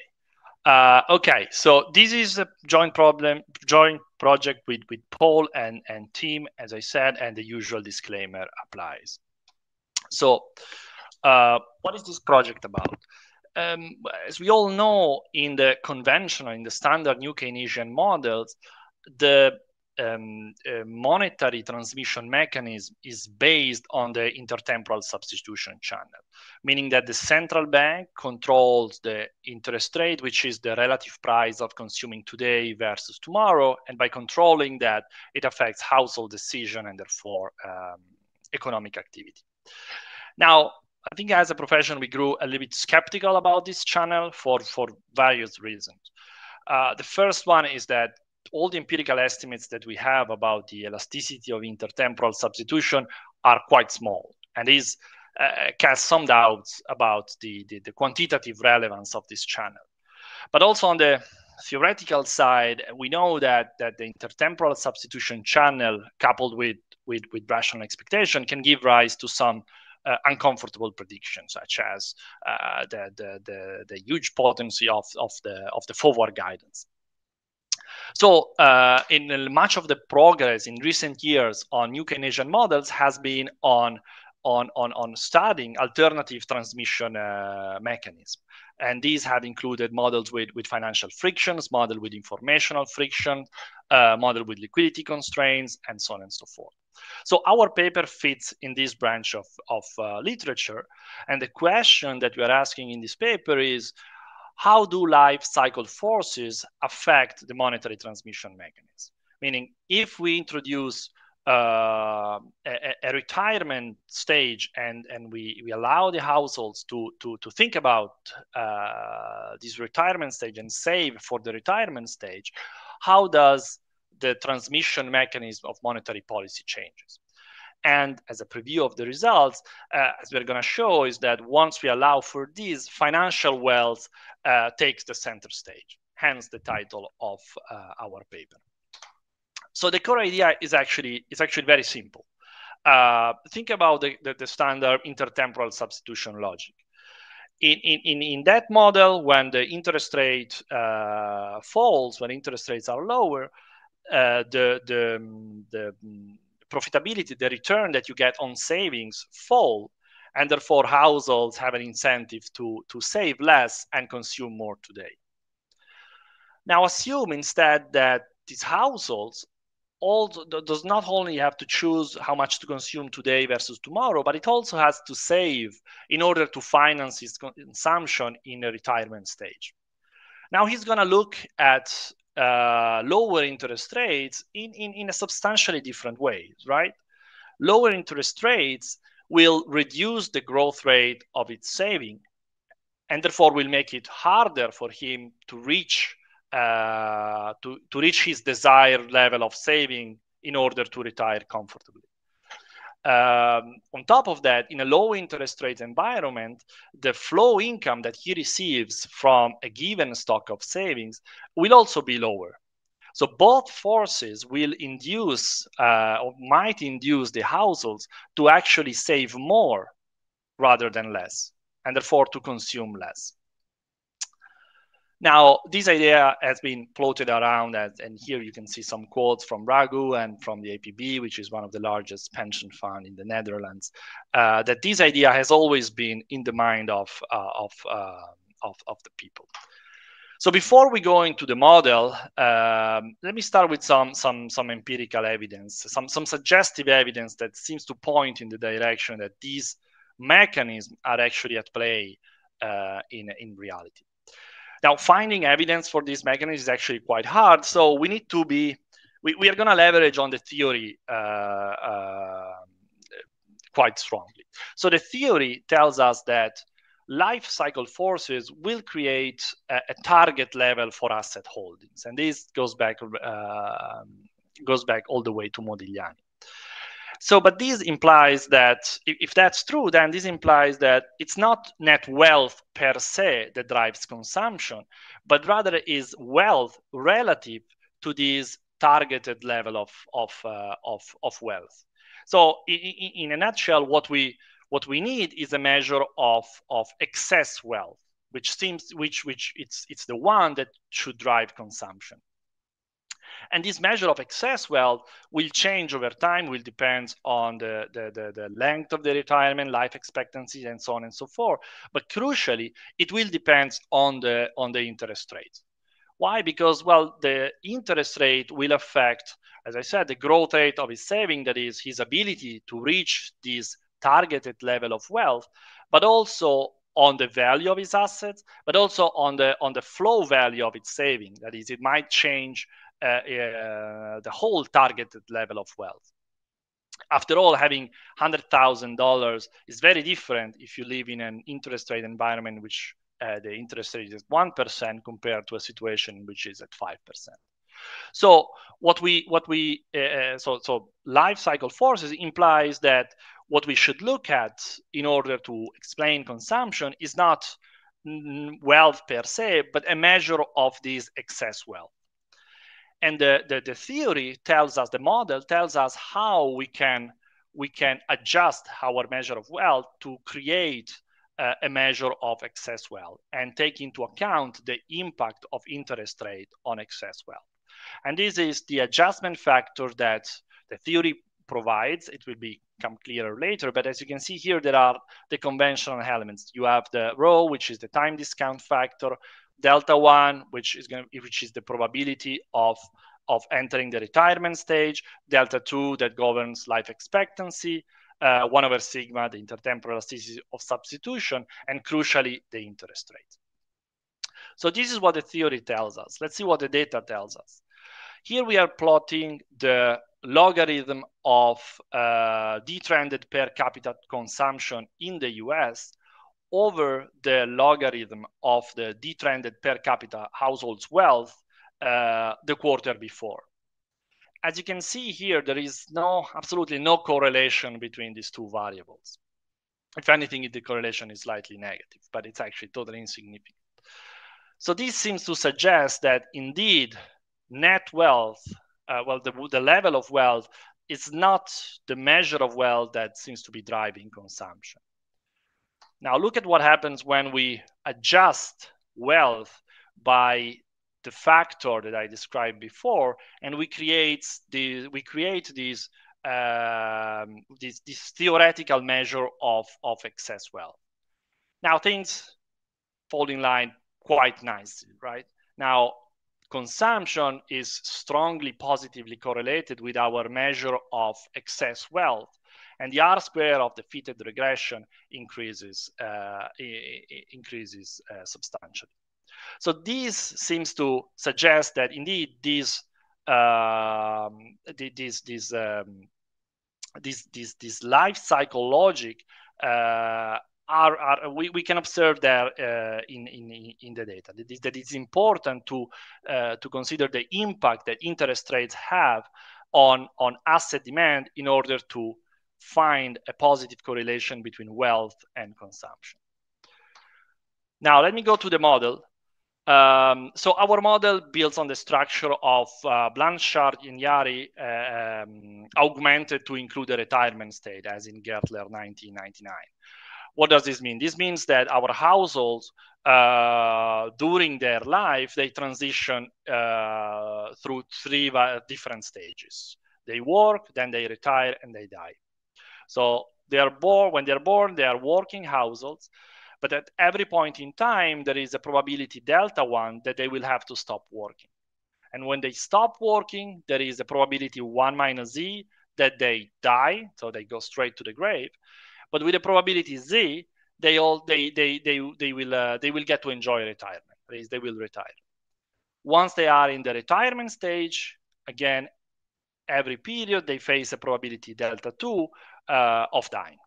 Okay, and when they die, they are replaced by working households, so that the composition of the fraction of working households and retirees remain constant throughout at every period.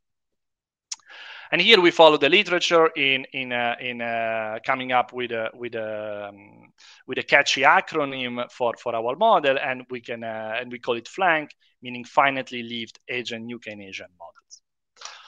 Okay, now let's start let's work backwards in order to solve the model, and let's start from the problem of an household that is in its retirement stage.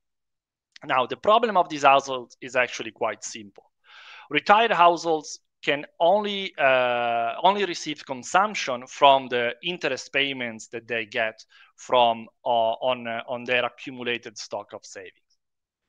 This problem is actually quite simple, that we can resolve in closed form. As you can see here, the solution tells us that the consumption of a retired agent will be proportional to its stock of wealth, AT, but this stock of wealth must be adjusted by a term which we call gamma. This term gamma captures the expected future path of all of interest rates. So this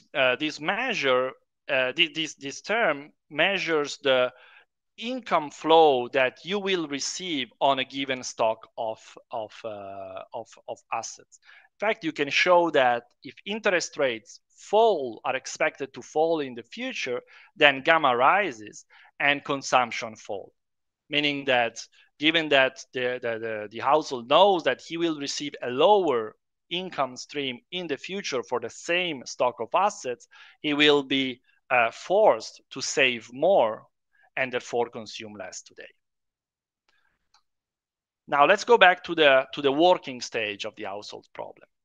If we now every working household now knows that with a certain probability he will continue to work tomorrow, as in a conventional infinitely lived model, but with a certain probability he will have to be retired. He will have to retire, and he will take that into consideration when solving his consumption saving decision problem.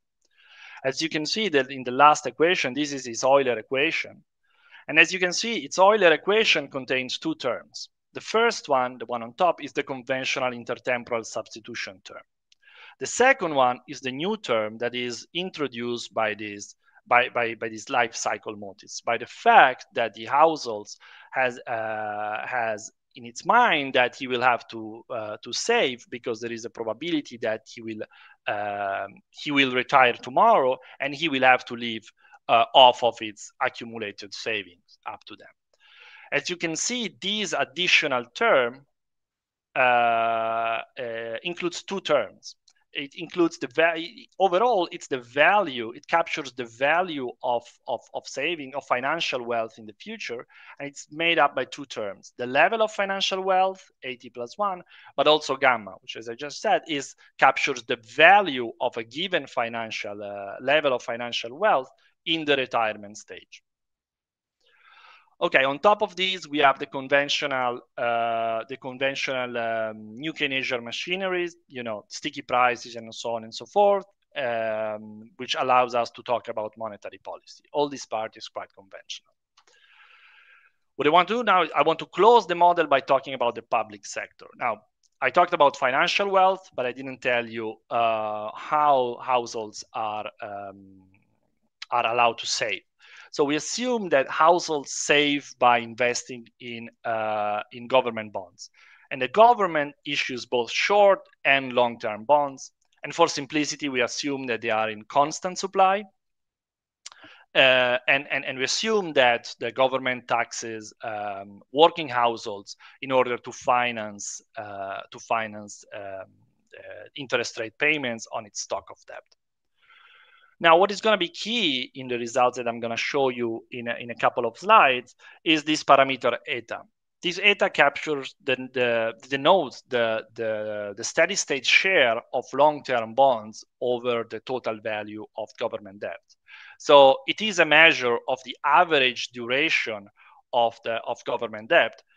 And since this is held by households, it also captures the duration of the portfolio of assets held by the households. And these will matter a lot. Finally, we close the model with monetary policy. We assume that the central bank follows a conventional Taylor type rule, augmented with shocks, which we are gonna, and this shock, we're gonna use it to study the impact of monetary policy in this framework. Okay, before we solve the model, we make a very useful simplification. As it turns out, most of the economics that we can get out of these models can be done, are linked actually to the working households and to their decision and how the retirement state affect their decision. The role played by the retirees is actually quite clear. You know, lower R contracts their consumption possibility, but most of the economics is indeed in the decision of the working households. So what we do is we make this what we call this prudent perpetual youth assumption, which simply states that we assume that no households actually makes it to the retired state. They all, once they retire, they die immediately, but they think that they will get to enjoy some retirement. So they overestimate their probability of surviving the retirement shocks, meaning that all savings in this model are actually prudent because they will never be used in the retirement stage. This simplification allows us to, this assumption allows us to simplify the equilibrium of the model to only 4 dynamic equations, which are not that more difficult to solve than the conventional 3 equations New Keynesian models. In fact, this version of the model can be solved in closed form. Okay, before we look at the results, let me just show you the core of the model, which is the IS curve of the model, which in practice is the Euler equation, is the log linearized Euler equation of the working households. As we saw before, there are 2 terms. The first one on the left-hand side here, which captures the conventional intertemporal substitution channels. Output today is increasing in expected output tomorrow, and it's decreasing in the interest rate. Okay, this is the conventional channel. But now there is an additional term which is introduced by life cycle motives, by the fact that households think about their retirement stage. And this, as you can see, introduces 3 other channels through which interest rates affect the household's consumption decision and therefore aggregate activity. So let me start with the first, with the middle one.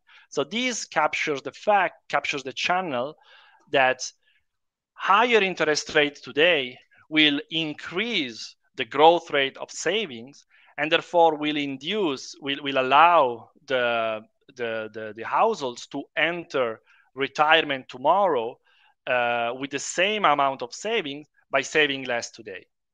And as you can see, these will actually boost consumption. Okay, so this channel works in an unconventional way. The level of asset with which the household enters retirement also depends on their value. And if these assets are interest rate sensitive, that is, if the portfolio of the households carry positive duration, then a higher interest rate, just to keep the same example, will reduce their prices and therefore reduce their assets and therefore induce them to save more and reduce consumption. This channel, which we call the asset valuation channel, actually works in the conventional direction. Finally, there is a third channel, which is the one proportional to gamma, which I described before. The expected path of future interest rate will determine the value, the flow income value of a given stock of assets. So expected higher future interest rates will reduce the flow value of the assets, induce the household to save more, and therefore will depress consumption. So also this channel works in the unconventional way, because a higher interest rate now boosts consumption rather than depressing it. Okay? All right, so with all these, let's look at some of the results. And let's start with this proposition. How are we doing on time, Jarek? So you should be close to wrapping up. Okay, so very quickly, if you followed all of this, then all these results should be immediately intuitive. This proposition simply tells us that the ability of an interest rate cut to boost output and inflation is decreasing in retirement preoccupation. Why? Because as retirement preoccupation becomes stronger, this shifts the weight of the transmission mechanism away from the intertemporal substitution channel and increases the weight on these retirement-linked channels, that I just described. The second proposition tells you that the ability of an interest rate cut to boost output and inflation is increasing in the duration of the assets held by the public. And why is that? Because the asset valuation channel is the only channel in the retirement part that works in the conventional way. And we think this is very interesting because it sheds some light on the impact that QE can have on this economy. You can think of QE as the central bank swapping long-term asset for short-term asset and therefore reducing the duration of the assets held by the public. But if that's the case, our model predicts that the conventional monetary policy is much less potent in this environment, meaning that the central bank will have to move interest rate much more in order to achieve the same outcome. And this has implication not only for the effectiveness of monetary policy, but also for financial stability. Finally, let me conclude with this proposition, which says that the ability of an interest rate cut to boost output is actually decreasing in the persistence of the interest rate shock, meaning that in our model, large and temporary interest rate changes are actually more effective than small but very persistent interest rate changes. Okay, and this is in stark contrast with the conventional models in which the only thing that matters for output is the total size of the monetary impulse, regardless of when the impulse occur, whether today or tomorrow.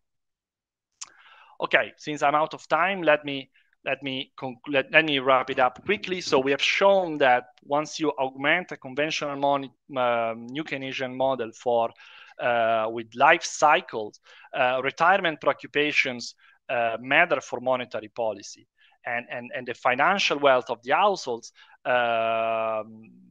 play a key role in the transmission mechanism of monetary policy. And this has some very interesting implication for the effectiveness of conventional monetary policy, but also for the implication of some unconventional monetary policy. And let me stop here. Thank you very much, Paolo. The discussant is Michał Brzezina. Hi, can you see me, hear me? Yes, we can hear you. Okay, we still can't see you. Yes. I'm trying to share my slides as well.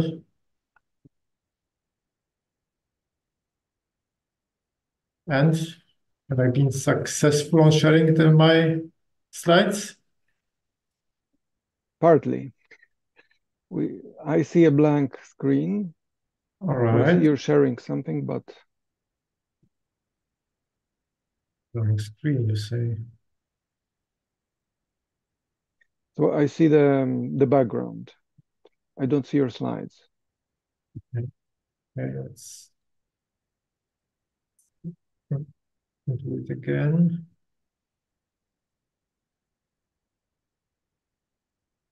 How about now? Paolo, do you see anything? I don't. No, I don't see anything. I see the background. I thought this would be simple. You want to send them to me and I can share them for you? Would be an option, but they're pretty.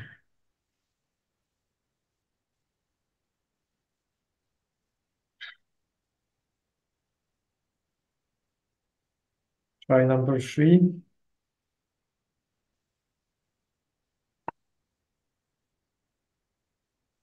Also, your image is frozen, so it may be some problem with connections. Okay, let me.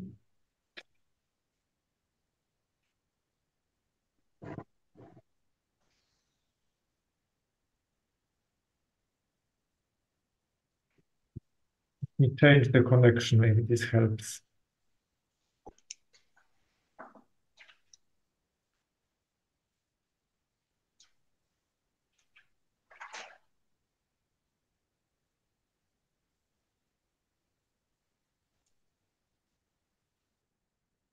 Yes, we've just seen them for a moment. Yeah, but I just stopped sharing in the meantime. Okay, but that should work now.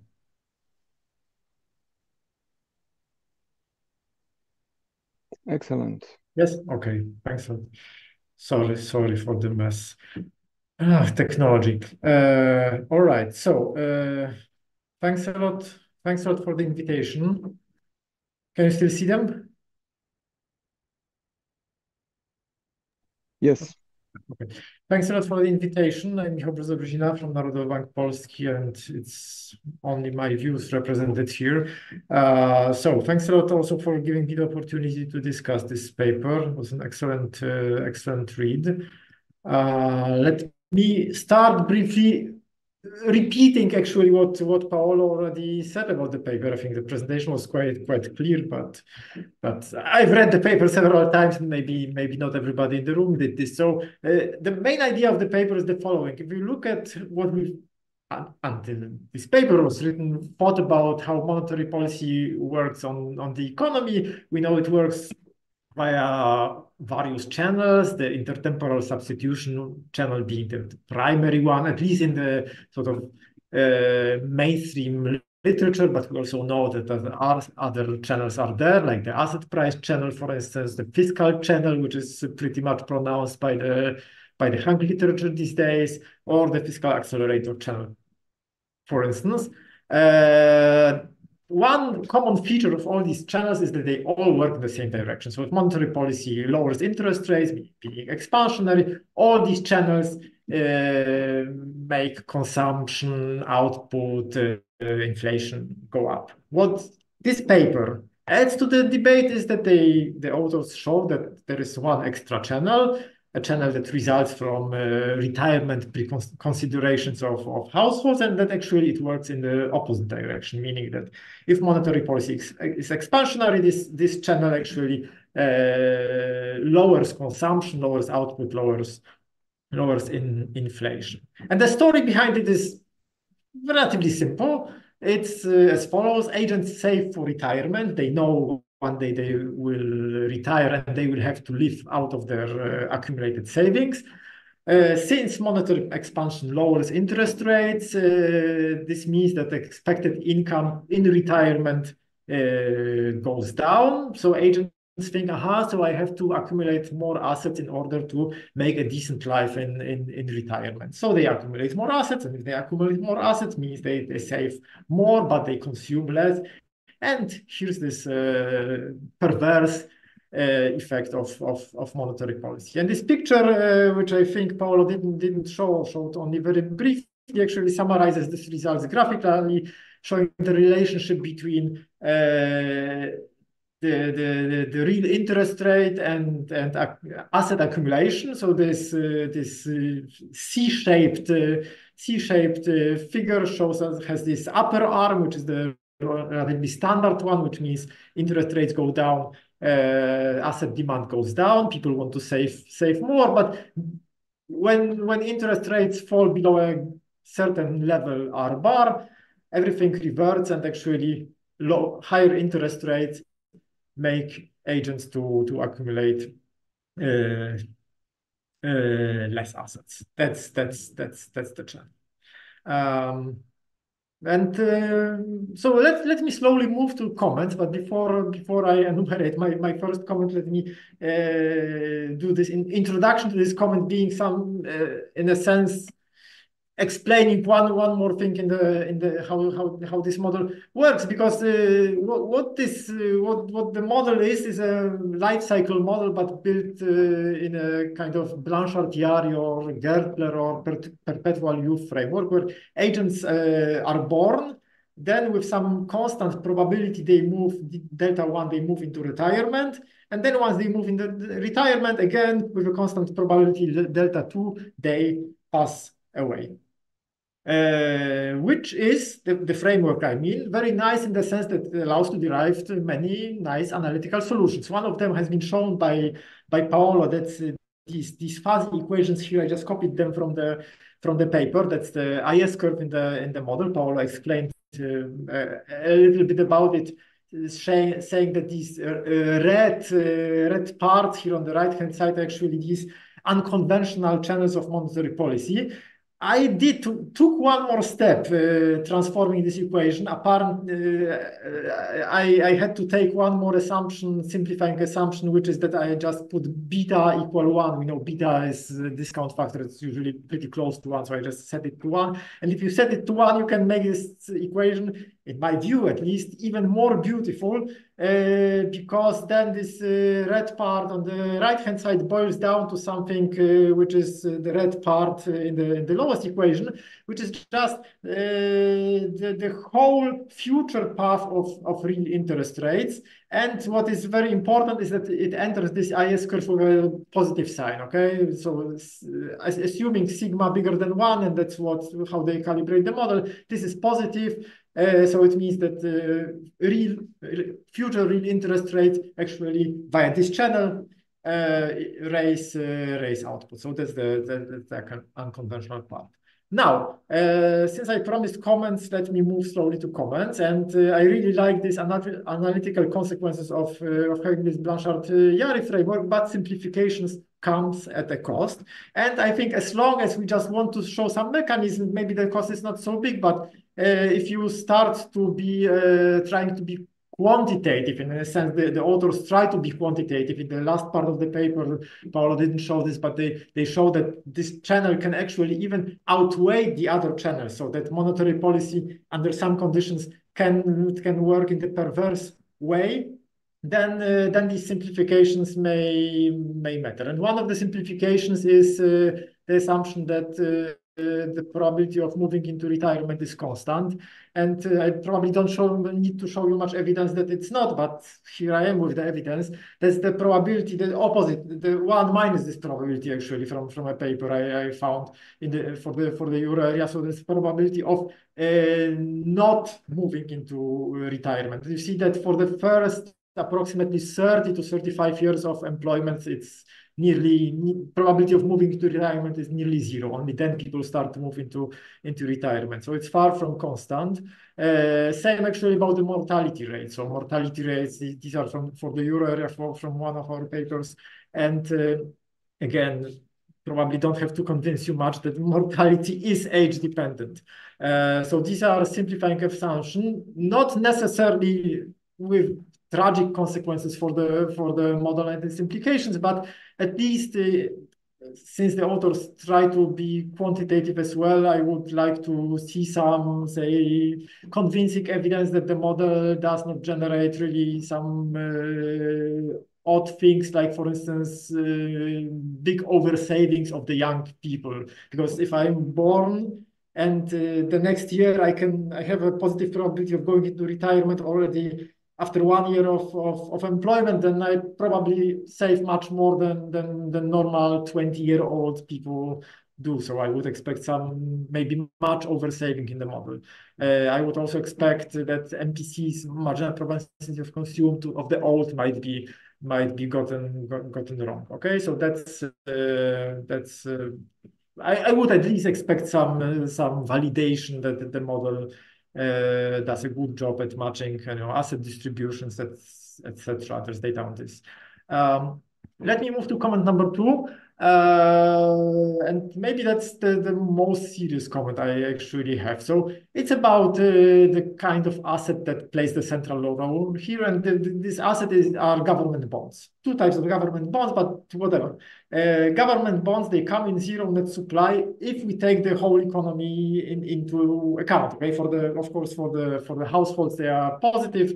For the government, they are negative, but the whole closed economy, they are in zero net supply, which in other words means that if interest rates fall and somebody loses on this, somebody else will gain. So the losses of the household sector are the gains of the government. So one thing that I would expect here is that actually the way the government spends the extra proceeds from these lower interest rates might matter quite a lot here, and I would expect some discussion of this. So, for instance, assume that this is spent on government consumption that would generate a Hank-type fiscal channel that would outbalance the channel that's shown by the authors. But more importantly, what I miss is actually another type of asset which we know that agents hold. They do not only hold bonds, but they also hold claims on firms or on capital, if you like. And the picture on the right-hand side that comes from one of our papers where we show the distributional consequences of monetary policy shocks along the life cycle. And actually what matters there is, of course, the impact of monetary policy on the real interest rate on nominal assets like government bonds. That's the left lower panel here. That's the real exposed return on bonds after an expansionary monetary policy shock. Inflation goes up, the real return goes down. But on the other hand, returns on real assets go in the other direction, actually. So, for instance, real house prices, they go up, and also the real exposed return on capital on stocks or on physical capital, it also goes up. And this picture here shows you that actually agents do hold quite a lot of these real assets, even more of these real assets than of nominal assets. So that's the life cycle distribution of three types of assets from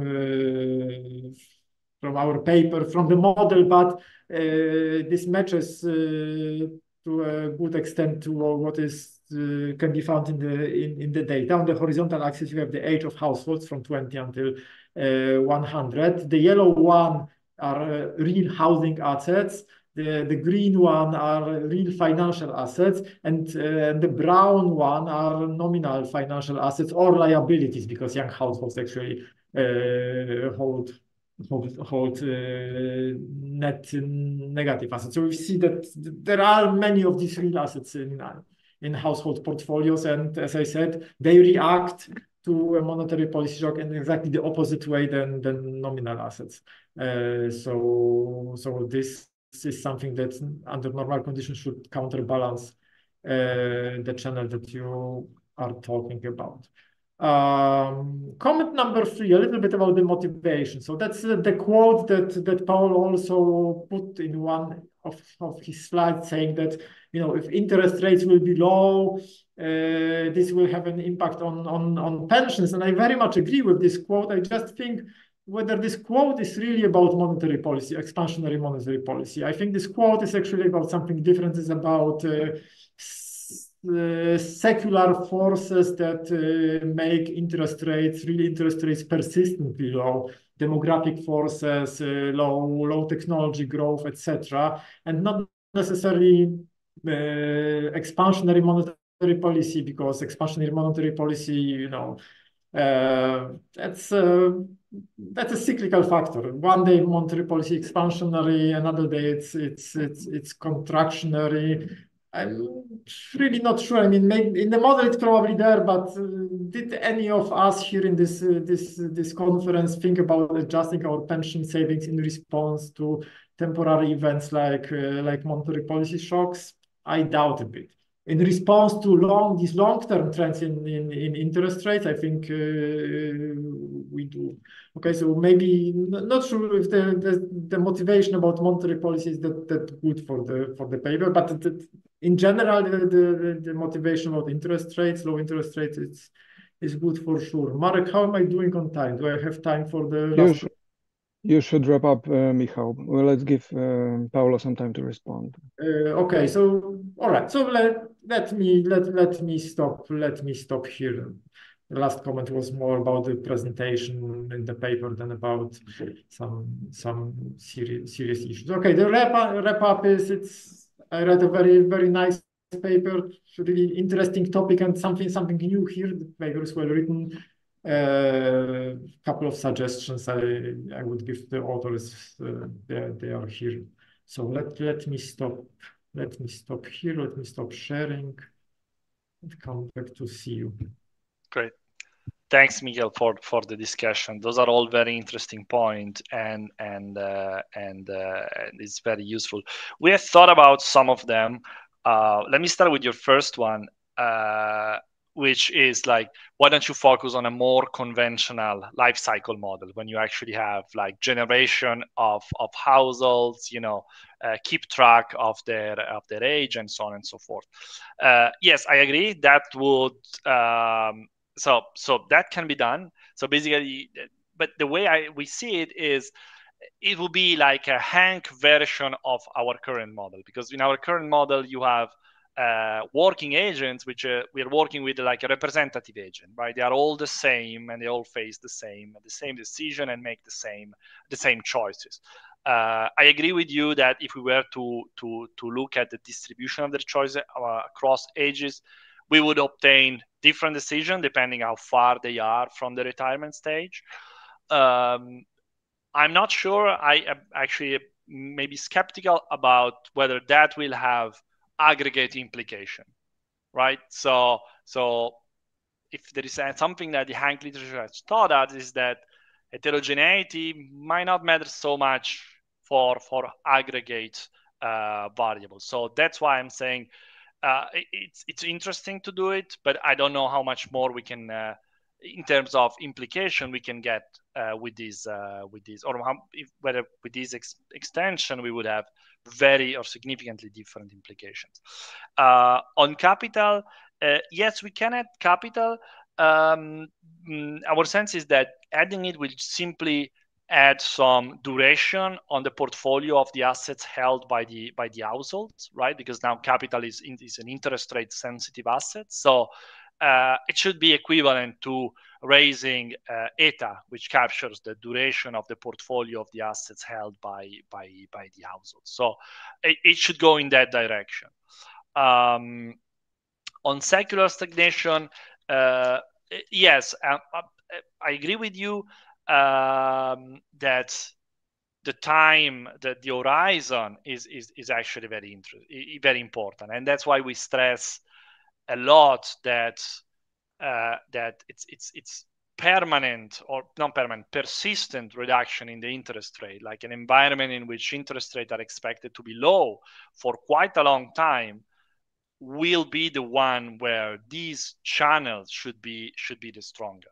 In fact, we report the results, as you mentioned, and I didn't mention, on the flipping of the sign of monetary policy. We don't think that is a believable implication for temporary or for short-term change in the interest rate. So yes, it's really like the impact of persistent change in the interest rate that should really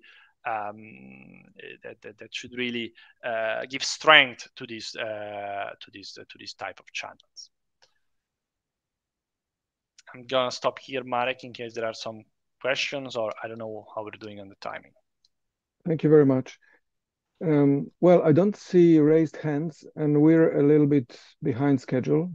So I suggest, thank you both very much. It was great. And I suggest we move to the next paper, where Kilian Huber will tell us all about the effects of sticky discount rates. Kilian, the floor is yours. Well, thank you so much. I hope you can hear me well. Yes, we can see your slides. Fantastic. Thanks for organizing this great conference. I'm just going to clean up my screen a little bit. There we go.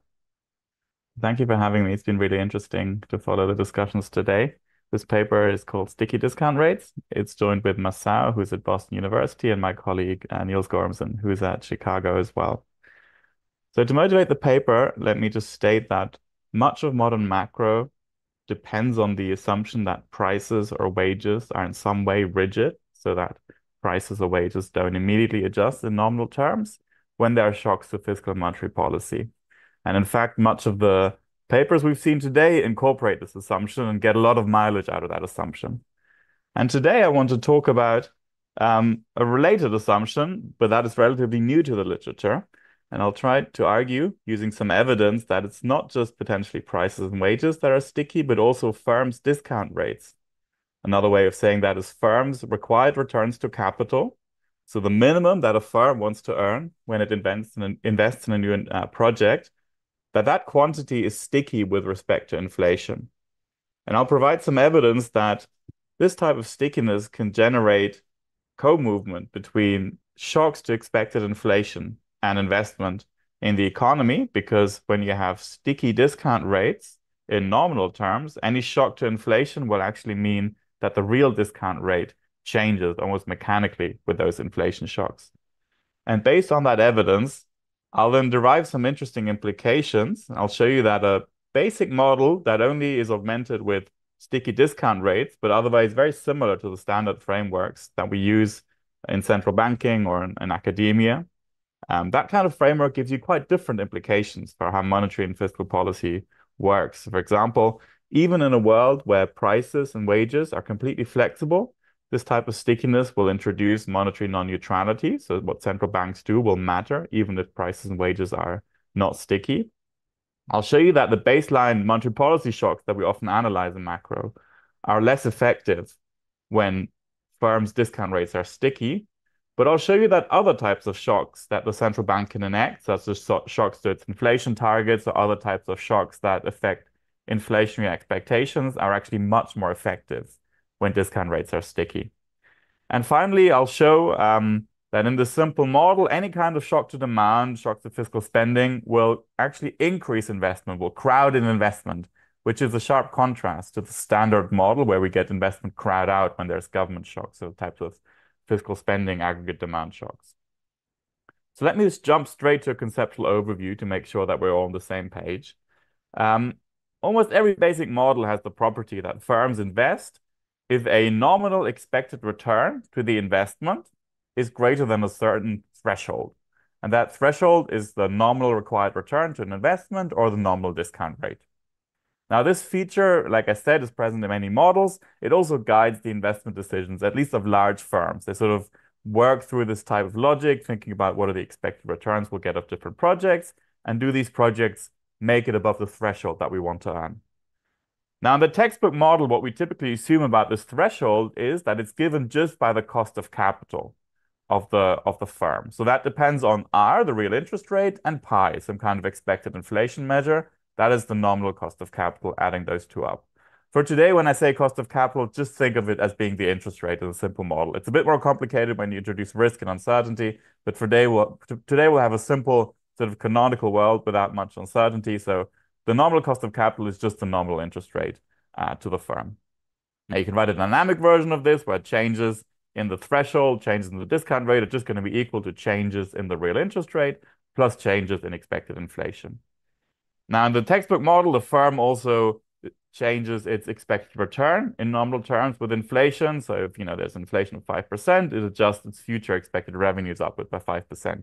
And if you have these kind of textbook assumptions, then you basically have inflation neutrality through the discount rate channel, which means that the real discount rate, and that's what ultimately determines real investment, is going to be independent of any types of inflation shocks. It's just going to depend on the real interest rate. You can see that in the simple equation I wrote down here. The real discount rate is by definition equal to the nominal discount rate minus expected inflation. And that's just going to be the real interest rate if you take the assumption that the nominal cost of capital is the discount rate. Now, today I want to think about a different kind of model, a sticky discount rate model, where in fact the nominal discount rate is roughly constant, so it doesn't change very much with inflation. And that implies that the real discount rate is now directly linked to expected inflation. So just take the equation that I had above here.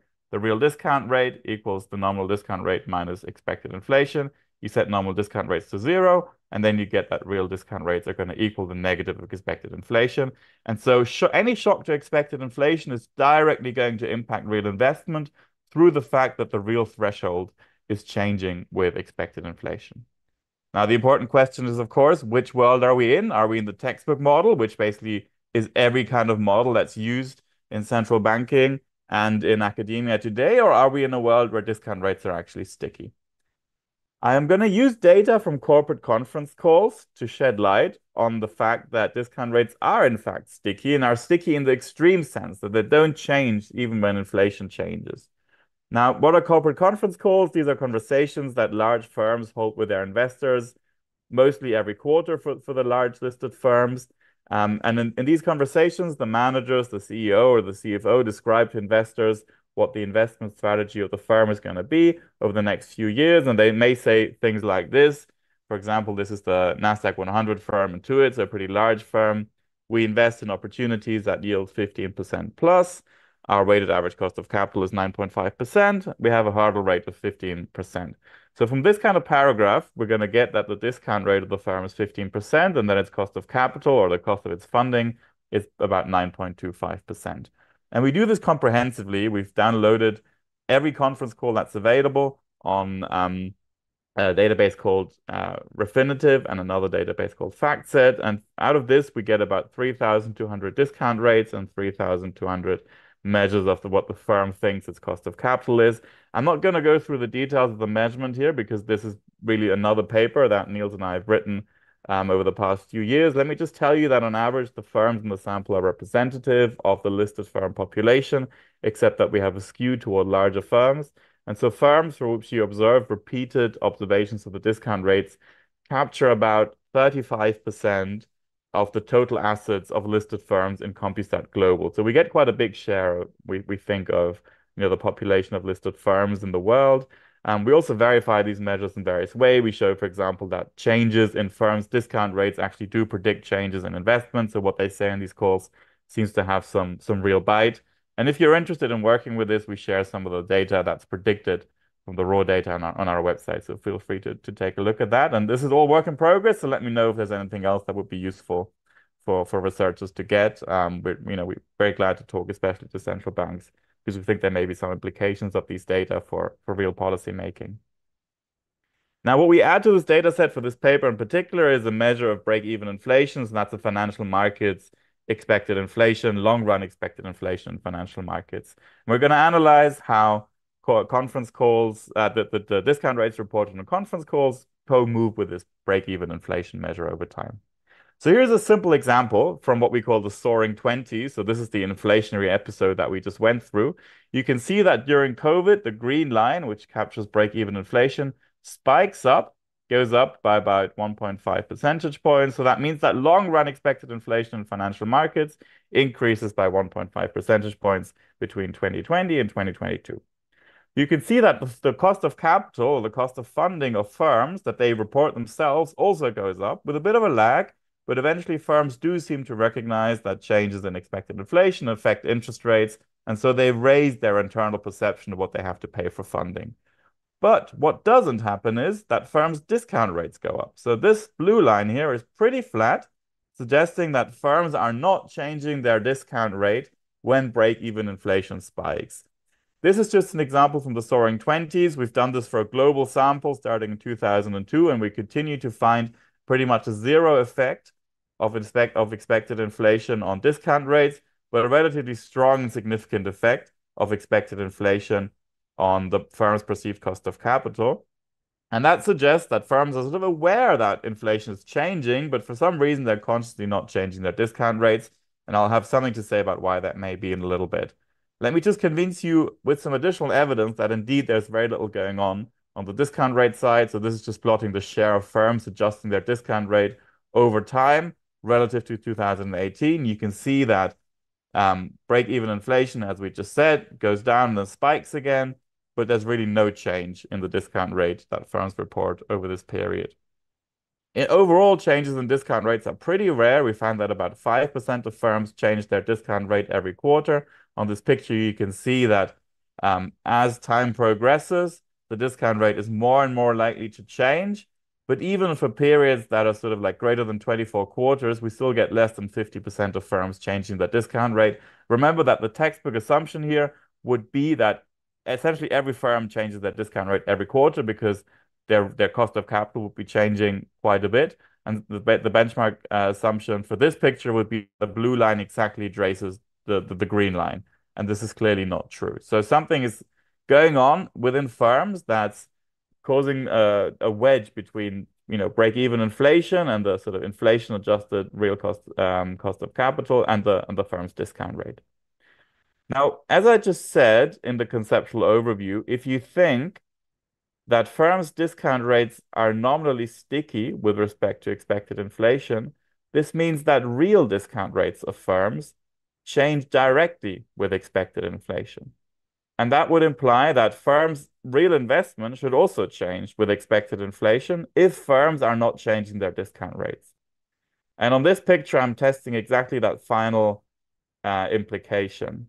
I'm regressing the investment rate of a firm on a measure of break-even inflation. I should say that we have the seven advanced economies where break-even inflation is actually measurable in financial markets in our sample. So this is a global sample. We use break-even inflation variation across times and countries on the right-hand side, and we interact that break-even inflation with an indicator for whether the firm has changed its discount rate over the relevant period or whether it has not. And you can see that there's a positive and significant association between break-even inflation and the investment rate only for those firms that have not adjusted their discount rate. So firms with sticky discount rate experience a direct link between expected inflation and their real investment, whereas that's not true for firms with changed discount rate. On the right panel, we're controlling for other financial determinants of investment, such as the cost of capital, the interest rate, return on equity, and we find a very, very similar picture. So that suggests that, consistent with that simple conceptual overview, changes in expected inflation can actually affect investment as long as discount rates are sticky. Now, there's other evidence that suggests firms are aware of changes in inflation. I mean, Yuri Gornichenko has an interesting survey where they directly ask about firms' expectations. There's also some evidence suggesting that firms actually adjust their prices, their expected cash flows, and so on when expected inflation changes. But the discount rates do not seem to change based on our evidence, and there seems to be real implications of that. Now, we don't have a fully fledged micro foundation for this yet. This paper is just going to take this fact as given and then work out the general equilibrium implications. But we have some thoughts about what may be going on. In particular, we think that having a stable and sticky discount rate can signal to investors that the management is relatively conservative, is relatively careful, is not going to make crass, extreme investment decisions that lead to managerial empire building. So it sort of ties managers' hands, and investors may actually like that. And that could be one way to rationalize this type of stickiness, basically through an agency friction between managers and investors. And like I said, we are thinking about this, but for today I want to keep it simple. And I just want to show you what the real implications of this sticky discount rate fact are, really taking inspiration from what macro has really done in the last 30 to 40 years, taking as given that prices or wages are somehow sticky, and then trying to think about what that means for monetary and fiscal policy. So I'm not going to have much time to talk through the details. Let me just say that we write down a simple firm problem that's exactly the same as in the textbook, and you get a solution that is just the investment policy, so the interest rate depending on the capital stock and on the nominal discount rate. That's going to be the first step of the investment problem. And then we modify the problem in just one way. We also say that discount rates are sticky, and they're sticky according to a Calvo process, where a random fraction of firms can adjust their discount rate every period. And then we have a optimization problem for firms that can adjust. What kind of discount rate do they pick? Again, this is very similar to the sort of sticky wage, sticky price model, where firms that can adjust to optimize their forward-looking wage. Here they optimize their forward-looking discount rate. And what you get out of that is a solution that says the discount rate is going to be a function of the current cost of capital or the current interest rate, as well as the forward-looking. cost of capital. And you can see that if theta is 0, which is the stickiness parameter, you just get the textbook solution. So the discount rate equals the interest rate. If theta is non-zero, then you get this additional term here playing a role, which sort of says future versions of the interest rate are also going to affect the current discount rate. Now in the data, only 5% change per quarter, so this theta is pretty close to 0, and that means that the second term is going to play a big role. And basically the optimal discount rate is not going to be equal to the cost of capital, even when firms can adjust their discount rate. And this type of stickiness is going to matter for investment decisions. Let me tell you 2 types of mechanisms for why this type of stickiness is going to matter for investment decisions. The first mechanism is that expected inflation is directly going to impact investment. Now, remember that the nominal interest rate is the real interest rate plus the expected inflation. And the real discount rate, that's going to determine the real investment threshold, is equal to the nominal minus the expected inflation. Now, imagine you have a shock to expected inflation just out of nowhere. Just think about it as sort of manna from the heaven. Inflation comes. We want to work through this intellectual exercise. What happens? Now, in the flexible discount rate world, inflation goes up. The nominal interest rate, therefore, goes up because they're directly linked. The nominal discount rate also goes up, and therefore the real discount rate doesn't change. So these 2 terms cancel each other out, and the real discount rate remains the same. You get monetary neutrality. With sticky discount rate, expected inflation goes up, the nominal cost of capital goes up. But now if you're not changing your nominal discount rate, the real discount rate actually goes down because expected inflation drags it down mechanically. And that implies that the real discount rate changes with shocks to expected inflation, and you get an uptick in the investment rate, just mechanically because the real discount rate has gone down, so firms are willing to take on more projects. The second mechanism that'll play a role here is that shocks to the interest rate are going to be a little bit less effective. So now again, think through just manna from the heaven, a shock to the real interest rate, maybe because of monetary policy or something else. Real interest rate goes up, nominal interest rate goes up, nominal discount rate goes up, real discount rate goes up in the flexible discount rate model. So this is kind of the baseline mechanism that we have in mind.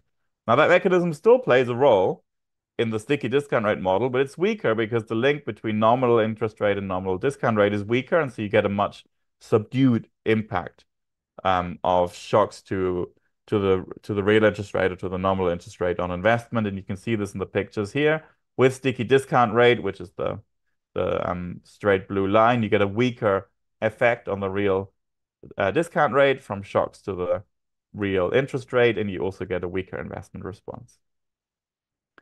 Now, these mechanisms are basically going to determine what happens in general equilibrium as well. Again, I'm not going to go through the details of the model, but for now, just take as given that we just use the standard New Keynesian model, nothing fancy here. We have sticky prices, we have hand-to-mouth households, we have a Taylor rule with shocks and inflation targeting, we have fiscal spending that can be financed by initial deficits. So just, what you learn in sort of first-year macro, that the basic model, and it's only augmented with the sticky discount rate.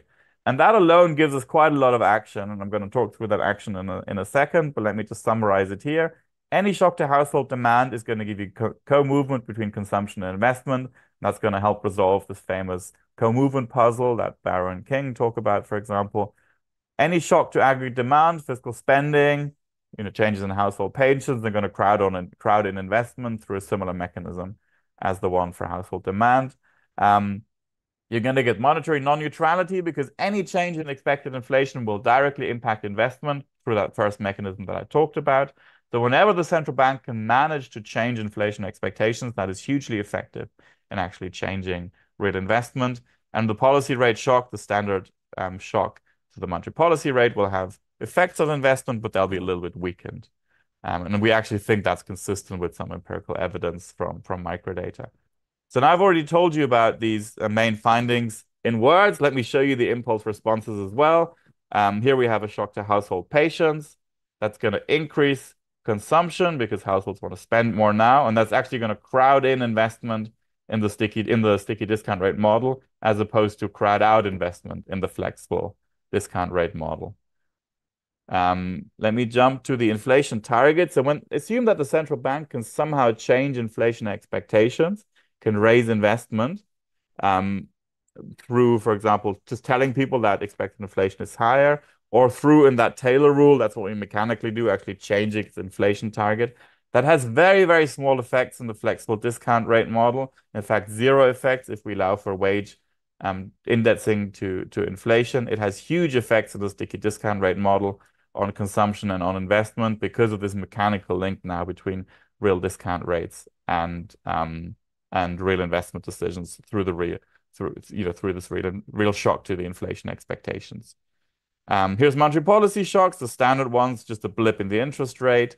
You get consumption going down, you get investment going down, but investment goes down by quite a bit less. And again, we think that's roughly consistent with some of the empirical evidence out there.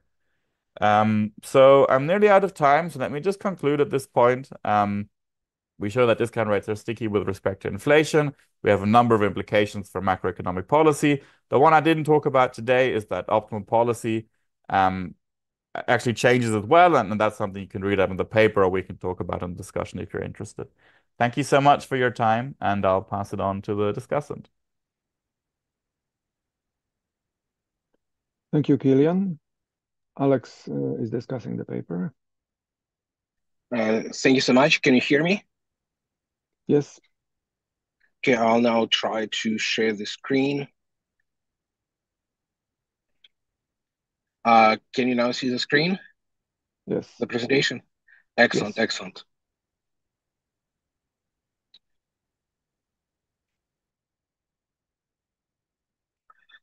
Thank you so much, Kilian, for the excellent presentation. And I would also like to thank the organizers for inviting me to the conference.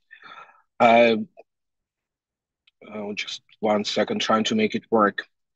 Okay, let's start with a general impression about the paper. In my opinion, it's an excellently executed piece of research, and a lot of thought was put into how this paper is structured. I really enjoyed reading it. And when you read the paper, it almost feels like that the author of the paper have this perfect foresight. And the second a concern pops into my mind, like, hey, I would also want to see how this works, or I would like to see the plot of this to series. The authors immediately presented that.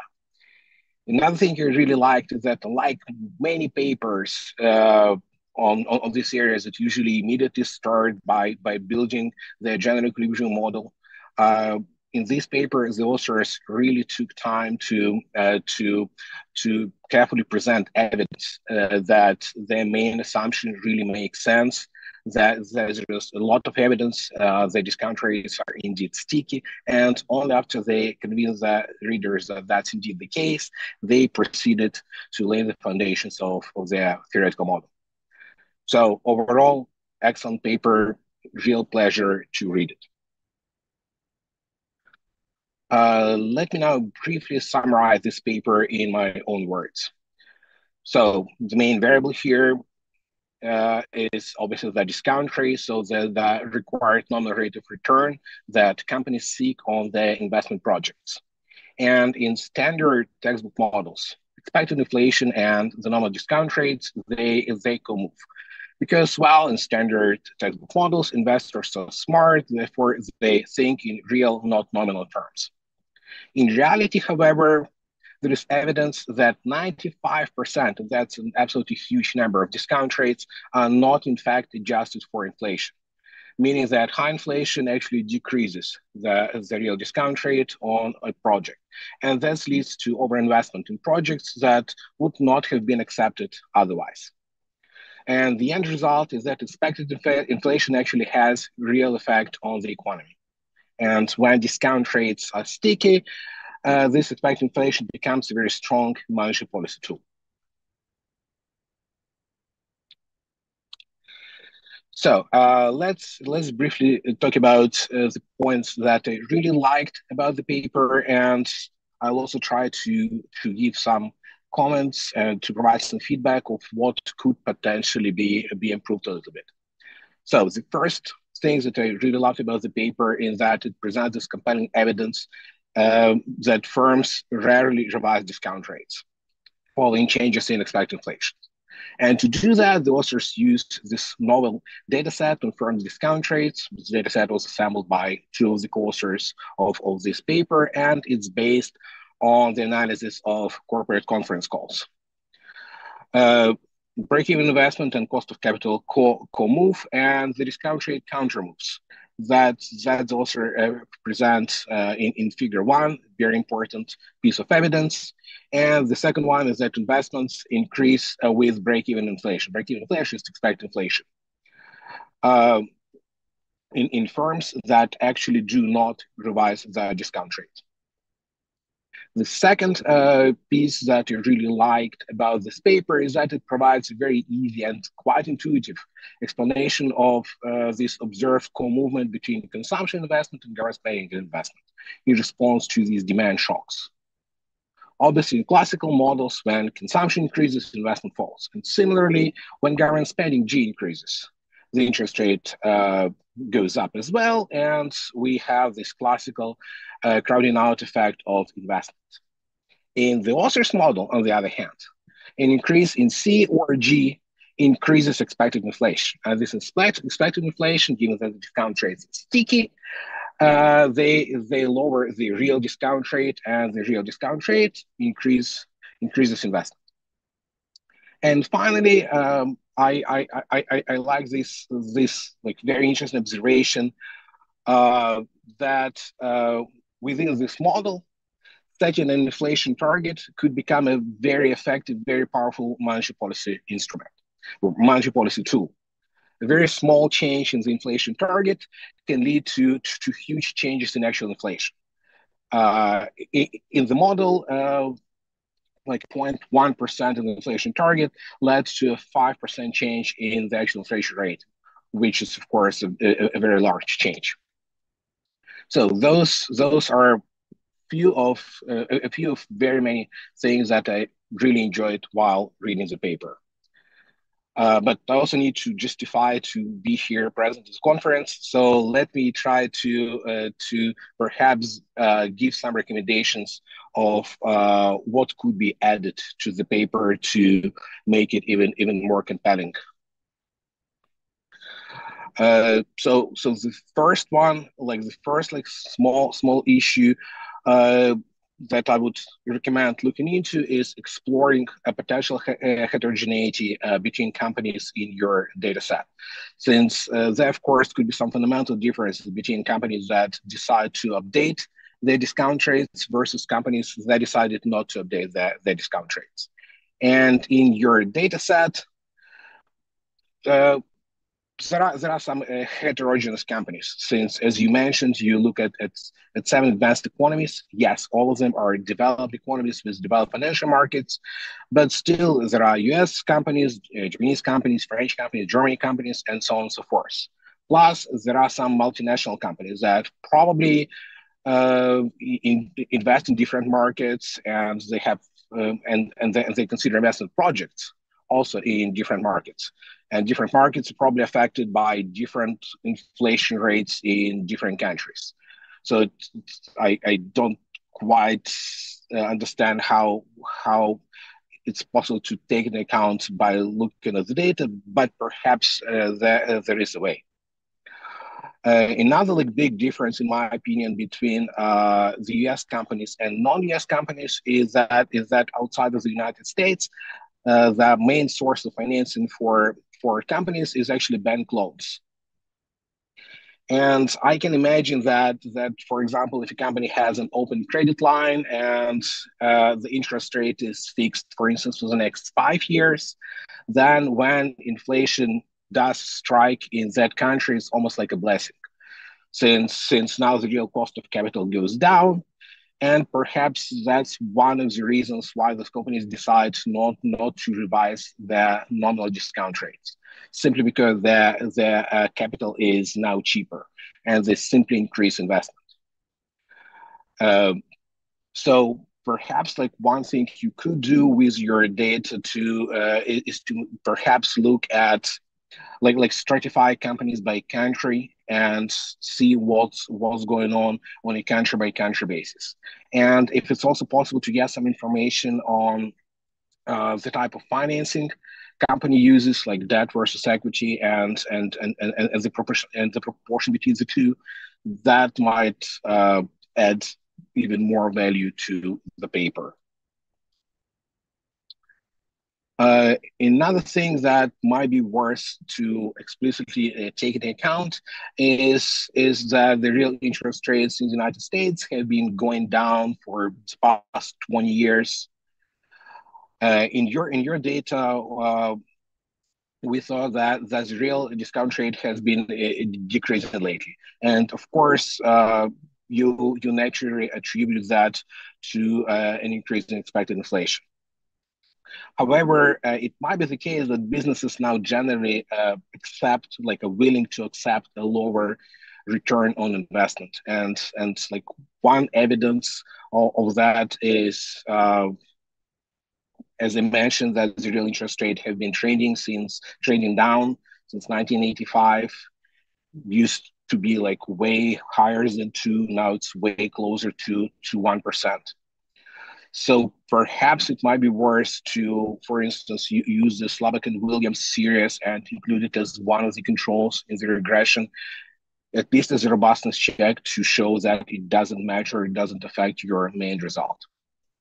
Another thing, as like another potential robustness check, it might be worth adding a measure of risk. Since riskiness it does affect the attractability of investment projects, and risk did change quite a lot. For instance, it was obviously very high during COVID. No one understood what's going on. Then risk generally increases with inflation, which might again matter since we did have this early 2020s when inflation was unusually high.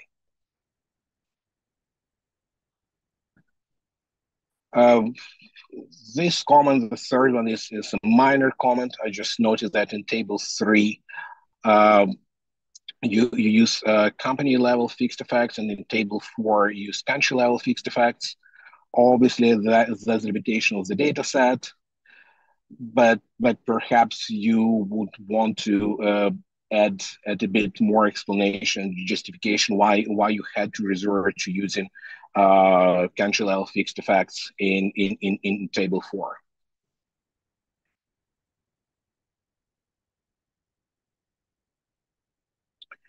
And finally, I have like a brief comment about this, is that the imperfect foresight that might or might not matter for your model. Like as of now, the empirical justification for your model, for your assumption that the discount rates are sticky, and it is based primarily on this post 2018 data. That figure that you showed during the presentation, and of course that period, it includes this high risk COVID-19 period and also the high inflation period between 2020 and 2022. And both of those time periods are highly unusual for the United States, for instance, as a country. And of course, like both of those factors, very high risk and very high inflation, they affected investments in non-trivial ways. Additionally, if we look at the break-even inflation, which is to something like TIPS bonds, then if you look at the two interest rates, then we know that people were quite wrong at predicting inflation in the 20s. Like some treasuries, maybe different bonds, actually ended up earning negative real interest rates rather than positive real interest rates. That perhaps could be important for your model, especially if you use this high inflation period as a justification for your choice of assumption. Since in 2020, expected inflation and realized inflation were quite different. Plus, there are a lot of other things that were going on during that time. So perhaps maybe as a robustness check, you might also want to show your like baseline results while excluding these unusual periods of COVID-19 and the soaring inflation period between 2020 2022. Other than that, I don't really have a lot of additional comments. Great piece of research. It was a pleasure reading it. Thank you so much. Thank you, Alex. Kilian, do you want to react? Yeah, let me say mainly thank you so much for the very thoughtful and kind discussion. I think every single point that you raised is useful for us, and we're going to incorporate it. Let me mention maybe two of the important ones first. I think in terms of heterogeneity, that's absolutely an important question. And it also leads to the question of why are some discount rates stickier than others, which then leads to micro foundation. This is something that we're quite excited about working on. One particular result that we found there recently, which is not yet in the paper because this is happening in real time, is that firms that seem to be under pressure from financial markets, such as highly levered firms or firms that don't have a lot of profit buffers, they actually seem to adjust their discount rates more frequently, which we think is consistent with the view that they're sort of being monitored and that they're under pressure to do the right thing. And so that they're kind of having to change things, whereas firms that have a lot of market power, that don't have a lot of leverage, they can kind of get away with some of this messing around with discount rates. So this is maybe interesting in relation to your point. The last thing you said, I think, is important regarding COVID versus not COVID. So we have now done an analysis that is only pre-2020, I think, or pre-2019, and all the results are really similar. So cost of capital changes with expected inflation, and discount rates don't. And I think that's reassuring that it's not just a COVID effect, but a more general sort of pattern in how firms behave. But the point is very well taken, and we should explore that even more and make it very clear in the paper. Thank you so much, Kilian. Thank you, Alex. This was great. And someone has their hand up. So, Marek, I don't know how you want to proceed. Yeah, let's have one more short question. Alexa, please go ahead. Thanks. Very interesting paper. Quick question. Just thinking about sort of what's the underlying problem here, and just wanted to bring up the paper by my colleague at the Bank of Canada, Wenting Song. They just had the restart paper. Basically, they read the text, analyze these statements by corporations, and get a measure of attentiveness by these firms to macro news, in particular news associated with monetary policy. And they find differences. Some firms are attentive, some firms are not. So it seems that there's quite a bit of coalescence between what they find and what you find. There seems to be heterogeneity, as you said, between firms that turn out to report sticky discount rates and how that influences their investment decisions. So maybe those firms are less attentive. Yeah, thanks. That's interesting. I should look at that reference. I'm not aware of the paper, but it sounds related. I mean, yeah, thank you. The final thing that I'll say, if Marek lets me, is that the most puzzling thing about our results is that the nominal cost of capital actually changes with inflation. So on average, firms do seem to get the macro impact, but then there's this big discrepancy between the nominal cost of capital and the nominal discount rate. And so I think a model that's about inattention would have to be very specific. It's like, why are they inattentive to that discount rate and not to other aspects of inflation? And that for me is something that's actually really interesting to work on. We're not going to solve this problem on our own, so hopefully other people can chip in and help us think about this. So thank you so much again to everyone, especially Alex. Okay. Thank you. I think this concludes the session. Thank you very much. Thanks to both presenters and to both discussants. And let's continue after the break. Thank you very much. Thank you, Marek. Thanks. Thank you. Bye.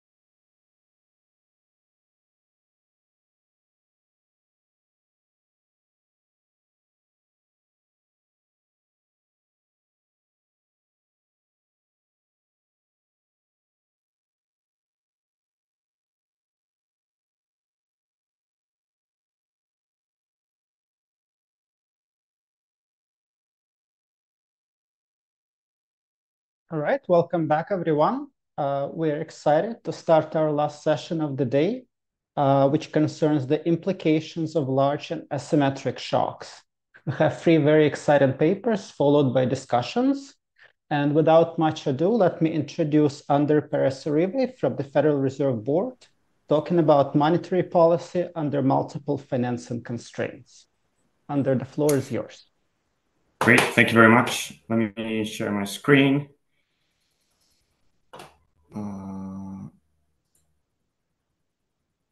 Here we go.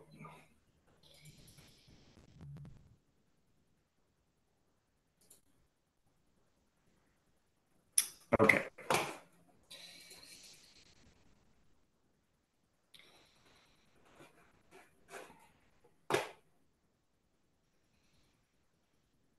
Okay. I'm not sure you can see my slides. We can. You can? Okay, perfectly. Okay. So thank you very much. So thanks a lot for including our paper in the program. So this is joint work with Janik Timmer, also at the board, and Alejandro van der Got at the ECB. And as I should add, the usual disclaimer that these are our views and not the views of the institutions we work at. So our paper is about the credit channel of monetary policy. And as we all know, the credit channel is an important mechanism through which monetary policy works. And according to this channel, policy rate changes influence the tightness of firm financial constraints, then in turn affect credit to those firms and the investment of these firms. So the typical approach in the literature, in the credit channel literature, has been to assume that there is a single financing constraint that affects firms. So for example, in Kiyotaki and Moore, the authors assume a collateral constraint that affects the constrained firms, and that's the only constraint that operates. In Bernanke, Galtern, and Gilchrist, 1999, for example, we have a single constraint, which is a costly state verification constraint and that's all there is. In reality, there's different types of constraints, as I'll discuss later. There's collateral constraints, leverage constraints, earnings-based constraints. And again, models typically choose one and focus on one. The other typical assumption in this literature is model linearity, both in the empirical and the theoretical literature, which, among other things, implies that there is no sign dependence of the effects of shock. So, a tightening and an easing shock will have the same effect in absolute value on economic activity. So based on this motivation, we asked the following research question. So how and how much does the presence of multiple financing constraints affect the credit channel of monetary policy?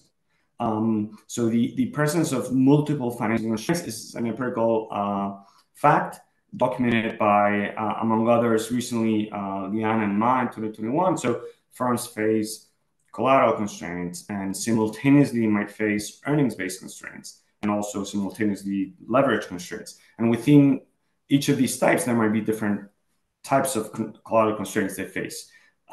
So how do we address this research question? So what's the importance, the macro importance of multiple financial constraints? So we start with a very simple theory. And this very simple theory already delivers the main insight in this paper. And then the rest of the paper basically builds on this insight. But what is the main insight? So this model is a very parsimonious model of firm investment with multiple binding financing constraints, where these financing constraints might have different interest rate sensitivities. So might respond more or less strongly to changes in the policy rate. So what happens after a contractionary shock? Well, after a contractionary shock, what we get is that all constraints tighten somewhat, more or less, but the most rate-sensitive constraint will be the one that binds after the contractionary shock, the one that tightened the most. What happens after an easing shock? Well, all constraints ease or loosen to some extent. The ones that loosen a lot become slack, and the ones that the ones that will remain binding are the least rate sensitive. So effectively, what we get is that with multiple constraints, we get a very strong response to tightening shocks, but a very weak response to loosening shocks. And that's really the main insight, and we build on that insight. Always we provide evidence for that insight. Our simple model also delivers a rich heterogeneity in responses of constrained and unconstrained firms. that then in our second step, we provide support for. So we find very strong support for our model predictions. And in particular, what we find is that there's a very strong asymmetry in the response of aggregate investment and employment to monetary policy shocks. We find that this asymmetry arises almost exclusively in the constrained firms. It's not present in the financially unconstrained firms.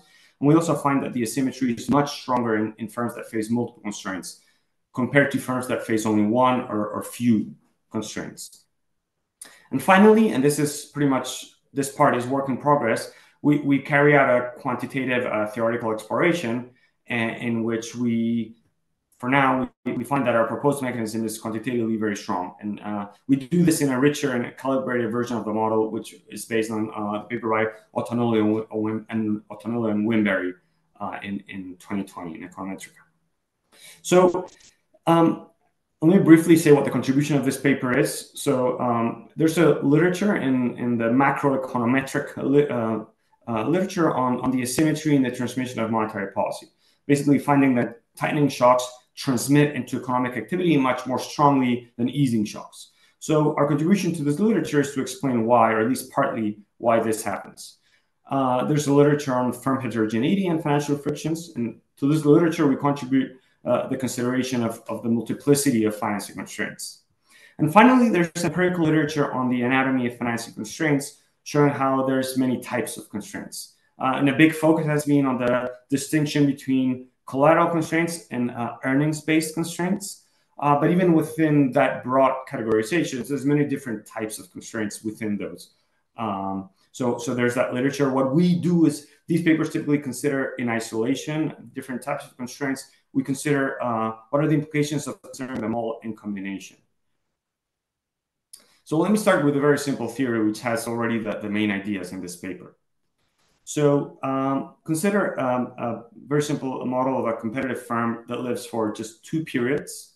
The firm produces an output good using only physical capital as an input, and adjusting that amount of physical capital involves cost of adjustment H. How does this firm finance the capital investment? Finances it with net worth and debt. And the sort of the innovation here is going to be that the limit on that debt is going to be given by actually multiple restrictions on that debt, meaning multiple financial constraints. So capital J restrictions. So what do those restrictions do? So in that expression, that inequality, we express this multiplicity of constraints as each of those constraints limits the effective amount of capital the firm can hold, K1, to be no greater than a function G of two variables: the initial capital stock, which effectively translates into net worth, and R, which is the gross interest rate. So again, the firm has to satisfy a whole set, capital J, of these restrictions, and of course, it will only be able to invest the minimum amount determined by these constraints. Now, what are the key assumptions? One, multiple financial constraints can be binding at once. This is an assumption we make in the simple model, but that we relax immediately. It just helps us provide a very clear characterization of our ideas. The second assumption is key, but it's also an assumption we're pretty comfortable with, which is the idea that constraints can feature different sensitivities to the interest rate. You might have a collateral constraint that is limits borrowing to a fraction of a very long-term asset whose value is very sensitive to interest rates. And then on the other hand, you might have a collateral constraint that is very much based, say, on accounting data of realized earnings, which is not going to be very sensitive to changes in interest rates or expectation of future changes in interest rates. Okay, so what's the first proposition we derive from this simple theory is that if multiple financing constraints are binding, investment responds more aggressively to a marginal increase in the interest rate than to a marginal decrease. Instead, if a single constraint is binding, the response is symmetric.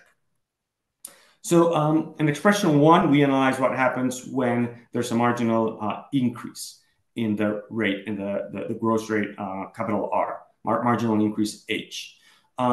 So following that marginal increase, the change in capital, K1, that the firm will be able to obtain will be given by the expression on the right. So following a tightening and a marginal tightening in the policy rate, all restrictions G, all constraints G will imply a decrease in the amount of investment that can be done. Now, the one constraint that will bind is the one that decreased the most. So in absolute value, the one that has the maximum change in that constraint. What happens with an easing, a marginal easing of the policy rate in the bottom expression? Sorry about that. So with a marginal decrease in that expression, what we get is that in the expression on the right, we get that the resulting change in capital will be given by the constraint that eased the least. So the minimum change out of all the restrictions, of all the constraints following the easing, they all loosen up. The one that will be binding is the one that loosened the least.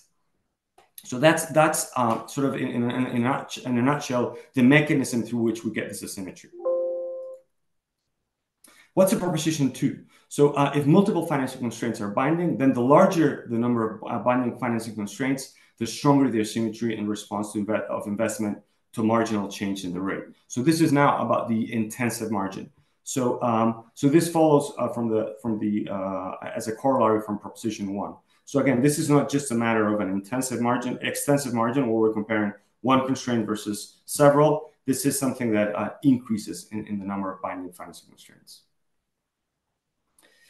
Finally, proposition 3 is about unconstrained firms. So if no financing constraint is binding, then the response of investment to a marginal change in the rate, in the policy rate, is symmetric in the sign of the change. So so this is in this simple model, we are going to get this result. We're going to also relax this result, but in this simple model, this gives us the key characterization of the distinction between unconstrained and constrained firms. And again, the main key insight, which I summarize here, is that there's some asymmetry in the response of the investment of constrained firms to monetary policy, where investment responds more strongly to an increase in rate than it does to a decrease in the policy rate.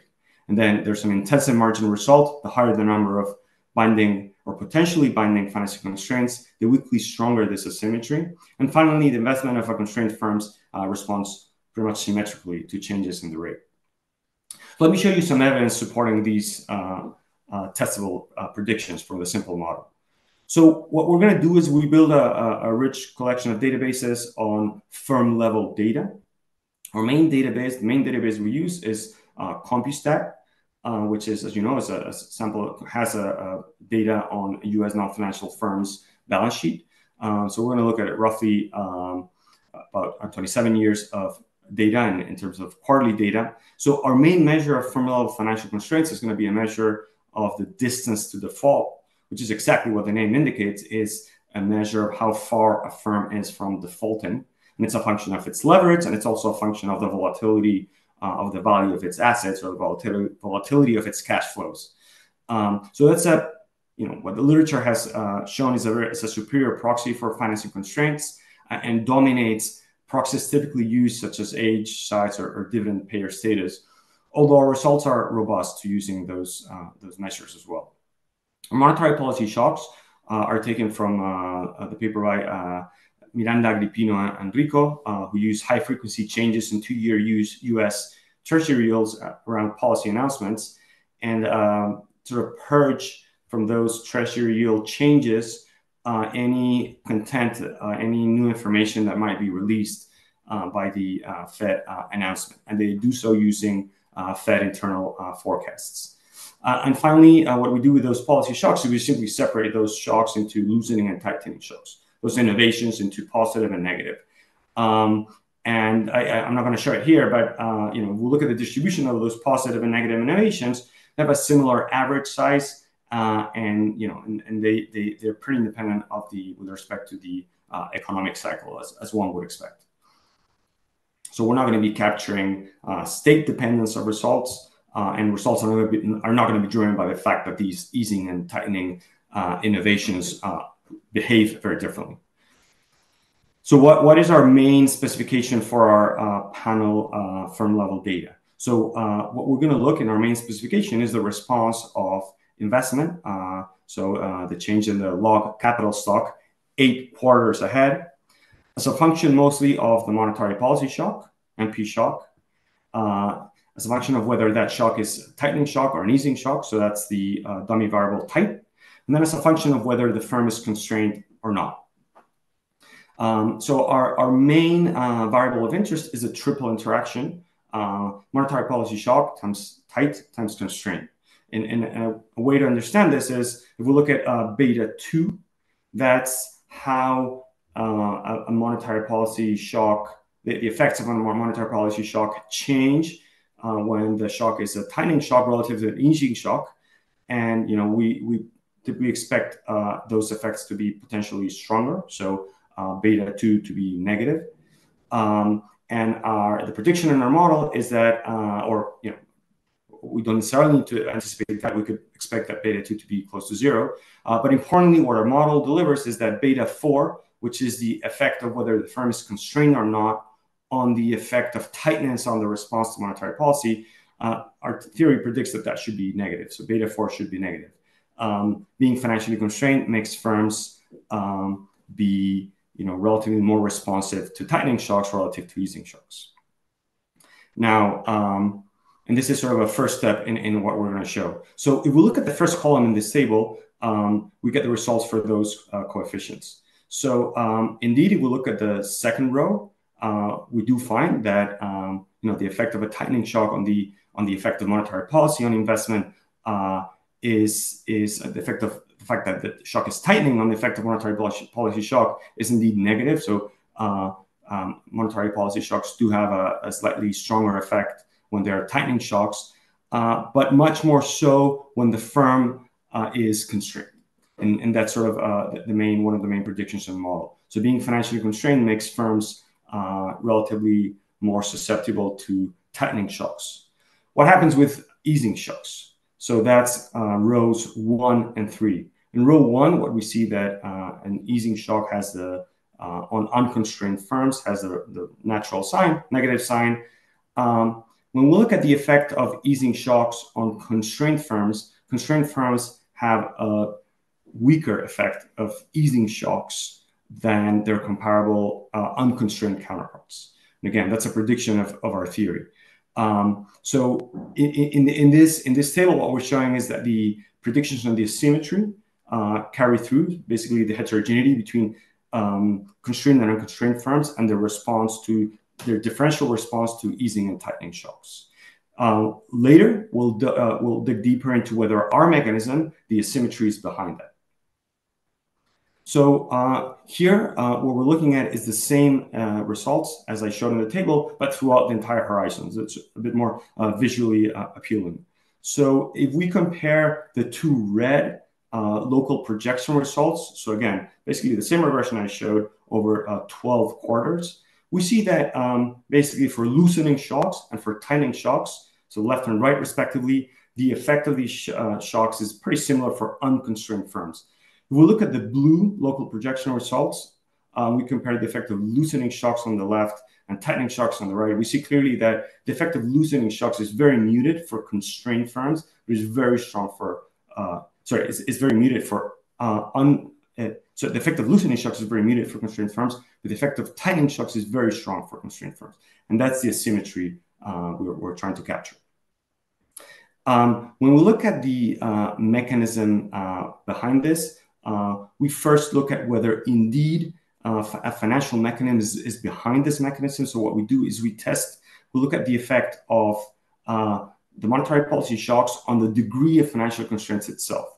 So on the y-axis on this chart, on this band scatter plot, what we have is the change in the degree of constraints. So in the change in the distance to default.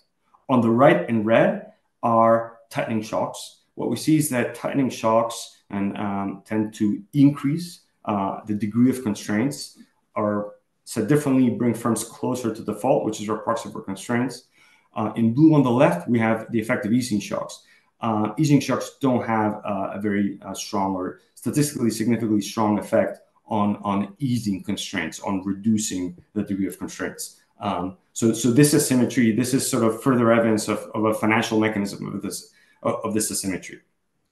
Now we get into evidence related to the multiplicity of financial constraints. What we're showing here, and sorry about that, what we're showing here is essentially the same results as I showed in the table before in column 1. So this is the coefficient on the triple interaction.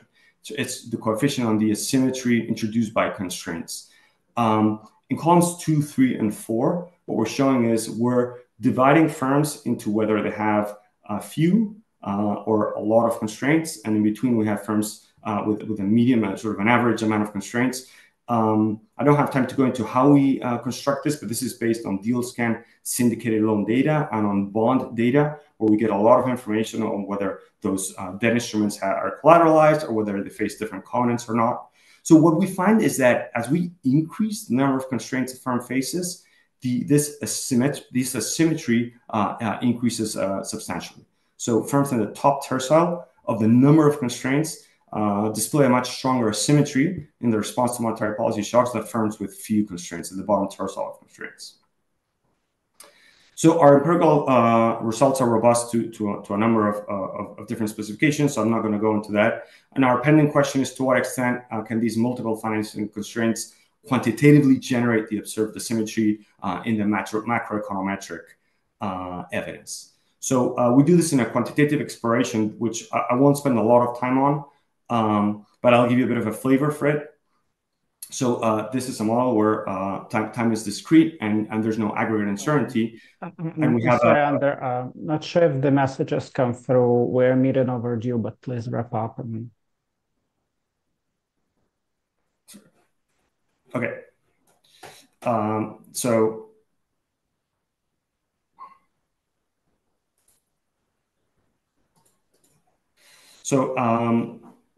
there's basically a continuum of competitive firms, and these firms produce an output good using capital and labor. They face adjustment cost of capital, and then can issue debt at a gross interest rate R.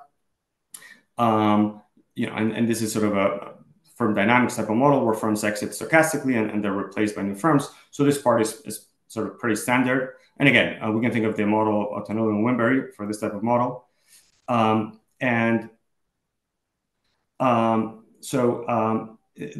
key interesting part here is the following. So the way we model the multiplicity of constraints. In this quantitative exploration, we model 2 constraints.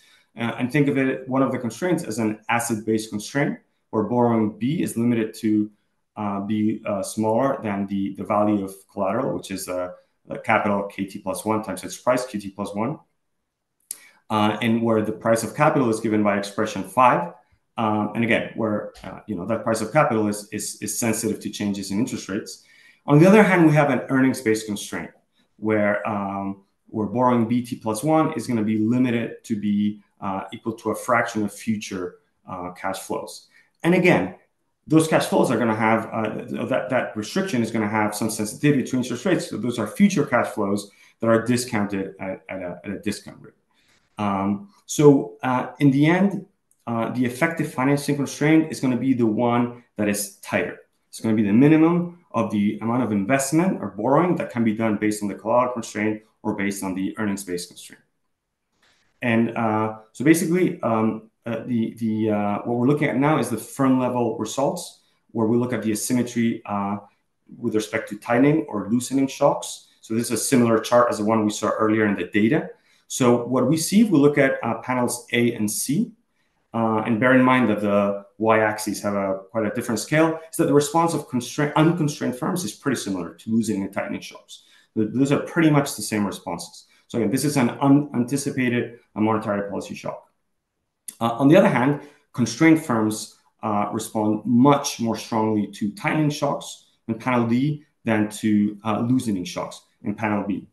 In panel B, exactly. And this translates to an aggregate response to monetary policy shocks that is highly asymmetric. And bear in mind, I didn't show the calibration, but this obviously depends strongly on whether these loosening or the amount of financially constrained firms in the economy. And I'll leave it at this because these conclusions sort of repeat pretty much everything I said. So a bit over time, I think. So thank you very much. Thank you so much, Ander. The discussant is Jacek Sudo from Narodowy Bank Polski. Hello, everyone.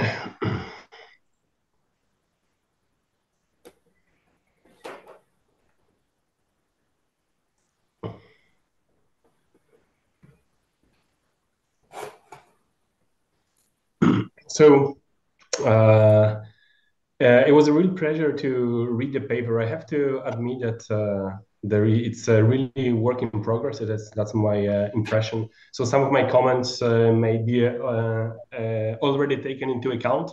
So please, Ander, don't sorry for that. But you see that you guys are really working on the paper. So let me briefly tell you what the authors do. They look at the effects of monetary policy. They really concentrate on the financial friction channel. In particular, they're looking, does the number of constraints matter for how monetary policy operates on investment, on employment, and on borrowing, right? That would be the effects that they're looking. And in particular, what the authors are trying to do, they're allowing for asymmetry with respect to the nature of monetary policy shock, whether this is the contractionary or expansionary shock, and with respect to the existence and the number of the financing constraints, right? So in principle, there would be a different response of the unconstrained firms versus the firm that faces one or multiple constraints.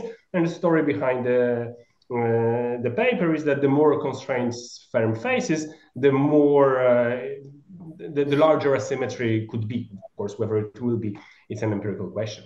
The way the authors handle that issue, they do it in two ways. They do it theoretically. First, there's a very simple two-period partial equilibrium model, which focuses only on the firm's problem with some ad hoc financing constraints in order to illustrate the channel and why the multiple constraints could have an asymmetric effect from the monetary policy perspective.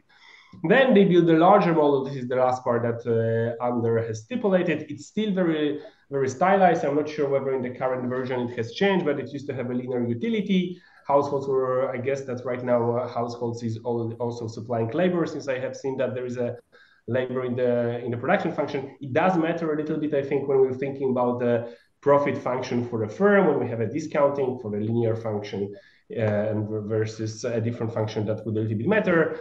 But there is a theoretical counterpart to the empirical model, which is trying to shed the light and illustrate the channels through which this asymmetry could be brought up. Empirically, the authors use the local projection applied to the panel data, and you can see here is the specification of the regression that they do in order to capture the asymmetry of monetary policy. They impose the dummy, whether we have a positive shock, whether it's a tightening shock, to capture the effect of the financial constraints, their interaction term. And what they really care about is this beta 2 and beta 3 and beta 4, which is actually trying to capture those asymmetries. They use the firm level data for the last 30 years. The monetary policy shocks are the high frequency identified shocks from Miranda, Agrippino, and Rico. And for the financial constraint, they use the Merton's discount to default, which is nothing else but probability of default, which is to be a proxy of the number of the severity of the financial constraints, which show up in the theoretical paper, in the empirical model. And what they find is that these financial channels and the number of constraints do matter for the transmission of monetary policy shocks. And importantly, there is this double asymmetric effect, right? Following the contractionary shocks, the more financially constrained firm is, the more it reacts relative to the less constrained firms. Those shocks will reduce the investment, employment, and borrowing. Whereas after expansionary shocks, it is these less constrained firms that are reacting more relative to more constraints. And what authors also show is that it works for the investment employment, but not so much for borrowing. And I think this is an interesting angle in that paper. Those effects are both qualitatively and quantitatively significant. The maximum effect of those responses is 7 to 9 quarters after the shock. And I have to say that I really like the paper, and I really like the results. So I have several comments for authors. The first are the usual ones, which I'm sure that authors have seen already many times. How about different type of shocks? Authors, I'm sure in the current version already take into account. Should we look at different type of shocks, not just Miranda, Agrippina, Enrico, but I know that authors are looking at Jarociński, Karady, there is Svensson. Should we include only one of them? Should we include also for those information effects as the controls? How about the different set of controls if we're using the local projection model? Sometimes we're adding the likes of shocks, sometimes given that it's the tightness of the cost of borrowing, right? Then the cost of the borrowing proxied by the federal funds rate for the US, should this be included or at least lags on top of the shocks? How about different clustering? Right now, authors cluster on the firm. Given that there is an industry level data, maybe we could think that the standard errors of the response of capital could be somehow similar within the industry, but different across different industries. Unfortunately, as I'm sure Anders knows, all those things do matter for the not only for the shape of the impulse response or for the magnitude, but also for the statistical significance. One other thing which I could also wonder about or suggest to have a look at is to use the shocks as the instruments for the monetary policy change in the instrumental variable version of the model. That would be also relatively simple extension. And of course, the usual question, how about the stability of the results, given that the sample includes both the pre-global financial crisis and the zero lower bound period. And after zero lower bound period, are the results stable? I know that for some of those high frequency identified shocks, this first factor do changes only before the global financial crisis, not after. For Miranda, Agrippina, Enrico, that could be a little bit different, but that's also, of course, a place to check the robustness. A little bit more, I think, a nuanced point is related to the financial constraint and how it matches the model versus the data. In the theoretical parts, author stresses that it's the number of financial constraints in the small model or the net worth in the larger model is important characteristics for how much firm will respond to monetary policy shocks. Now, in the empirical part, the measure is the Merton's distance from default, which tries to capture the probability of default. Of course, we could have the different firms facing only one constraint would vary across probability of defaults. So it's not a perfect match between those measures. I will come back to that point at the very end to show that maybe there is a way to look at it slightly differently. The other point that I think it's worth at least consider in matching the theory to empirical part is unconstrained versus less constrained firms. In the empirical analysis, authors are using this probability of default, and they usually look at the percentiles of firms who are along this probability of default. But as we know, there are some firms which have the probability of default equals 0, which, according to that story, would be no financing constraints.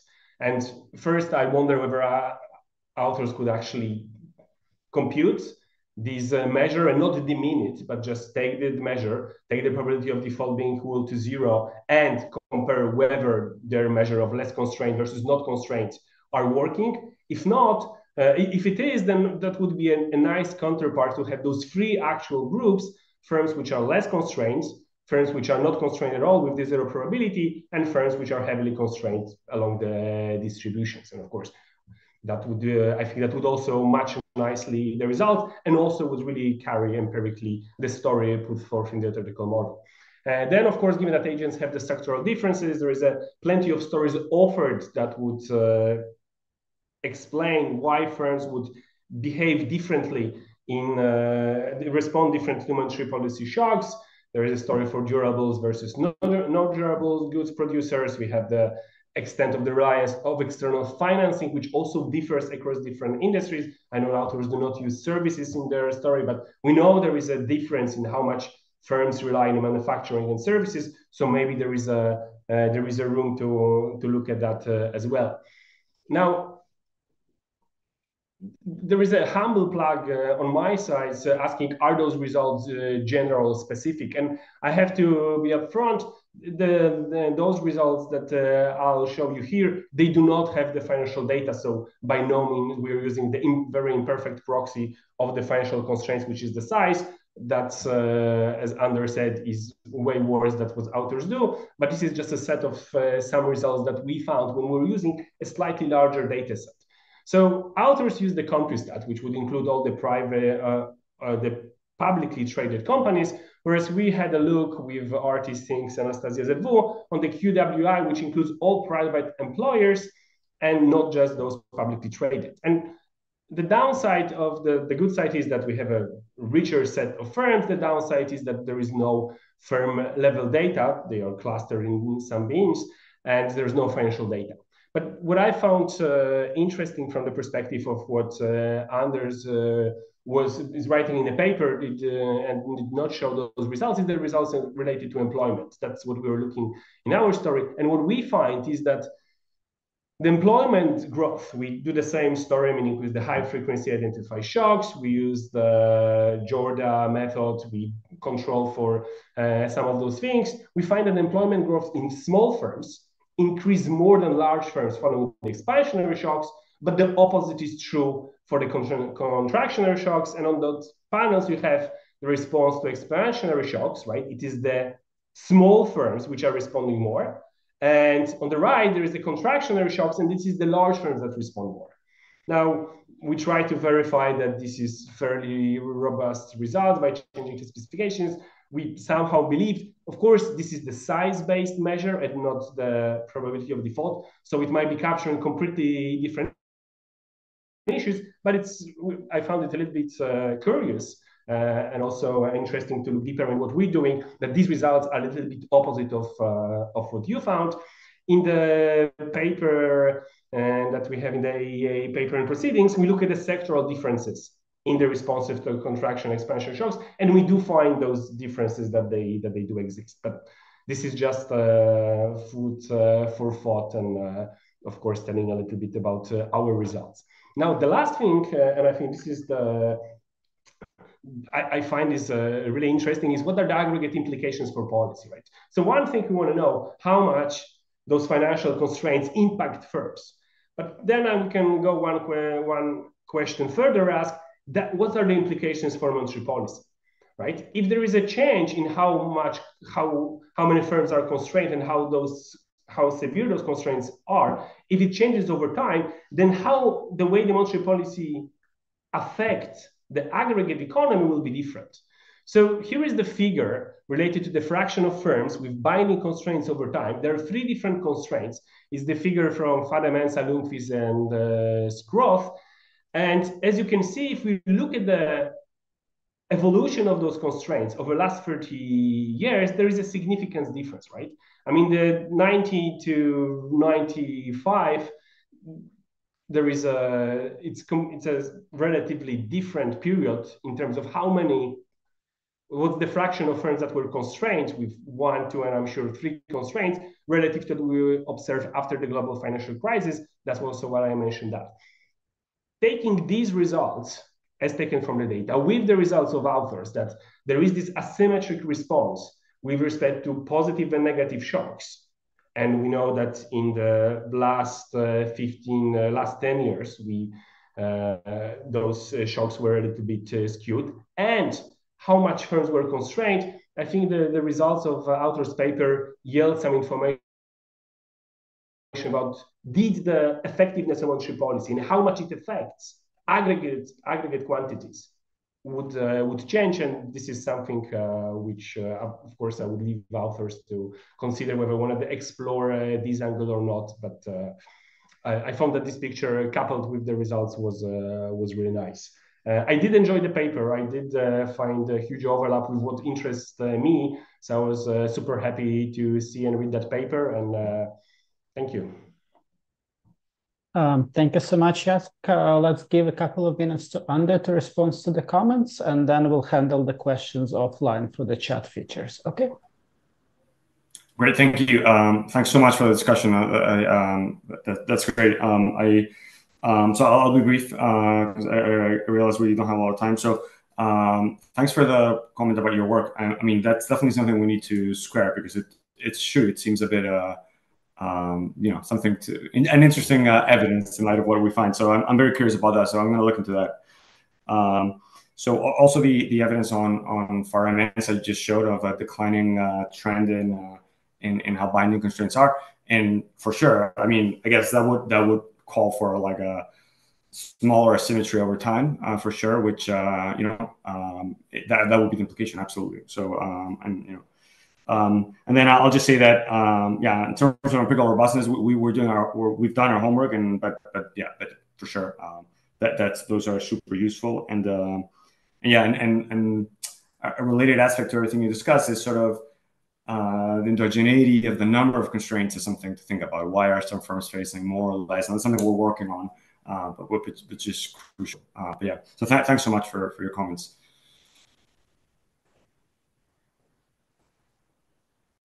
Right, thank you both. So as I said, if any of the conference participants have questions, you can send it through the direct chat or Q&A. And in the interest of time, we're going to move on to the next presentation. I welcome to the stage Shabnam Kalemliaskan from the University of Maryland, presenting the paper called Pandemic Era Inflation Drivers and Global Spillovers.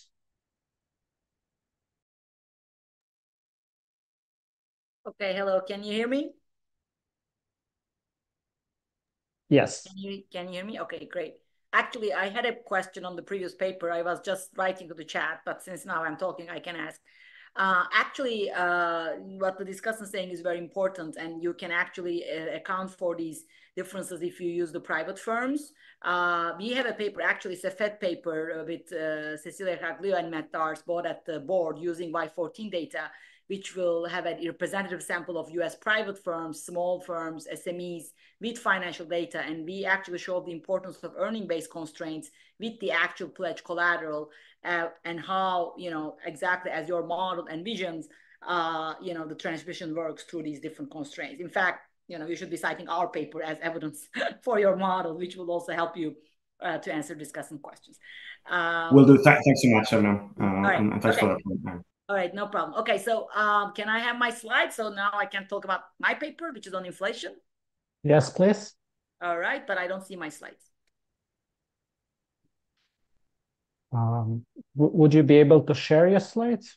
Oh, yes, I send them. I thought you are doing this, but no. No, you can press the share button and share your screen. Okay. Yeah. Let me just do that. Okay, sure. Let me do that.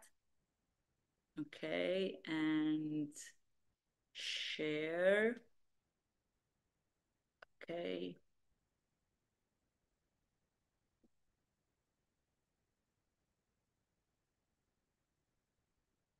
Yeah, here it is. Great, thanks. Okay, you see it, right? Yes. All right, okay. Great, so let me start. I have 20 minutes. Okay, all right. Let me start by just saying thank you so much for putting our paper on the program at this great conference. This is joint work with Julian Giovanni, who is at the Fed. So just the usual disclaimer applies. And the other co-authors, also my graduate student, Alvaro Silva, who is now joining Boston Fed, and our other co-author at Harvard, and Coach Mohamed Yildirim. So motivation is obviously straightforward for the paper. Countries around the world have suffered the highest inflation of the last 4 decades, starting 2020. And if you look at the last 3 years, we have also witnessed, together with inflation, a collapse and very quick rebound of domestic demand, GDP, trade, consumption moving back and forth between services and goods sectors. And all these things also happen at the same time with labor shortages, not just during the pandemic lockdowns, but also during the recovery phase. So our work is going to argue that global supply chains played a critical role in amplifying shocks within and across borders. And one of the developments of this, maybe on the good side in terms of the future risk, is this central banks now taking the supply shocks and the production resilience seriously. And again, as I said, this is going to be important for any sort of fragmentation of production, geopolitical issues, redrawing the supply chains, climate change and all that. So the paper that I'm going to present now is going to provide a theoretical framework to think about these questions and going to apply it to quantify the drivers of this inflation in the last 2-3 years. And the heart of this framework is about a global production and trade network. Now, we kind of think this network as just a trade network, and when we plot these network figures, it's kind of, you used to see like a big circle with many, many lines. So we are plotting here the most important relationships, and both in terms of trade and production, to make the point across that how important it is also to think the production side of this and not just the trade side. So the trade network is the usual, shown in blue on the left. Dark blue countries are more open, like Ireland, more than US, light blue less open. The thickness of the arrows is going to capture the intensity of the trade relationship between the countries and all that. But the important point here is to envision the figure on the right in the orange and red inside the figure on the left in blue, to appreciate the complexity of the production network. Here's that there are 65 countries and 44 sectors. And you see on the sectors, there are a lot of buying and selling among each other. And it's really not just about tradable sectors. Tradable sectors, they're like electronics, chips stuff is going to be there in the red color. But look at all the non-tradable sectors like construction, wholesale, retail, services, that they are going to be also affected from these linkages. And that's kind of what we would like to put at the center. So by using this framework, we are going to be able to quantify this well-known narrative by now, although of course it wasn't well-known in 2021. This is a quote from Governor Jay Powell's speech at the IMF conference from last year. And I'm underlining 3 sentences here, where the resulting supply and demand imbalances leading to initial increase in prices, then the new shock, Russia invasion of Ukraine in 2022, and then what monetary policy is doing. The last phrase here is try to slow the aggregate demand so that the supply has time to catch up. So it's all about, supply demand imbalances, and we would like to understand this in a global network because we just cannot look at the local domestic demand and supply imbalances to be able to understand inflation going on in several countries at the same time. So we are going to show you that open economy channels are going to be very important for transmission of these cost push shocks, supply shocks, and supply shocks are going to be several, not just energy shocks, but of course we are going to have an important role for energy shocks too, starting with the Russia invasion of Ukraine, and also the demand shock. So we would like to bring both the cost push shocks and demand shock transmission in an open economy framework. So the narrative today, which is now things are understood very well, is that once we understand the importance of supply shocks in 2020 and 2021, then inflation coming down quickly in 2023 and 2024. I mean, basically, once monetary policy reacted in 2022 is basic economics, right? This is very well, but of course, happening this without an increase in employment is not basic economics, especially when you are going through supply and demand shocks at the same time. And our paper is going to be able to provide this framework where you have this inflation without a recession, theoretically. And then we take the framework to data and to quantify the separate roles for supply shocks, both in terms of factors of production and energy, and then demand shocks on inflation. Okay, so how do we do this? We are going to write down and estimate a multi-country, multi-sector New Keynesian model to quantify the drivers of inflation. So I'm going to show you results from 4 countries and 4 to 4 sectors today. But of course, you can, the model is flexible. It's a nonlinear model. You can definitely do the estimation for the network I showed you, which is 65 countries and 44 sectors, right? So 4 countries today is going to be United States, Euro area, Russia, and China, plus rest of the world. So the global south, the emerging markets, is going to be here together with China. So we are going to feed in a rich set of sectoral and aggregate shocks transmitting through global trade and production network. And impressively, this is a very parsimonious model. It is a detailed model in a kind of micro sense, but really parsimonious in terms of we are not going to target anything. So there's not going to be any moment targeted here, but we can still match the observed headline inflation rates and together with the changes in sector level prices, wages, and exchange rates across countries. So the key result is going to be early on in 2020 and early 2021, supply shocks are going to be very important. So think these as the negative supply shock to factors of production, both in terms of intermediate inputs that are imported, but also domestic labor that is non-tradable. So it doesn't matter where it starts, domestic or foreign origin, even if it's another country, it's going to affect your inflation in your home. So then there's going to be these post-aggregate demand shocks coming through later 2021 and 2022. Why is that? Because first, monetary policy was easy in 2021, and then of course the countries took large fiscal packages to deal with the effect of unemployment, and all that is going to feed as a positive aggregate demand shock in our framework, during which of course consumption is allocating between goods and services, and then back to from services to goods, and then back to services during the recovery. That's going to help us to pin down the current accounts and exchange rates, of course, because we are going to be tracing the entire sectoral demand supply imbalance in a global network. And then final energy shocks is going to be very important, but there's going to be differential importance of this. They are going to be very important for Euro area inflation, not as much for US inflation. And that we can explain, of course, with the higher foreign factor content of trade in Euro area, that combined with complementarities between foreign and domestic factors of production. Okay. So let me give you a very quick sketch of the model, given the time constraints. We are doing an open economy version of Bakai-Fahry closed economy model in AER 2022. And we are going to do some simplifications to that framework, closed economy framework, so we can carry it to open economy framework, where we are going to have other difficulties, such as endogenous exchange rates and the current accounts.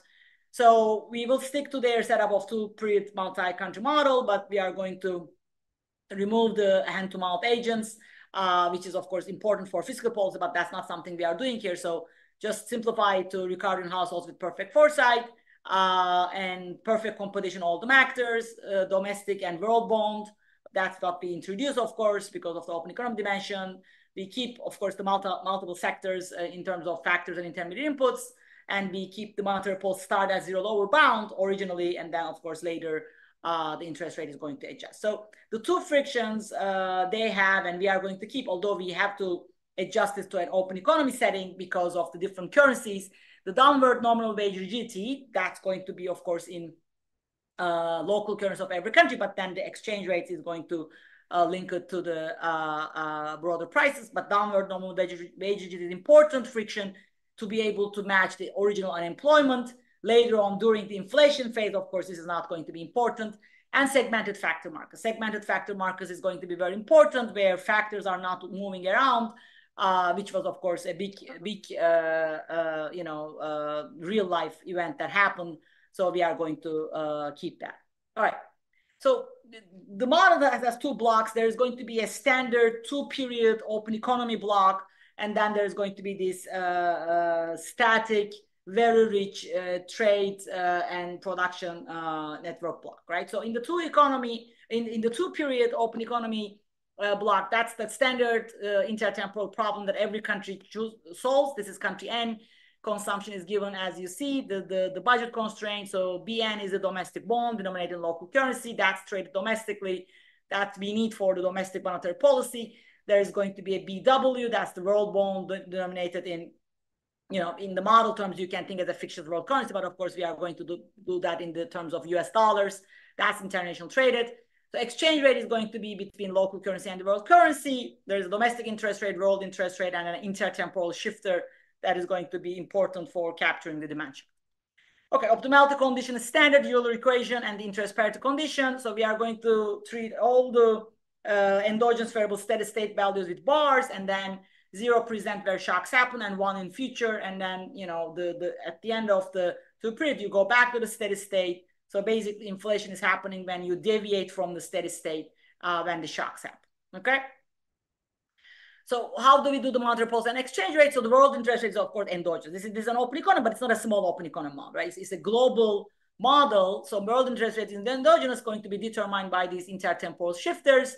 And the bilateral exchange rate is going to depend on the stance of domestic monetary policy between US and Ukraine, you say, or Euro and US. So we are going to set this one to start. And then meaning if we don't change the domestic interest rate, bilateral exchange rate is not going to change. The multilateral exchange rate is still going to change because the world interest rate is an endogenous object, and then the parity condition is going to hold. Now, the second block is this disaggregated kind of more micro block of the model that allows us to bring the global trade and production network. So that's going to be very straight from the trade literature. There are going to be several arming and aggregators because consumption is going to be, of course, over sectoral consumption bundles where this can be on domestic goods or foreign goods. That's going to be formed by varieties as straightforward in this literature. And then there's going to be production side. So both consumption and production disaggregated. Production is going to be with value added and intermediate bundle. And of course, this intermediate bundle is going to be full of imported goods. And then value added is going to be composed of labor and capital. Then intermediate bundle is going to be composed of this country-specific sectoral bundle. So imagine in the US, steel comes from Brazil, China, and combined with US domestic steel and goes to the production. So that's basically what this does. And then everything is obviously goes to the arming aggregator. So this is kind of multi-layer CES disaggregated production. And as I said, the notation is that steel is going to be J coming from many countries into the US. And that's going to be this X and MJ intermediate input. And then US creates the steel bundle to go and use it in the car industry. That's X and the car industry is Z. Okay, that's the structure of this part of the model. So the market clearing is going to be straightforward. Goods market is going to clear both for the intermediate good and the consumption for each country and each sector. Now, the segmented factor markers is going to be very important here. We have segmented factor markers for both capital and labor, but because the downward wage rigidity is in labor, it is going to be important in labor, where this downward wage is local currency in pink. And of course, we have to put everything in the common currency to be able to solve the global model. And that's how we are going to do using the standard techniques from the literature, such as papers by Schmidt, Groy, and Rübe.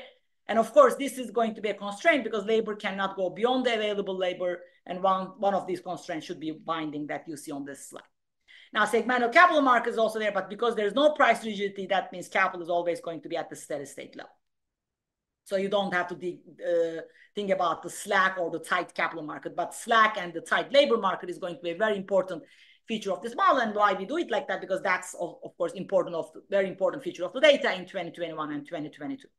Asset markets are clear, and that is going to give us this endogenous current account and trade balance movements. Okay, let me give you the intuition of the model with this one slide, and I will show you the empirical results and conclude. So think this segmented factor markers. This is done for every sector, right? So think this slide is on manufacturing sector or services sector, and I'm looking at labor. So you start at a point A where labor supply intersects with labor demand, and that's the equilibrium wage. Then, of course, originally labor supply is going to shift in. This is because this is a health shock, pandemic, there were sickness, lockdowns, and all that.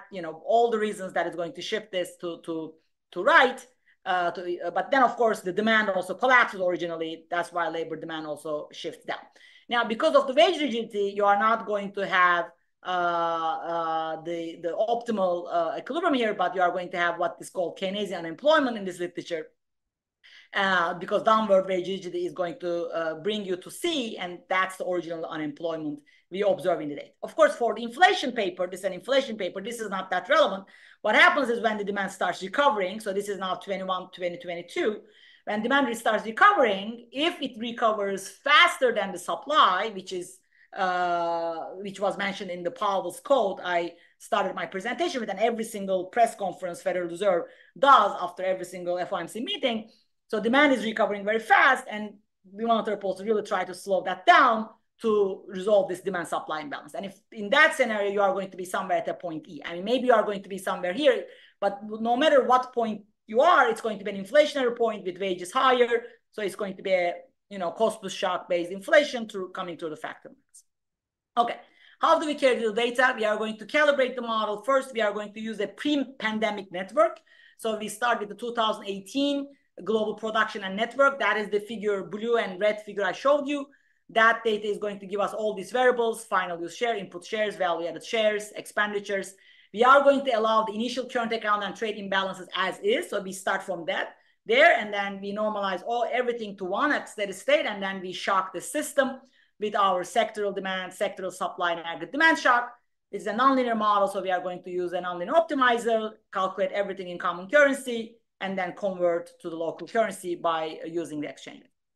So very important first order approximation to inflation in this model, I would like to show you to make sure I'm explaining the intuition right, is what you see on this slide. So this is an inflation equation for the country N. So every country is going to have an equation like that, as you can see, D log CPI for N. And this equation is going to compose of several terms in this model. So exchange rate, of course, that's going to capture the intertemporal shifter and all that. That's standard in any open economy model. But productivity shock, that's also standard in any New Keynesian model through Phillips curve. So the difference here is because it's open economy, what multiplies the productivity is these importance of that sector's production in the consumption basket. These are these shares, which are the factor shares. And of course, any improvement, this means any productivity improvement anywhere in the world is going to be disinflationary in your country. How disinflation, it depends on how much you are using that good in your consumption basket. Then the new term is this factor changes. Here it is labor, because we kind of focusing on the labor side.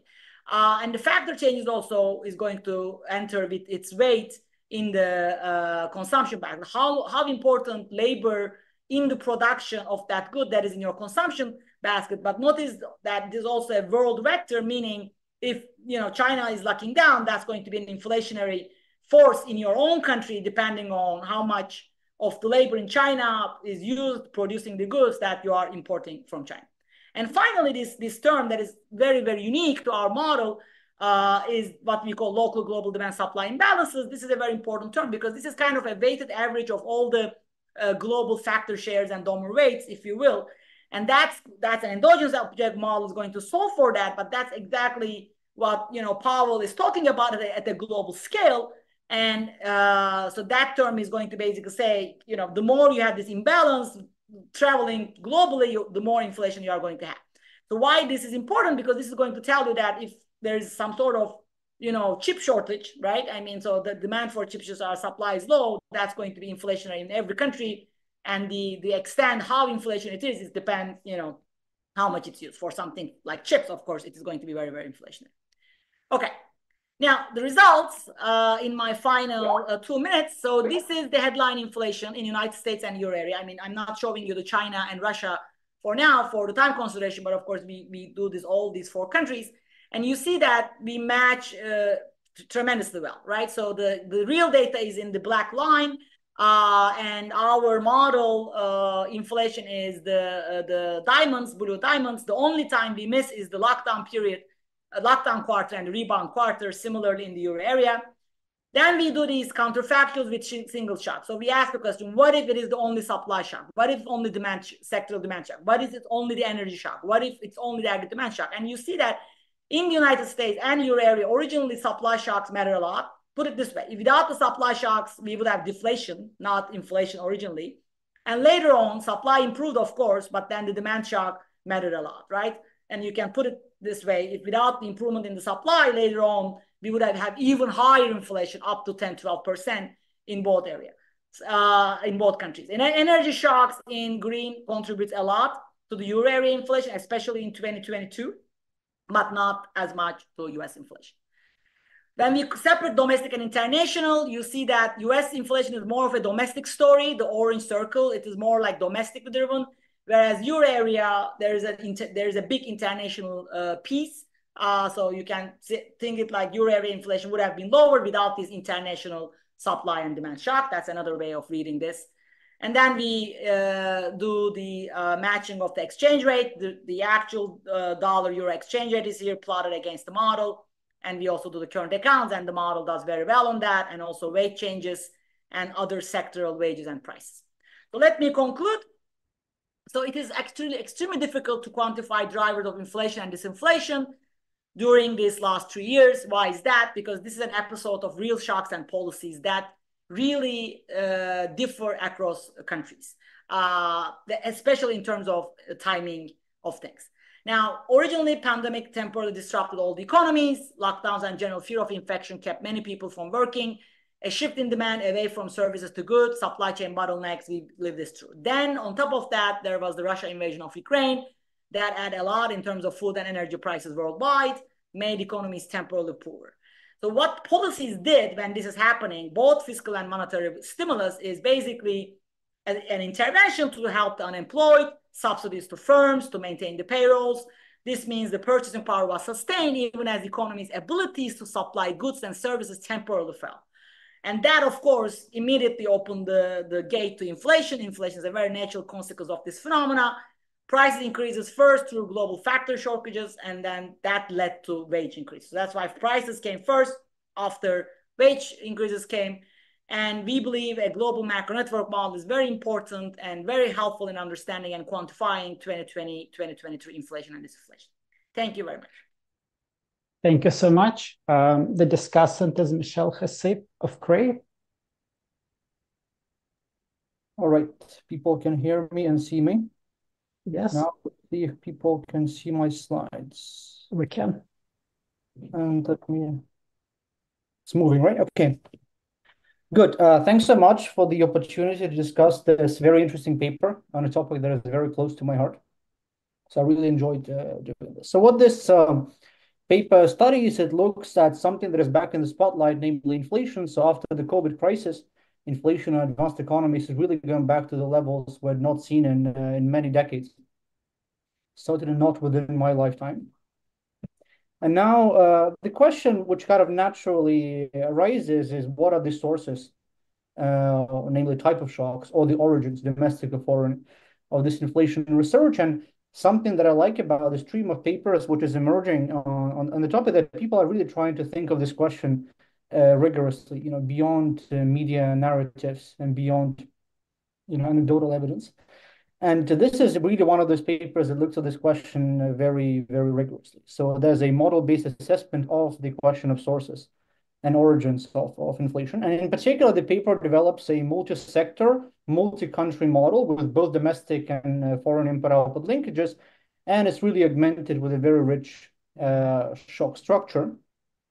And the model provides a very good quantitative fit for the observed inflation surge, despite not actually targeting inflation as such in the quantitative disciplining. And really the key finding of the paper, if I could highlight one thing, is that negative sectoral supply shocks sparked the initial phase of the surge in inflation in 2021. And then aggregate demand shocks, which really in the model reflect the stimulative monetary and fiscal policies, amplified inflation later during the rebound in 21 and 22. Let me first quickly summarize the contributions of the paper. So on the theoretical side, we're really taking the disaggregated production economy of Buckeye and Fari, so a model with input-output linkages, with intermediate inputs, and with multiple factors in general equilibrium. And we're taking that not just an open economy setup, but actually to a multi-country setup with many countries and many sectors.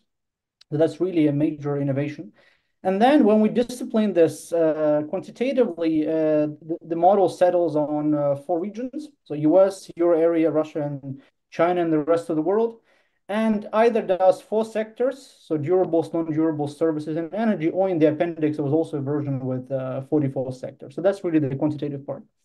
And then to talk about the sources of inflation, there's a very rich shock structure, which the model has. It has country level aggregate demand shocks. It has country sector level demand shocks. It has country sector factor supply and productivity shocks. And it has energy shocks. So really many, many different things that can drive inflation. And I would single out really 2 key contributions on the theory side. So on the analytical side, there's sort of an extension of the classical aggregation result by Charles Holton, which links first order changes in country level CPI in this case to observable things. So you see a first order change in aggregate CPI can be decomposed into an aggregate demand component, which here is just nominal expenditure in the aggregate. Labor shocks, so these factor supply shocks, pre-multiplied by the DOMA weights for the country sector or labor type shares, and really the classical Holton term, which takes the productivity shocks and aggregates them with DOMA weights. So that's really the analytical contribution, which captures the first order factors. And then there are certain things that are not captured up to first order. And for that, you really need a numerical fully nonlinear solution, which the paper also does. And in this fully nonlinear solution, it captures channels and factors that are not in the first order approximation, namely the effect of changes in the consumption shares, final consumption shares, and also the effect of complementarities in production. When different factors are complements in production, that amplifies inflationary shock. So that's really the theoretical contribution. And now with all of that, there are several quantitative contributions. So first you have the result that the model matches very well the dynamics of inflation in both the United States and in the euro area. And crucially, they do that by directly feeding in the shocks, not by targeting these numbers. So it's really very good that it can capture both the initial surge and the later rebound for the two groups. And then it tells us, what are really the sources in terms of the type of shock. So we can see from these figures that the early phase of the pandemic induced inflation surge was driven by sectoral supply shocks. So the purple circles. So they were the ones driving inflation up. And then later on in the rebound period, you had the aggregate demand shocks driving the surge, namely really stimulative policies. Then in terms of origins, you see that international factors do not seem to contribute much to inflation in the United States. Most of it is domestic. You see a little bit of international contribution for the euro area. And then sort of as an aside, despite the fact that the model has a very parsimonious sort of international aspect, it captures well the movements in the exchange rate between the US dollar and the euro and the current account dynamics. It's really, if you will, the complete, really untargeted moment of this exercise, given how parsimonious the international financial markets and trade more generally are in the model. So those are really the two contributions. Now, I really like this paper, and in the general idea of moving, bridging international trade models and macro models with networks is something where we should be going. And I really have just a few suggestions, really from perhaps for more of a macro person than a trade person, of what I would like to see added to this already very rich framework. So first, I want to really come back to this problem, which the authors are very open about in the paper. And that's the issue of really persistent overshooting of inflation that you get in the model. So if you go back to the charts that show the difference between inflation in the data, the dark solid line, and the blue diamonds, the inflation in the model, you can see that early on in the COVID lockdown period, the model overpredicts inflation quite a bit. So say in 2020 Q4, you're getting almost 6% inflation against 2% in the model. So that overshooting is quite significant. And then this issue becomes even more pronounced when you look at the more disaggregated results. So in particular, when you look at the inflation in the durables sector in the US, here the overshooting is really quite substantial. So in 2020 Q1, you have almost 15% inflation predicted by the model against just below 5 in the data. And then at first, when I looked at the pictures without digging into the paper first, I thought, they'll be pretty hard to fix probably. But then I looked at the paper again, and I realized that beyond nominal wage rigidity coming from the downward rigidity part, there's no price stickiness in the model, which for a macro person is absolutely shocking. And despite there being no price rigidity, is still doing very well with matching. But I think my real suggestion is really to introduce the simplest possible form of price rigidity into the model without compromising tractability in the form of a static Calva lottery. So imagine that I said that in each sector there's a continuum of firms, and they're playing a very simple static lottery, where if you win the lottery, you get to set some fixed markup of the marginal cost. And if you lose the lottery, you set some exogenous non-state contingent price, for example, 1. If you have a continuum of firms, by the law of large numbers, you can aggregate this very easily to the sectoral price index in sector I in country N. And again, only keep track of sectoral variables like you already do in the model if you discipline the lottery parameters, the alphas correctly. So alpha here, so 1 minus alpha IN is the probability of winning the lottery within sector I in country N. So for quantitatively, the real challenge becomes how to calibrate these probabilities of winning the lottery. Beyond that, the model has been aggregated up to sector level. So in terms of numerical kind of complexity, nothing is changing. And I think here we already have more than enough available on the side of a microdata to calibrate these parameters. So this paper by Basten, Schoen, and Weber in the JME already has these alphas for the US up to 6 digits of disaggregation. So it will be pretty simple to calibrate a model like this with available data. And then more recently for the Euro area, we have the ECB Prisma project, which has constructed similar kind of fraction of adjusters for many sectors in the Euro area, and they can also be used to calibrate. I'm not sure whether you have similar things for China and the other regions, but I think that's something that could be integrated relatively painlessly, given that there's no need to keep track of individual firms winning or losing these lotteries with the analytic aggregation. Now, the slight caveat I do want to mention, especially given that my paper earlier this presentation day was about the fact that these COVID frequencies are endogenous objects and they seem to have increased substantially in the COVID recession. Something we need to really be careful about is that the frequencies estimated in the available papers, their average frequencies over a long time. There's convincing evidence for the US in Montag and Villar, and also for the Euro area in Cavallo, Lippi, Miyahara, that the frequencies of adjustment rose in the COVID pandemic. I mean, they didn't rise to 100%, but they still rose to bigger numbers. So that's a slight caveat that the authors may want to consider if they end up introducing this simple form of price rigidity into the model. But I do think this will be a relatively easy and data consistent way to address the issue of inflation overshooting that they are getting. The second comment is about systematic government policy. So in the paper, all cyclical movements in aggregate nominal expenditures are directly interpreted as aggregate demand shocks. But then both monetary and fiscal policies, for sure, have a substantial systematic component. And we know from prior literature that, in fact, monetary shocks are usually considered to be very unimportant for the aggregate business cycle. Most of the real influence of monetary policy comes from the systematic component. And here I have a slight concern that some of these measured aggregate demand shocks, at least the way they're done in the paper, could be picking up systematic responses of monetary and fiscal policy to sectoral supply shocks and not really innovations to aggregate policy. But I think that's not such a difficult concern to fix, because imagine you consider a simple rule for aggregate nominal demand, where, for example, a change in aggregate nominal expenditure in country N was some linear function of changes in the CPI inflation in that sector and aggregate GDP in that sector. And everything beyond the first two terms is truly the innovation or the shock to aggregate demand.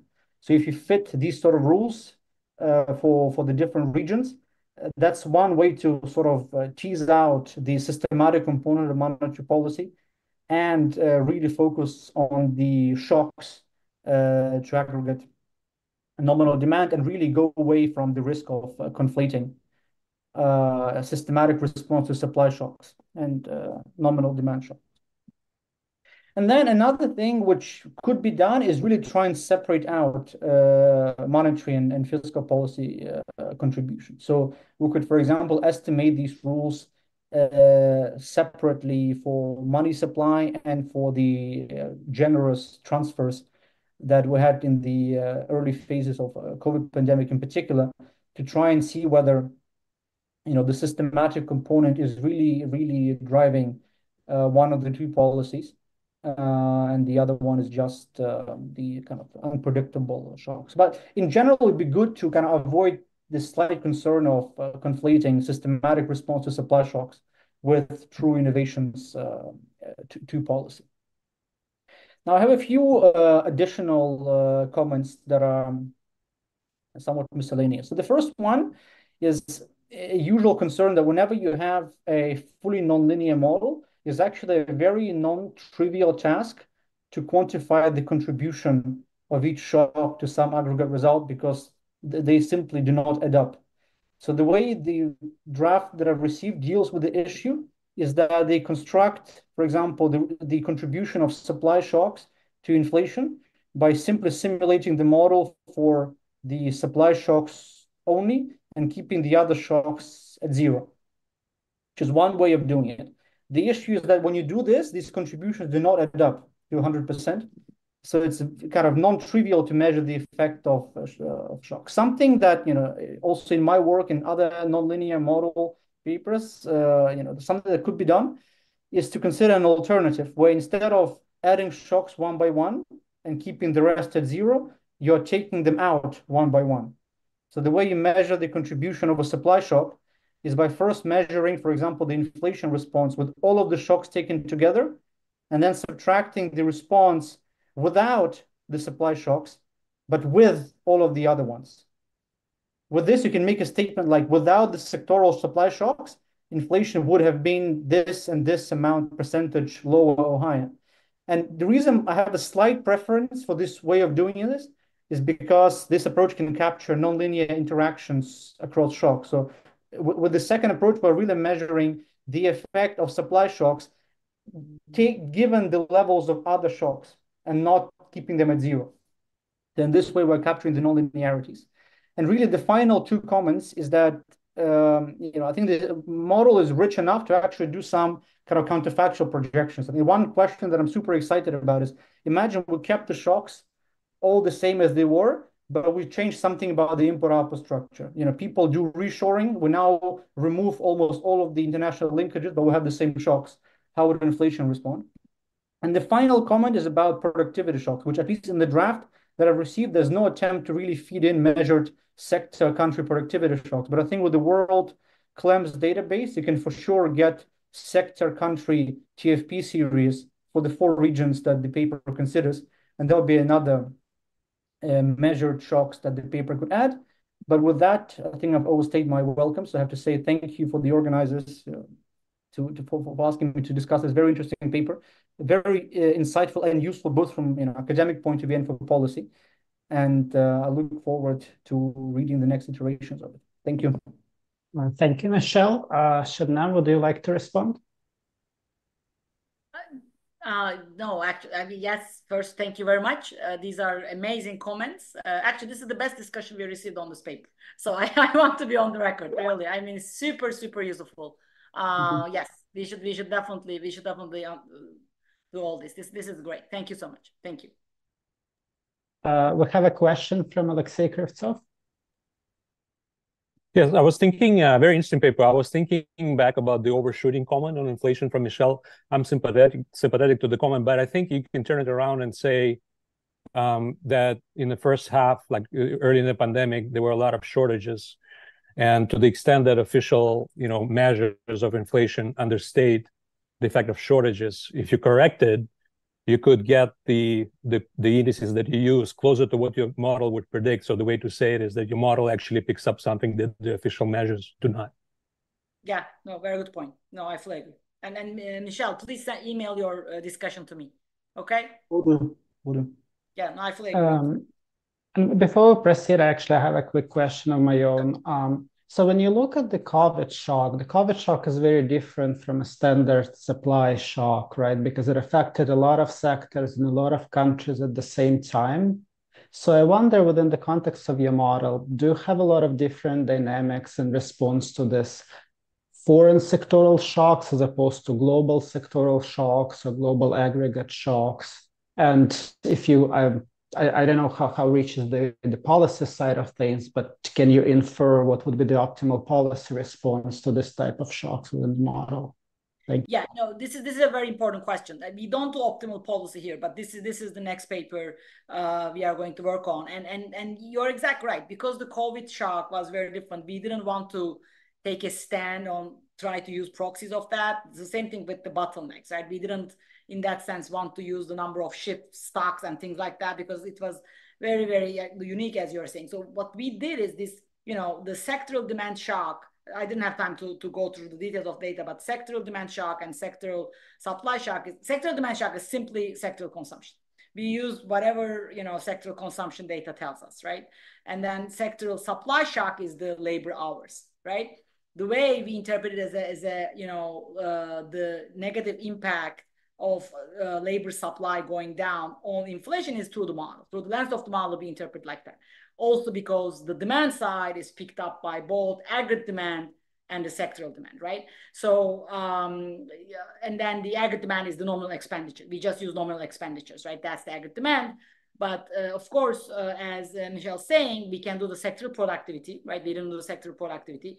And one of the reasons is because we want to give all the chance to the energy shock, because we did the energy shock to the Russia energy sector, right? So in that sense, it is a global shock, global productive shock, but it goes through the Russia energy sector just to make this point that, look, this really, really transmits, right? But yes, we can definitely, as Michelle is also saying, add each sector through claims data and all that. So exactly, for the next episode and to do the optimal policy paper, you need to be using, kind of all sectors productivity and all these things.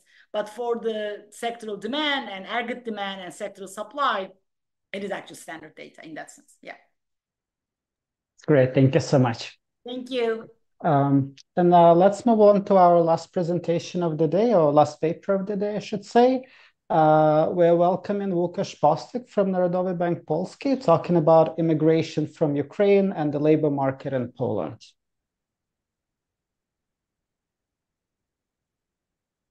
Can you see my presentation? Is it fine? We can see the slides, yes. Yeah, okay, thanks. So, 1 second.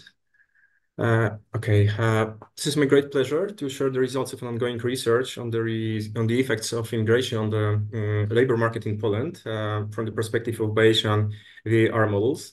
The organizers, thank you for this possibility. The persistent audience, thank you for choosing this presentation rather than other activities. This is a joint work with Małgorzata Valery from NBP as well. And of course, the standard disclaimer applies. The agenda. Although the context of this research is quite obvious, so let me start with a brief motivation, and then I will present the estimated models one by one. We start with a baseline model without immigration, and only later, when we make sure that the baseline model aptly captures the dynamics of the Polish labor market, we include immigration in the model. First, we add a proxy for total immigration, but later we distinguish between working and non-working immigration. And because the immigration shocks coincided in time with other huge shocks mentioned here, we also estimate a model with energy prices and supply chain disruptions. This helps to verify the robustness of the estimated strong inflationary effects of immigration shocks. At the end, I will present conclusions and our to-do list, since this is still research in progress and the results are preliminary to some extent. Right, motivation. The Poland's economy experienced a significant inflow of immigrants, mainly from Ukraine since 2014, and sheltered a huge number of refugees after the outbreak of the full-scale invasion. And these waves and spikes of immigration raise natural questions about the effects of immigration on the Polish labor market. And here we focus on the aggregate perspective. And therefore, we are particularly interested in the phenomenon of a very strong labor market in Poland in recent years. The unemployment rate fell from 10% in 2014 to below 3% in 2023. And it seems to be very robust to fluctuations of the economic activity. At the same time, the growth rate of real wages was on average lower than GDP growth rate. So this is the economic background.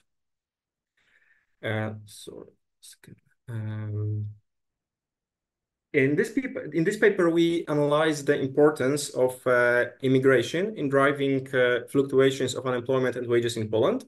We estimate several Bayesian VAR models with sign restrictions on quarterly data, and previewing the results extremely briefly, we find that immigration shocks do matter for unemployment rate and both real and nominal wages.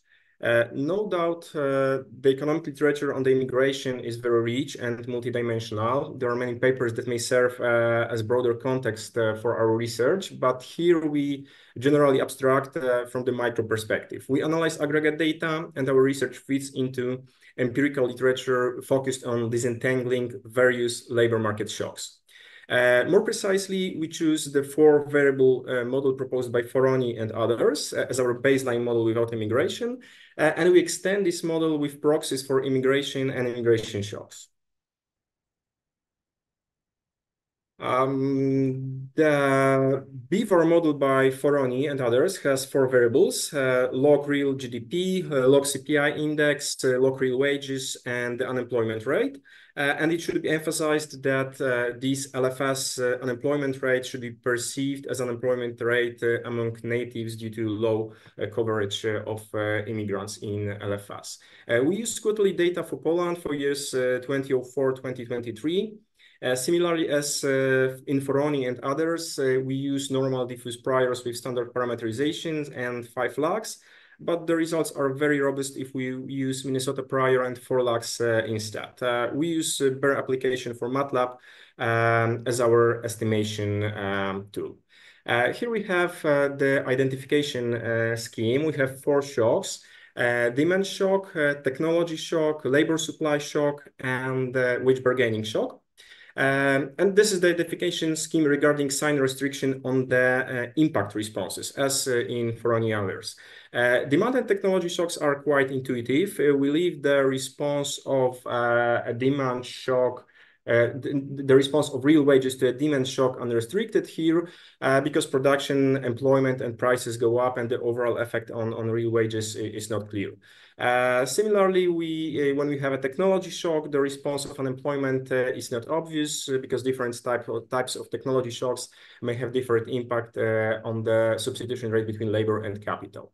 Now, a crucial contribution by Foroni and others is about disentangling labor supply shock and wage bargaining shock. Because like this is the unemployment rate which helps us to disentangle these 2 shocks. So both labor market shocks induce higher output, lower prices, and lower real wages. But when we have higher labor supply, not all active persons are able to find a job immediately, and therefore on impact, unemployment rate should go up. On the other hand, when we have this wage bargaining shock, we have like negative response of unemployment rate because higher wage bargaining power of employers should lower the unemployment rate because it reduces the wedge between demand and labor supply. So this is it. And it is important to know that we should not stick too tightly to this tag wage bargaining shock, because similar responses are observed after reduction in the unemployment benefits or an improvement of the matching efficiency. And in general, in new Keynesian models, these types of shocks are typically called wage markup shocks. Here we have posterior median impulse responses with 68 credibility bands.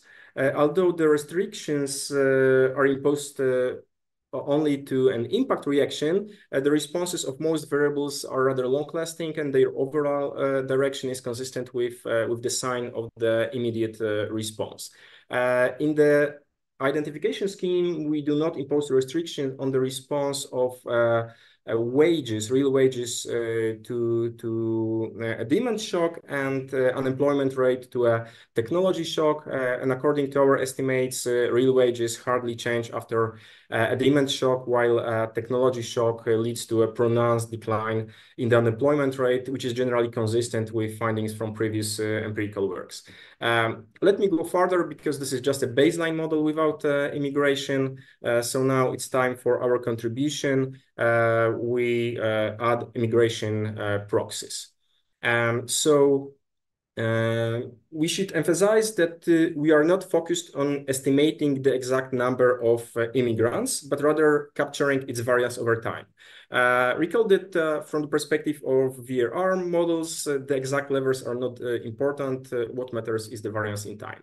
And our preferable proxy is based on the quarterly Polish border guard data on the number of Schengen area border crossings both ways.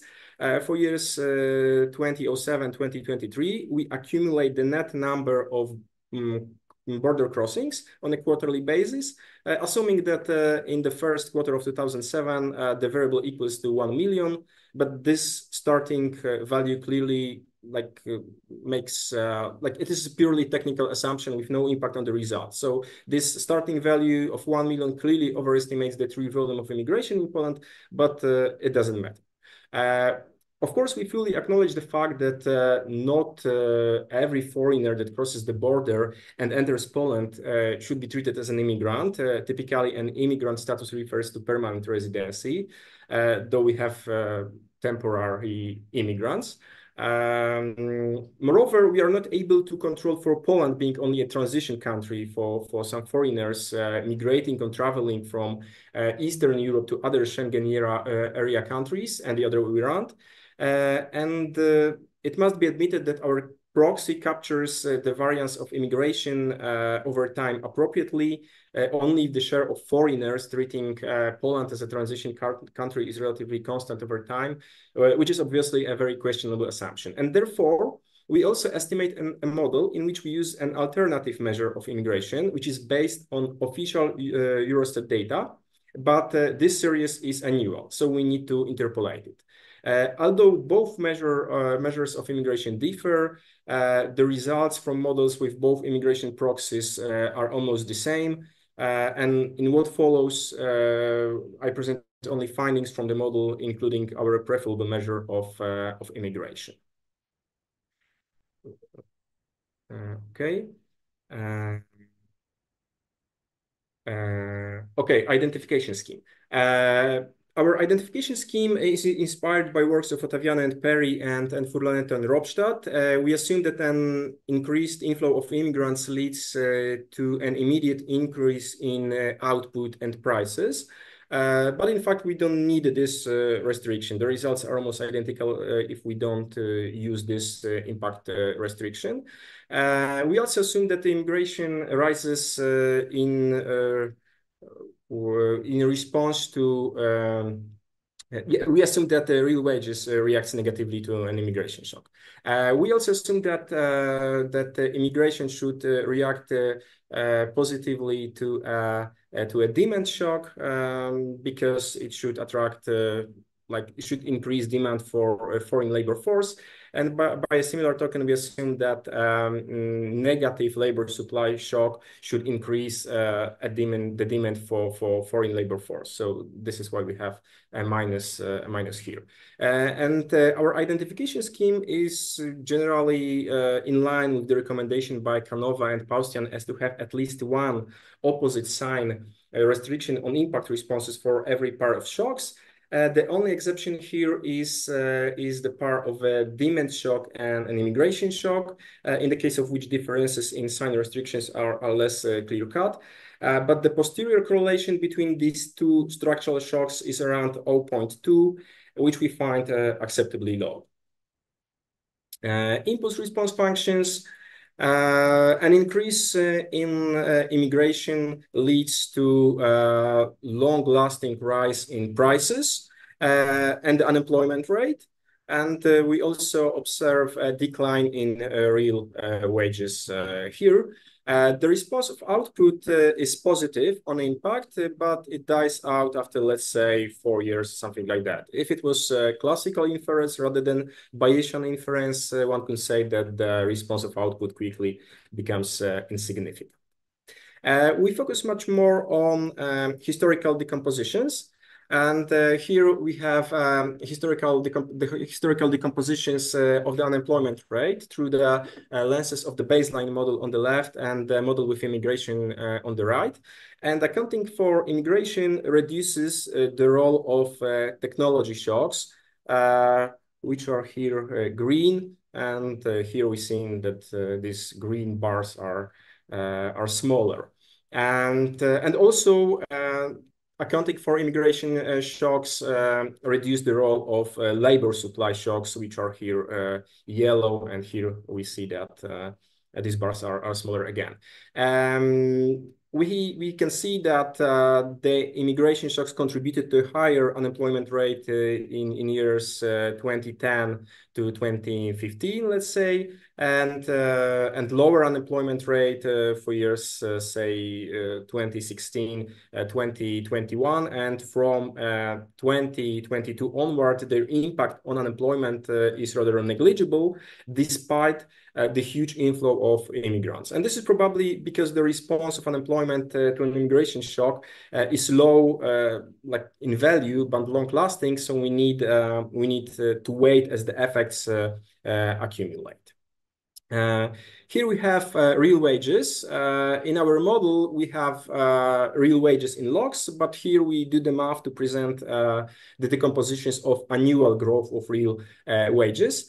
And we can see that immigration shocks significantly reduce the role, again, of technology shocks in shaping the real wage dynamics. Like in the baseline model, it was all about technology shocks, in fact. But when we see here, particularly in 2022, we see that immigration shocks kick in. And when we have like this largest drops in real wages, it is half because of technology shocks and half because of immigration shocks. So both these shocks account roughly for half of the decline of real wages in these recent periods in 2022 and first half of 2023. We have also the compositions of nominal wages. And now we see that if we have immigration shocks, they matter again mainly here for years 2022 and the beginning of 2023. And generally, due to the inflationary nature of immigration shocks, the contributions to nominal wage dynamics like have the opposite sign to that of real wages. So here we had a negative impact of immigration shocks on real wages right here, but the impact on nominal wages is positive. Probably the most striking difference between these two figures, I mean, this one on the left based on the baseline model and this one on the right based on the model with immigration, is the role of demand shocks. With no immigration, they are absolutely dominant driver of nominal wage dynamics. But when we add immigration, demand shocks are still crucial, but not as dominant as before. Okay, now it's time to distinguish between working and non-working immigration. Immigration is a heterogeneous phenomenon, and it is heterogeneous with respect to many dimensions. And a crucial aspect in terms of analyzing the impact of immigration on the labor market from the macroeconomic perspective is whether immigrants participate in the domestic labor market or stay outside it. And this is no doubt a crucial thing, because the inflow of refugees after the outbreak of the full-scale invasion is different from an economic point of view than the previous waves of working immigration. Therefore, as I said, we split immigration series into working immigration and non-working immigration. We use data from the Polish Social Insurance Institution on the number of foreign citizens paying their social contribution. And as previously, we know that these numbers are very far from the true numbers of working immigrants, because we do not capture some civil law contracts and, of course, shadow economy. But again, it is more about variance than about exact levels. And again, we have some robustness checks yielding very, very similar results. So we assume that both immigration shocks have a positive impact on output, but only a non-working immigration shock has a negative effect on unemployment via the demand channel. We leave the impact of a working immigration shock on unemployment unrestricted because it is not clear to what extent economically active immigrants compete with natives on the labor market. We also expect that working immigration shock lowers real wages, because in this respect, it should work similarly as a combination probably of labor supply and wage bargaining shocks. Yet its impact on prices here is ambiguous because this shock has dual nature, demand and supply nature. So we don't know whether the effect on prices is positive or negative, at least ex ante. We restrict the impact of non-working immigration shock on prices to be positive here due to the demand nature of this shock. We are agnostic on the effects of a non-working immigration shock on the number of working immigrants, but we assume that a working immigration shock increases non-working immigration, for example, because a whole family may immigrate following a working head of the family. We do not restrict the response of non-working immigration to any shock from the baseline model without immigration. However, we expect that demand shock and labor supply shock should attract more working immigration, similarly as in our model with total immigration. Here we have a comparison of impulse response function for immigration shock 1 and immigration shock 2. Immigration shock 1, this is shock in working immigration. Immigration shock 2, this is shock in non-working immigration. The responses of output and prices in both cases are very similar. However, we observe some differences in the response of real wages and the unemployment rate. When we have a working immigration shock, real wages go down while unemployment rate goes up. When we have a non-working immigration shock, real wages they don't react, but we have lower unemployment rate at least at the very beginning of this impulse response horizon. And when we compare historical decompositions between model with total immigration and with two types of immigration, we see that including two types of immigration slightly increases the aggregate role of immigration shocks in driving unemployment rate. This is particularly visible here in years, let's say 2007, 2009, when this contribution is negative here, but we cannot see it here. And we can see a positive contribution to unemployment rate here for years 2015, 2018. My feeling is that it's here and here these shocks interferes with the contribution of labor supply shocks. But in general, I would say that results are quite similar. They are in the same ballpark, despite these two differences I mentioned. When we have real wages, the composition of real wages, I would say that differences are really minor, nothing to write home about. Like the aggregate effects of two types of immigration shocks are very similar to the single red bar on the right figure. When we have nominal wages, again. Sorry, Łukasz, 1 minute, please. Okay. Whoa. Okay, but. Okay, but if we focus on nominal wages, immigration shocks eat up the contribution of demand shocks, and then immigration shocks jointly seem to be the main driver of dynamics of nominal wages in Poland. And this is quite a risky statement, I believe, without further empirical evidence. I believe that here we need to work more on our identification scheme, and that's it. And because we have a coincidence of immigration shocks with other important shocks. We also added energy prices and supply chain disruptions to our model. And since I have no time left, I would like to say that our results generally hold, and these historical decompositions are very similar. I mean, the contribution of immigration shocks, both with and without energy price and supply chain disruptions, are very similar. So let me go to conclusions. First, we find that the baseline model proposed by Foroni seems to be a nice starting point, also in the case of the Polish labor market.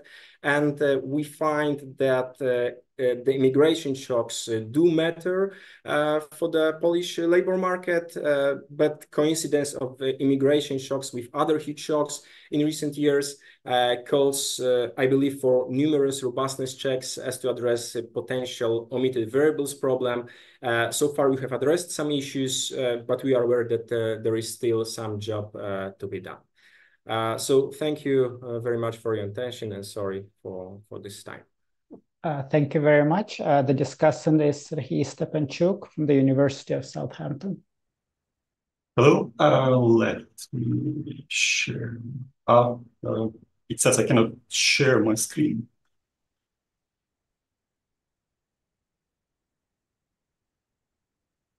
Just what? I don't know why that could be the case. No. No, okay, now it works. Can I try again? Okay, yeah. I believe it works. Can you see my screen now? Not yet. Just one sec. How about now? Yes, we can. Okay. Well, I want to start by thanking Lukasz for a very interesting presentation, and conference organizers for inviting me to discuss this very interesting paper. Though I have to say from the start that I'm an outsider to both the immigration and structural VR literature, so my comments and questions will be from the point of view of a general macroeconomist.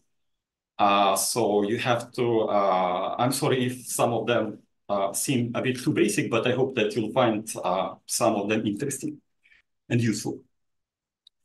As I said, this is an interesting and topical paper because immigration has been at the center of political debates for the last 10 or 15 years. And these political debates are often very heated, but not based on any objective data. And economists have been trying to contribute to this discussion with some evidence, both from the theoretical and empirical sides. And there seem to be a whole industry of papers by now that estimate the structural VR models after adding some measures of migration to the model for a number of countries, Austria, Norway, New Zealand, and so on. And this is today we saw a paper that does something similar for Poland.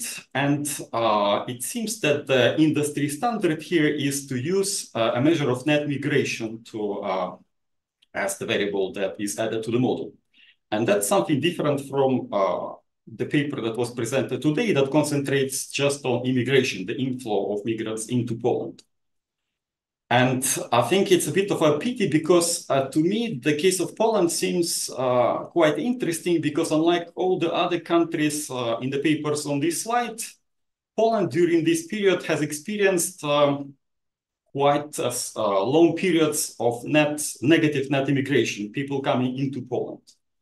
And one could use this case to ask some interesting questions. For instance, well, are the effects of migration for the source country sort of the mirror image of those that people find for the recipient countries? Can we just take the estimated results from these other papers for the countries that experienced positive net migration, flip the sign and make conclusions for the case like the one in Poland?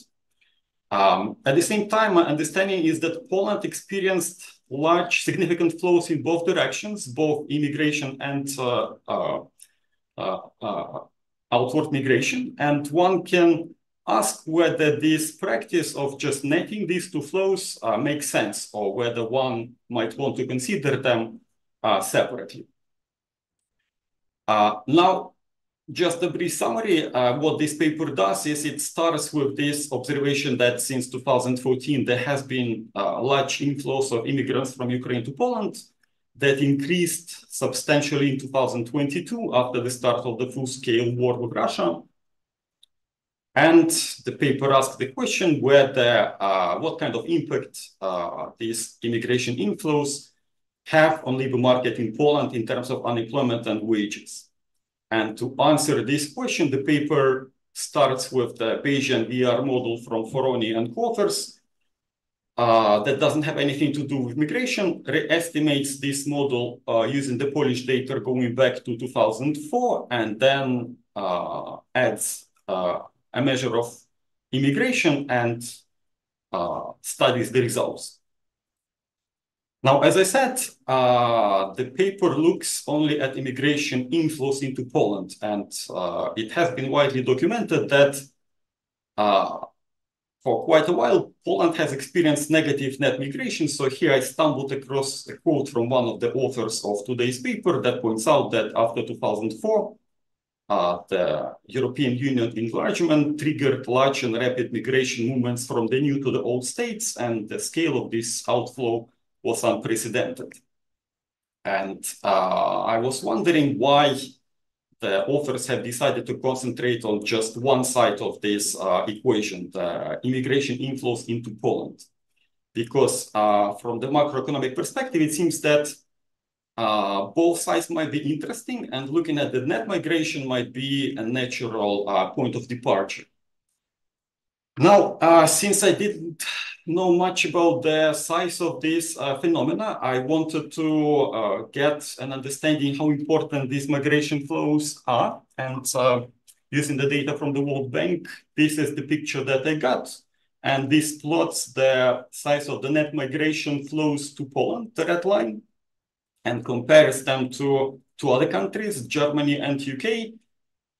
These are the two countries where these issues of migration are also at the center of the political debate. And looking at this picture, it seems that one can take away two things. These large inflows of migrants to Poland in 2002 and then some subsequent reversal are really a large and asymmetric shock. They dominate everything else in this picture. They are larger than all the other things. And because, well, the second thing that jumped out to me from this picture is that the size of these migration flows, net migration flows in Poland, are quite small compared to countries like Germany or UK. Well, now, since this last episode really dominates the picture, I wanted to see how things would look like if I omit these last 2 years and renormalize the data a bit so that now they appear as a percent of the population in appropriate country. And still you can see that the size of these net migration flows in Poland are relatively small compared to the other two countries. Now, the pattern of these flows in UK and Germany seem to be quite different than in Poland. They seem to follow these smooth, long-run waves, whereas in Poland, they do look more like business cycle frequency fluctuations. And lastly, you can see that in most of these years, except for maybe 2 or 3, these net migration flows were negative in Poland. Sergey? Yeah. We seem to have lost your video stream. If you could try to restart it, maybe. Yeah, can you see me? That's great. That works now. Thank you. Yeah, thanks. Now, I also was curious how picture would look like if you plotted net migration flows in Poland versus the one in Ukraine. And this is what I got. So if we include these last 2 years, 2022 and 2023, it does look like Poland and Ukraine are just mirror images of each other. So one might be tempted to conclude that the migration flows in Poland and in Ukraine are tightly connected. So the authors spent quite a lot of time motivating their research by saying, well, these are the inflows from Ukraine.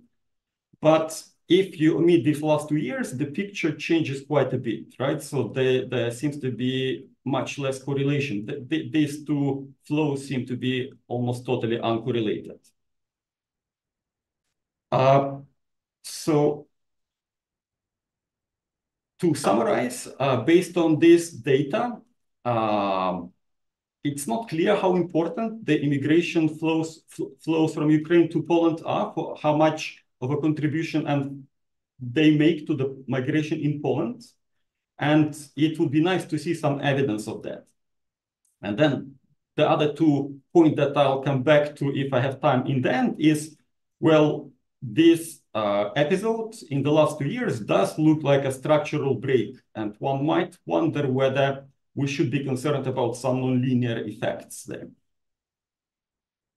Now, to measure these immigration flows, the authors use 2 proxies. One is this quarterly proxy based on the Polish border guard data on the cumulative number of Schengen area border crossings. And the paper says that it's both ways. And this was something that was quite confusing for me, what both ways mean. Does it mean that you add up both inflows and outflows, or you net them out? So you add them up, right? Well, so if you add them up, that is a little bit concerning, because then I don't think that's something that we would want to really look at, the sum of inflows and outflows, right? If it's the net, then I'm not quite sure how that squares against this World Bank data that shows that the net flows were negative. Now, the other issue here is that something that the authors point out in the paper themselves, that this measure might include much more things than just migration. So this probably also counts tourists, people that transit through Poland. So it's not entirely clear how good of a measure of what we want this is. The second measure that the authors use is this annual data. Unfortunately, they have to interpolate it to get the quarterly data based on Eurostat's data on population, residence permits, and temporary protection. But I'm guessing that this kind of data probably will miss the temporary seasonal workers that my understanding was quite important for the immigration from Ukraine to Poland before the start of the full-scale war. So we have these 2 measures. None of them is ideal, but the authors say that, well, we don't really care about that. All that we care is that they are correlated with the true mechanism that we want to study, right? And then they give this picture where we have these blue and green lines that represent these 2 proxies. And, well, if these 2 proxies are to be positively correlated with the true variable that we want to measure, they better be positively correlated with each other, right? And you get the sense that they are from this picture, but one concern that I have is that this conclusion might be based on these last 2 years, 2002 and 2003, where they move in the same direction. So if you cut those 2 off, this is the picture that you get. And it's not very clear to me whether the correlation between these 2 lines is positive or not. So that's something that maybe you can provide evidence of. Just to summarize these points about the data, well, we may argue what we really want to look at, whether it's immigration from Ukraine, or net migration to Poland. But it seems that conceptually, these proxies might be measuring slightly different things, and it's not entirely clear whether in the data they are strongly or even positively correlated. Right? So that's one of the concerns that I had while reading the paper. Now, the paper starts by estimating this Bayesian VR model from Foroni that doesn't have anything to do with migration. And I guess the point here is to run sort of a proof of concept to see that the results are not too different or too crazy, and they qualitatively agree with the ones in Foroni.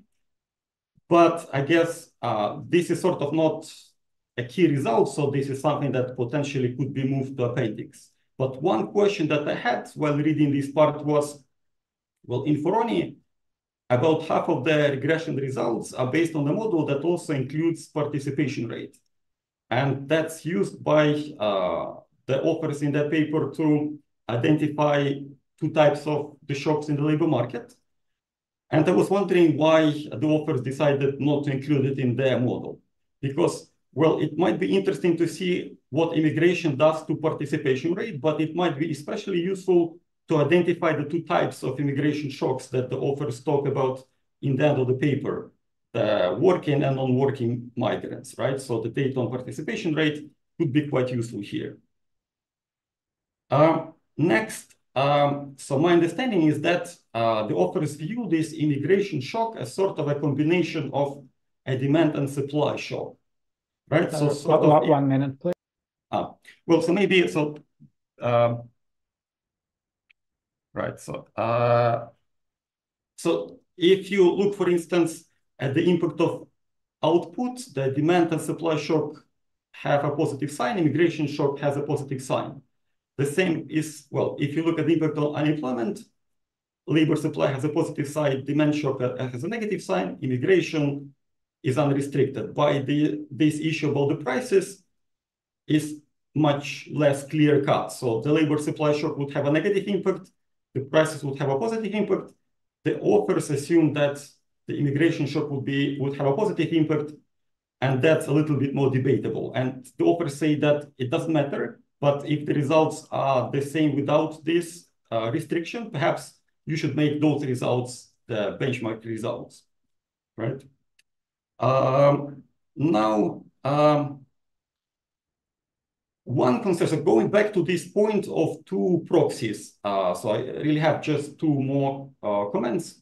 One of them is about these results with the two proxies. So the paper says that the results are similar using either of these two proxies. And that seems like a good positive result.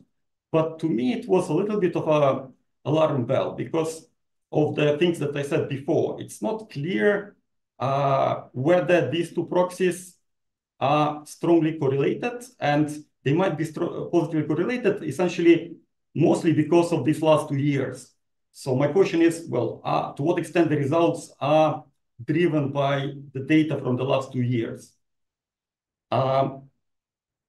And well, perhaps then the last thing that I wanted to say is, well, as you saw in that picture, these last 2 years does seem like a structural break, like a large and asymmetric shock, right? And the authors try many things to try to account for that. That appears to be the main reason why they introduced these two types of immigration shocks, oil shocks and supply linked shocks, right? But why not just treat these two parts as two separate parts of the sample? Well, one simplest thing to try probably would be to just see how sensitive the results are to omitting the data from the last 2 years. And then maybe, well, one might question whether the simple vanilla linear VR might be appropriate tool for analyzing the data with this sort of behavior with large asymmetric shocks. Maybe there could be something that the authors could try to alleviate these concerns. Thank you very much, Sergey. Łukasz, would you like to respond? We're a little out of time, but pick a few most important points that you would like to address.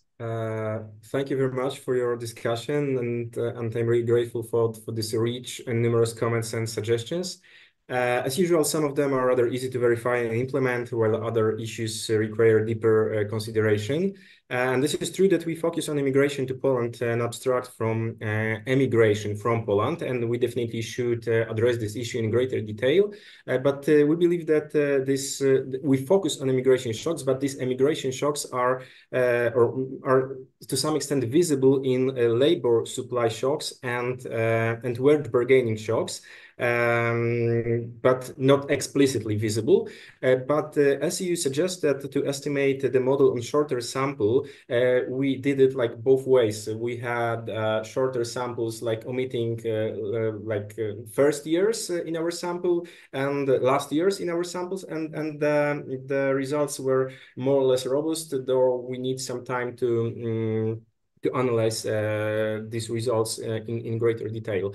One important thing is about this both ways or net immigration. So this is inflow minus outflow. So it's like the number which which stays in Poland probably, or like it's also like in minus out. When we have this Eurostat data, these are not inflows. This is just a number of immigrants, so we don't have this type of problems. And both measures are strongly correlated. So it's not like that they one goes this way, another goes this way. They are strongly correlated. One more thing: the participation rate. We are thinking about including it in the model, but like we have a problem with like having too many variables in our model and problems with numerical problems with estimation, and moreover, like participation rate data in Poland, it is believed that the quality of data is not good enough, or not as good as in the case of the paper by Foroni. There were many more comments and many more suggestions. Thank you for that. Like we need to think about all of them. But once again, thank you very much for your effort in careful reading our paper and sharing your comments and suggestions. Thanks. Any last minute questions from the audience? Okay, I don't think I can say any. So I would like to thank the presenters for all the papers. I would like to thank the discussants. It was quite an interesting day of a conference today. And of course, the organizers did a great job putting up a super interesting and important program. And this is going to conclude the first day of the conference. And we're going to have another day tomorrow. If you're in Kyiv, you can attend on site. Otherwise, you can attend online in Zoom like today. And thank you very much for participating. We look forward to seeing you tomorrow. Bye-bye.